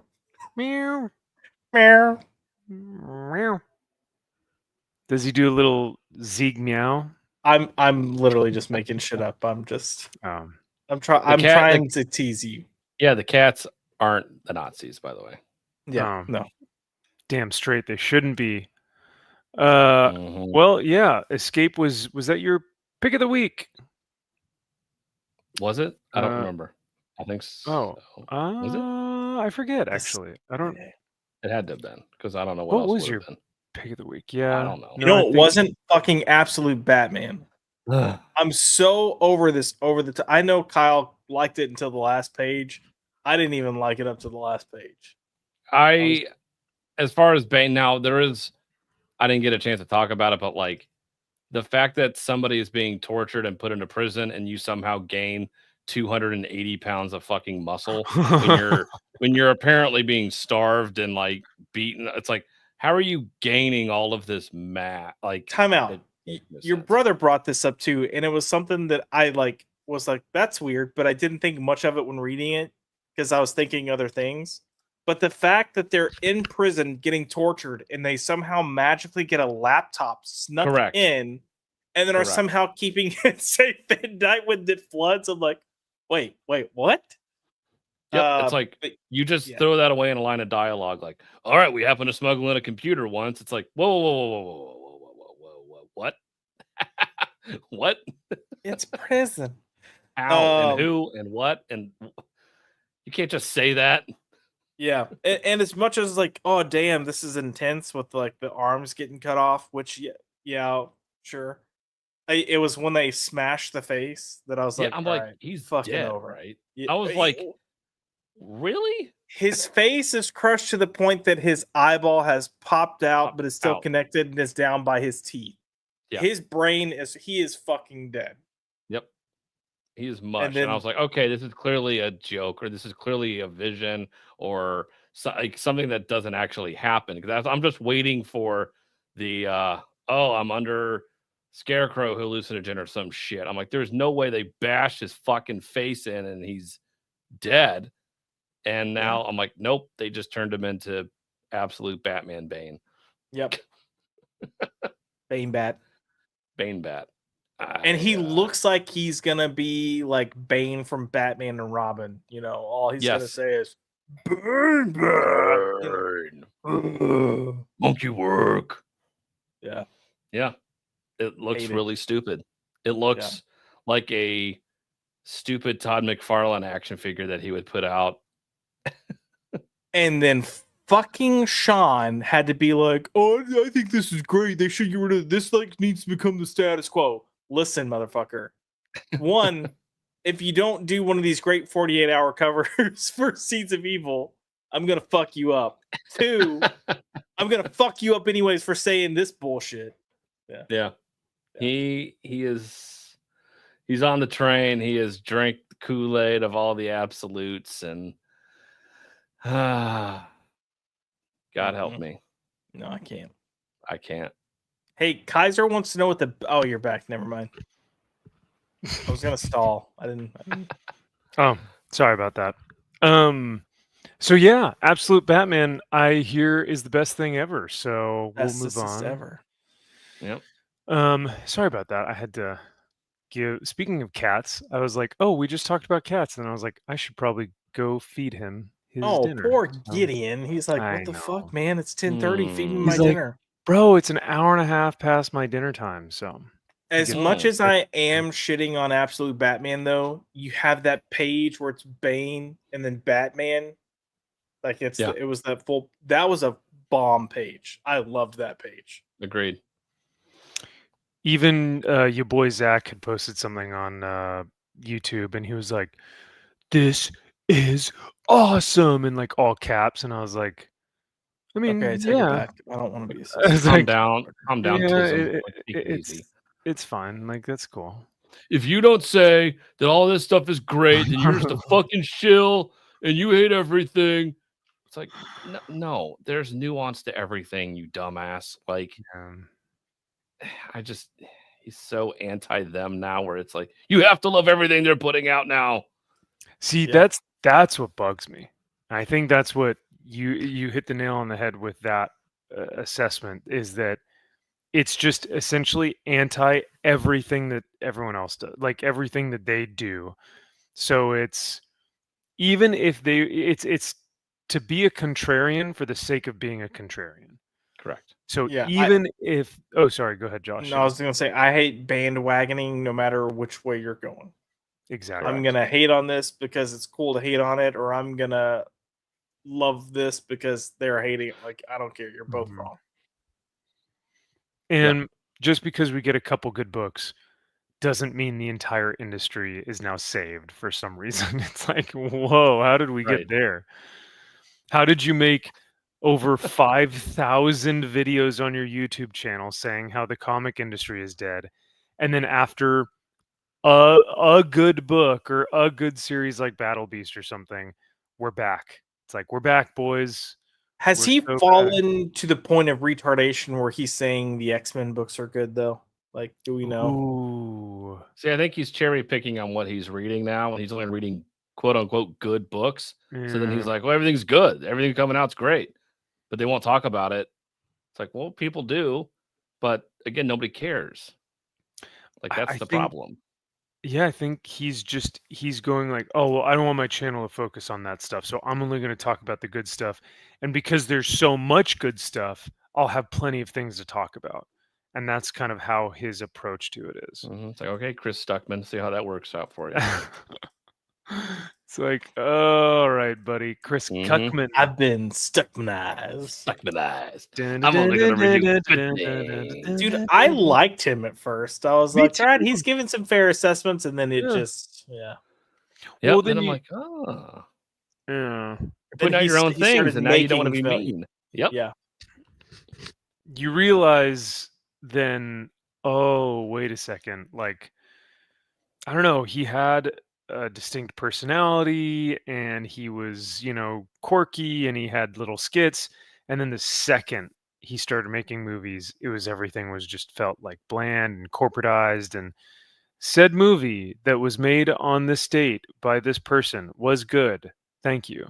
Like, please don't be mean to me now. I can review things that are great still. Yes. Please support my project. I'm not mean to anybody anymore because I need everyone's support. Because I don't want people to be mean to my movie. Exactly. I don't want someone to fucking trash my shit. Even though it's perfectly fine to have your shit trashed because it's your first movie. It's going to fucking suck. Yeah. And that's okay. It's supposed to. Yeah.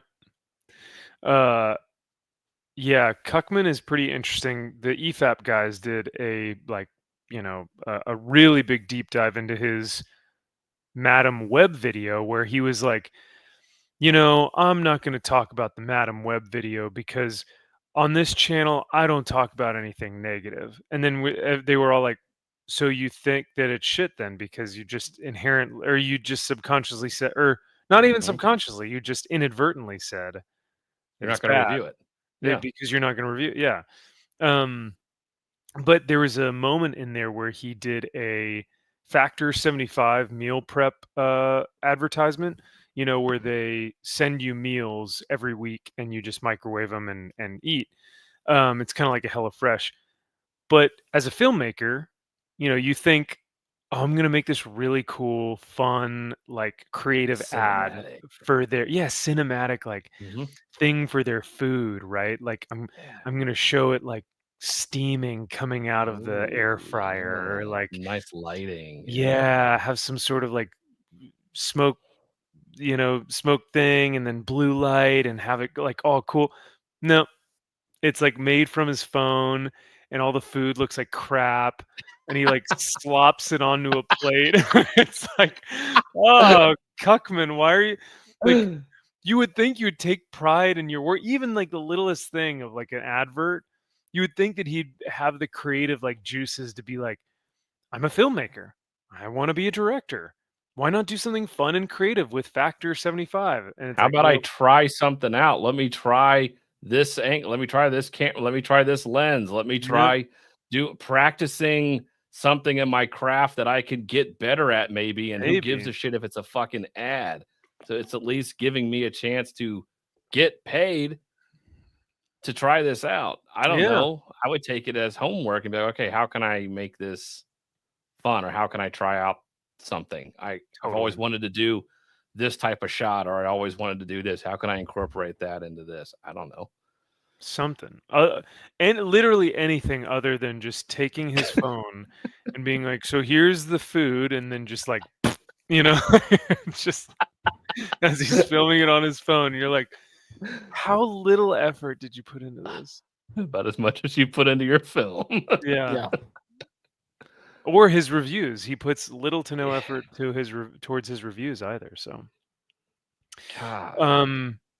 well, on this channel though, we put a lot of effort into our reviews, much more than I can say for a lot of other channels. But that is neither here nor there. So. I don't know. Do you review things anymore, Max? What have you read? Any books? What did you read from last week? Oh God, nothing. I haven't read anything for a while. Yeah, for a hot minute. So you got to catch up on the Transformers, man. Dude, I heard that fucking issue. That was your pick of the week, wasn't it? That week that it came out. Yeah. God, the one where he's like waving the flag right on the cover. Yeah. 24, issue 23 or 24? 23. I think I got one more. 23. Yeah, I gotta catch up on. Yeah, Transformers. I thought there was a bad idea. I thought I wanted to read Cul-de-sac, but I don't know, after that stunt they pulled. And then I want to read that Rick Remender book too, Escape. Yeah, I mean, you can give Cul-de-sac a shot. I mean, it's nothing groundbreaking. Yeah. But anything that you guys have seen within the past, 2-3 weeks or so? Because like I said, I haven't gotten a chance to read a whole lot in the past 3 weeks. So, man, I'm gonna be honest. Most of mine's a blur. Yeah. Even I heard that Battle Beast this week was just kind of. It was very. Yeah. I'm not the person to ask on that one because I was pretty meh on it, anyways. Yeah, this one was definitely the weakest of the four. When we do our year wrap up, because it's going to be coming in hot and fast and steamy. Yeah, I was thinking about that too. When it gets here, we've only got like less than 100 days before like Christmas, before the New Year. Yeah. So when it gets here, if I don't see Battle Beast in at least the top 5 of everyone's lists. Top 5 though? Yeah. 5. I already know. Yeah. I'll be shocked if anything tops my number 1. I already have it. I think same, and I think it's the same book. What did you guys really like? Wait, no, I know this. Oh man, where it was I forget if it was a dark horse or not. A dark horse? What do you mean? Not like not Dark Horse, the actual comic company, but as like a dark horse, like it came out of nowhere. Oh, I will say there's only 2 books right now. Well, 3. There's my top 3. I'm like, great. The rest, I'm like, I'll figure this out. Yeah. But I don't. Battle Beast probably won't be in my top 10. Just saying. Wow. Womp, womp, womp. Just it on could, the art alone. If it really. Yeah, this last issue was really just. It felt very. Like I said, I hate Fairyland. Scotty Young, kind of laughy, too goofy. Oh, for me, I don't like that at all. I'll give a hint. My top 3 as of right now is a Marvel book, a DC book, and an Image book. Whoa! My top book is a Marvel book as well.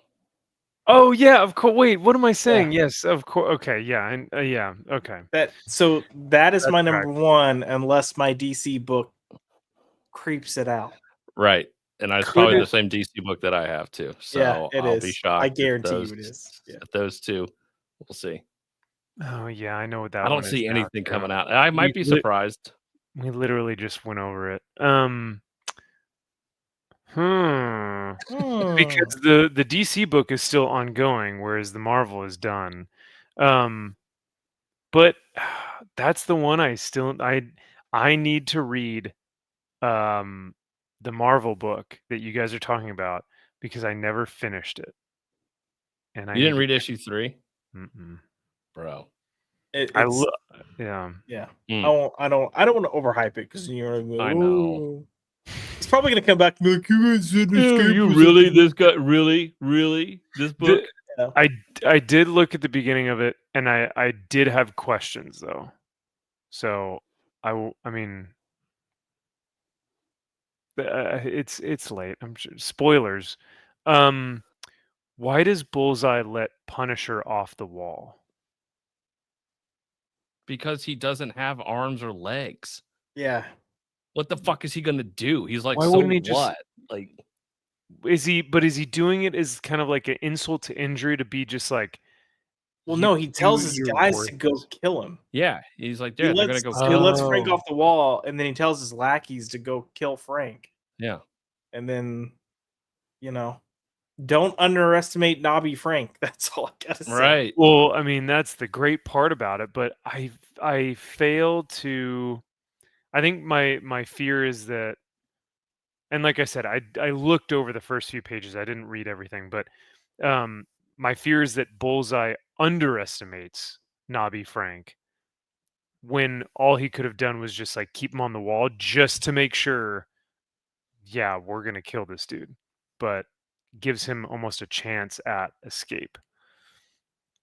Yeah, And but maybe it's he kind wanted of like to. Bullseye's fucking psycho. Like, this Yeah. guy's crazy. But I also, yeah, I mean, I think a part of me thinks that Bullseye's also like, like, I'm gonna let him. It's almost like insult to injury. Like, Right. I'm gonna let Like, you I'll let off. yeah, I'll let you off. But Good you're a luck, though. knob, so you're not gonna be able to do Yeah. anything anyways. But Yeah. it's me He's letting on- you off. Right, Yeah. right. He's it's almost that one final fu Yeah. Yes. to say like, I'm gonna give you that smallest ounce of hope, but there's no reason Yeah. you should Mhm. have that hope because they're gonna kill you. right. And they Yeah. don't. But the hope is actually what allows Frank to continue and bite his way through Well, that's right. some enemies. At least, So at least for part of it.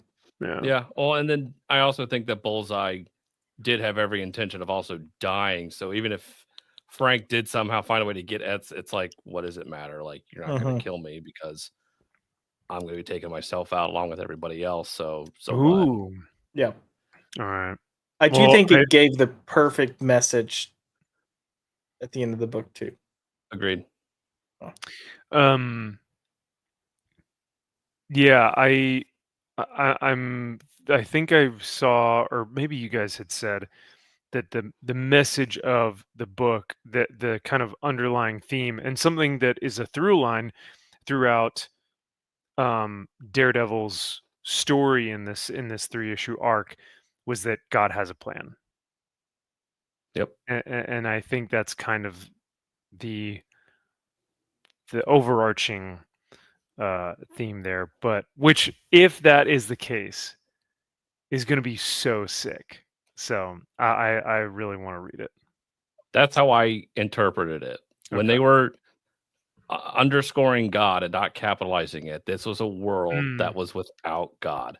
Yep. And then when they finally show up at the end and everything gets redeemed and he capitalizes God again, that is that symbolism in the lettering on top of what's being told in the story. At least that's how I'm choosing to interpret it. I could be completely wrong and I'm making my own shit up, but that's how I choose to believe the story is told.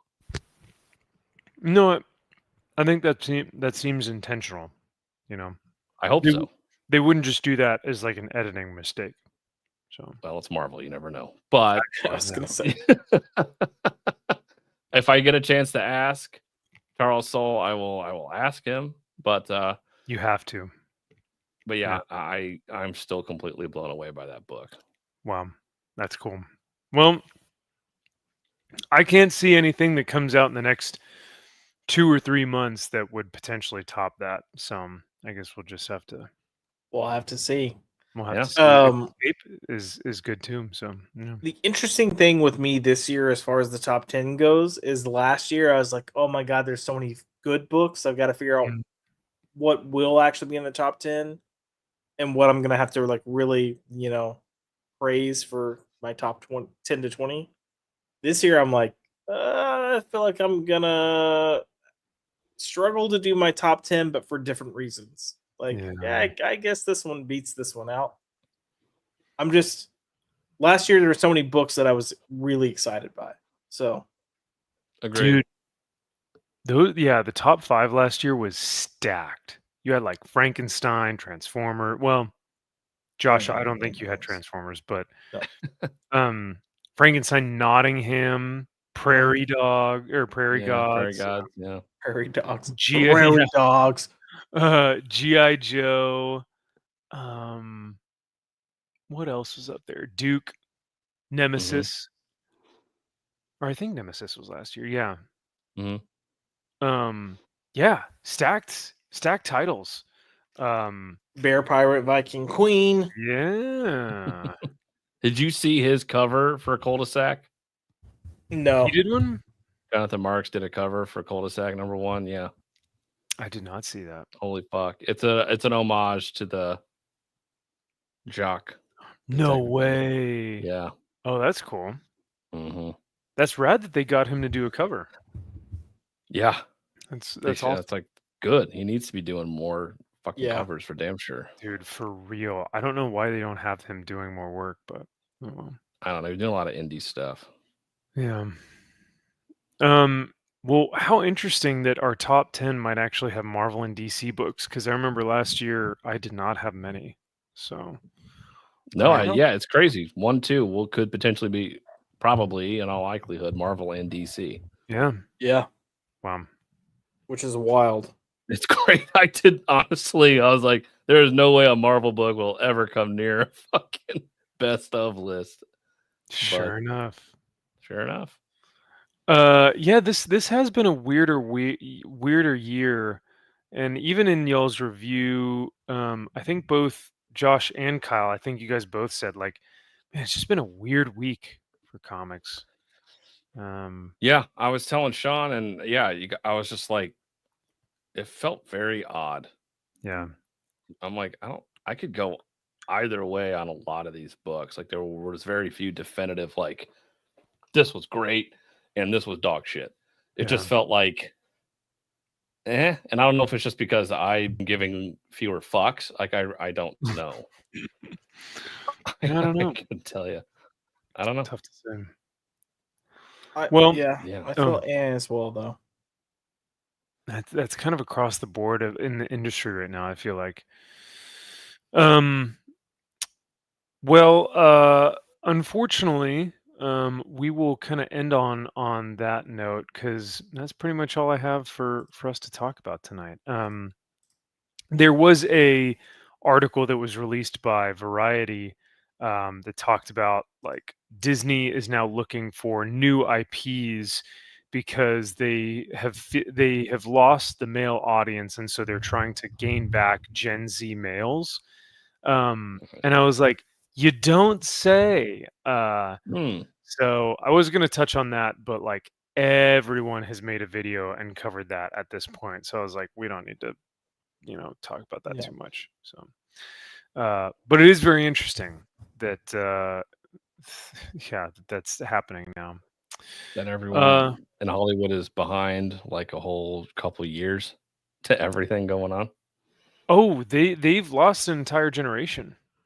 Like it skipped an entire generation of young men who just didn't have movies in their life.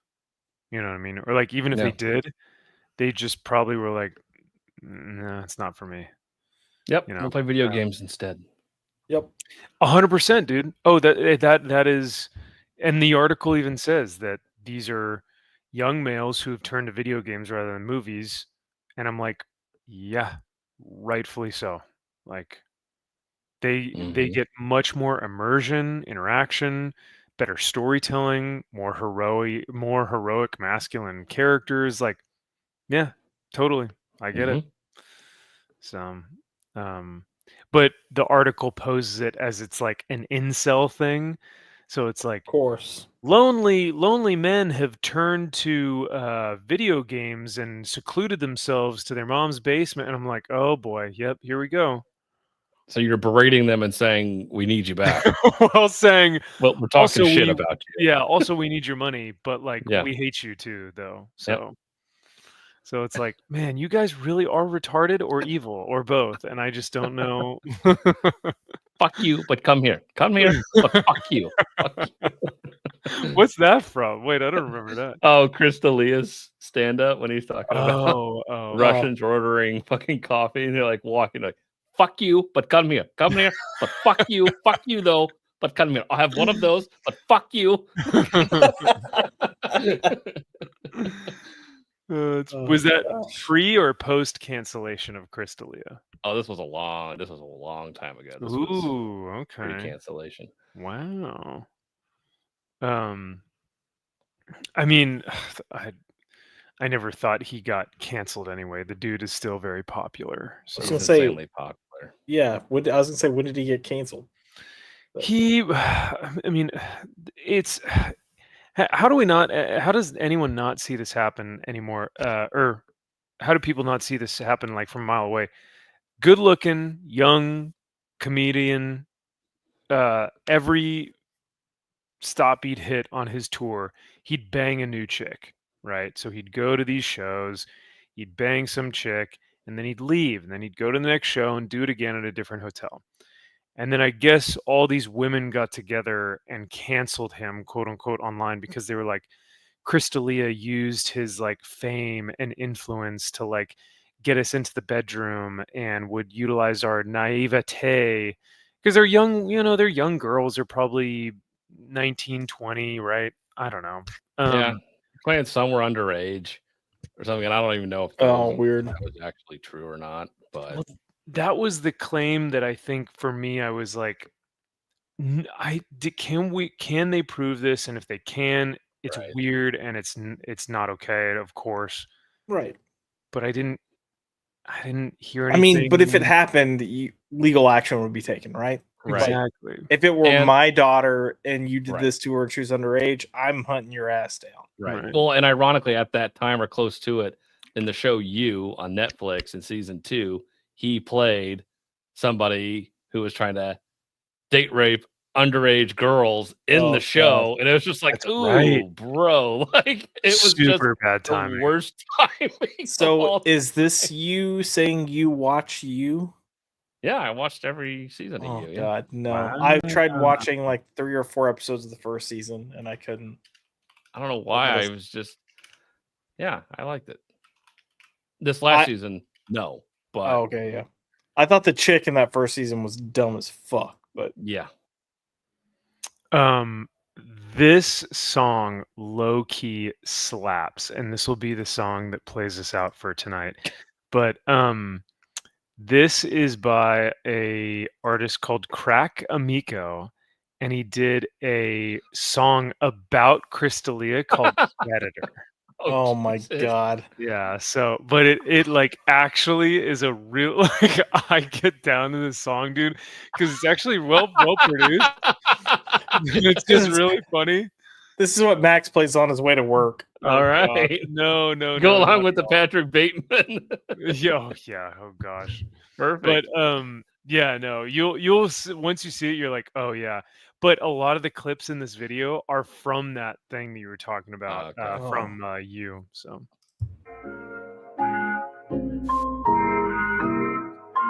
Oh, really, dude? Oh, there's a ring of pedophilia that the top producers know about and confide in each other in and keep kids and pass them around and fuck them? Oh, really, dude? This is how you know life rips. Hey, no dance, bitch, you know the deal. Tap my name on your wrist so I know it's real. Bitches over 20, there's just no appeal. Beat the box on like I'm Holyfield. I feel like a predator, a predator, a predator. Fuck the money and the fame, I'm a predator. a predator, a predator. What's my motherfucking name? I ain't playing with you bitches. I got a family, I ain't staying with you bitches. Fuck that, ain't no code, but I've been praying on you bitches.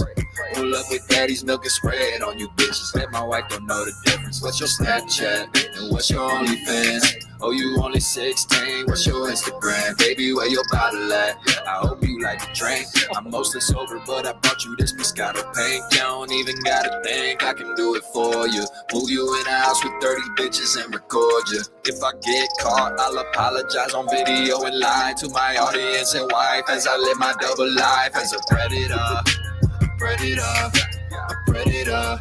I ain't never gonna stop, I'm a predator, a predator, a predator. To the day I drop, all I do is pray, pray, pray. All I do is pray, pray, pray. All I do is pray, pray, pray. All I do is pray, pray, pray. I woke up feeling like a Huxtable. So it's like the beat actually goes super hard. But Krakamiko basically dresses this dude down, basically calls him a predator. So I think where was that? I thought there was a specific shot that they had from that TV show, but I don't know. Damn. Well, whether he is or still not, funny. he's still very, very, very funny. I agree. But yeah, this Krakamiko dude does really, really good music videos, and like his songs are great. He did one on Bert Kreischer that had me in tears. That one's even better. But well, that will do it for tonight. But thanks for hanging, guys. I appreciate y'all doing just kind of a chill stream. Chat, we appreciate you hanging with us as well. We'll most likely see you guys next week, but we'll be bringing more of these to y'all, and yeah, we'll just keep it super low key. Like I said, I probably still won't be doing any recorded videos as of late, just with the new work schedule and everything. So I will let you guys know if that changes. But until then, we'll still be on here on Friday nights and hanging out with you guys. So, but with that being said, we're just gonna end it because when you don't pay StreamYards, then they just don't give you any clips to play. So, Fuck it.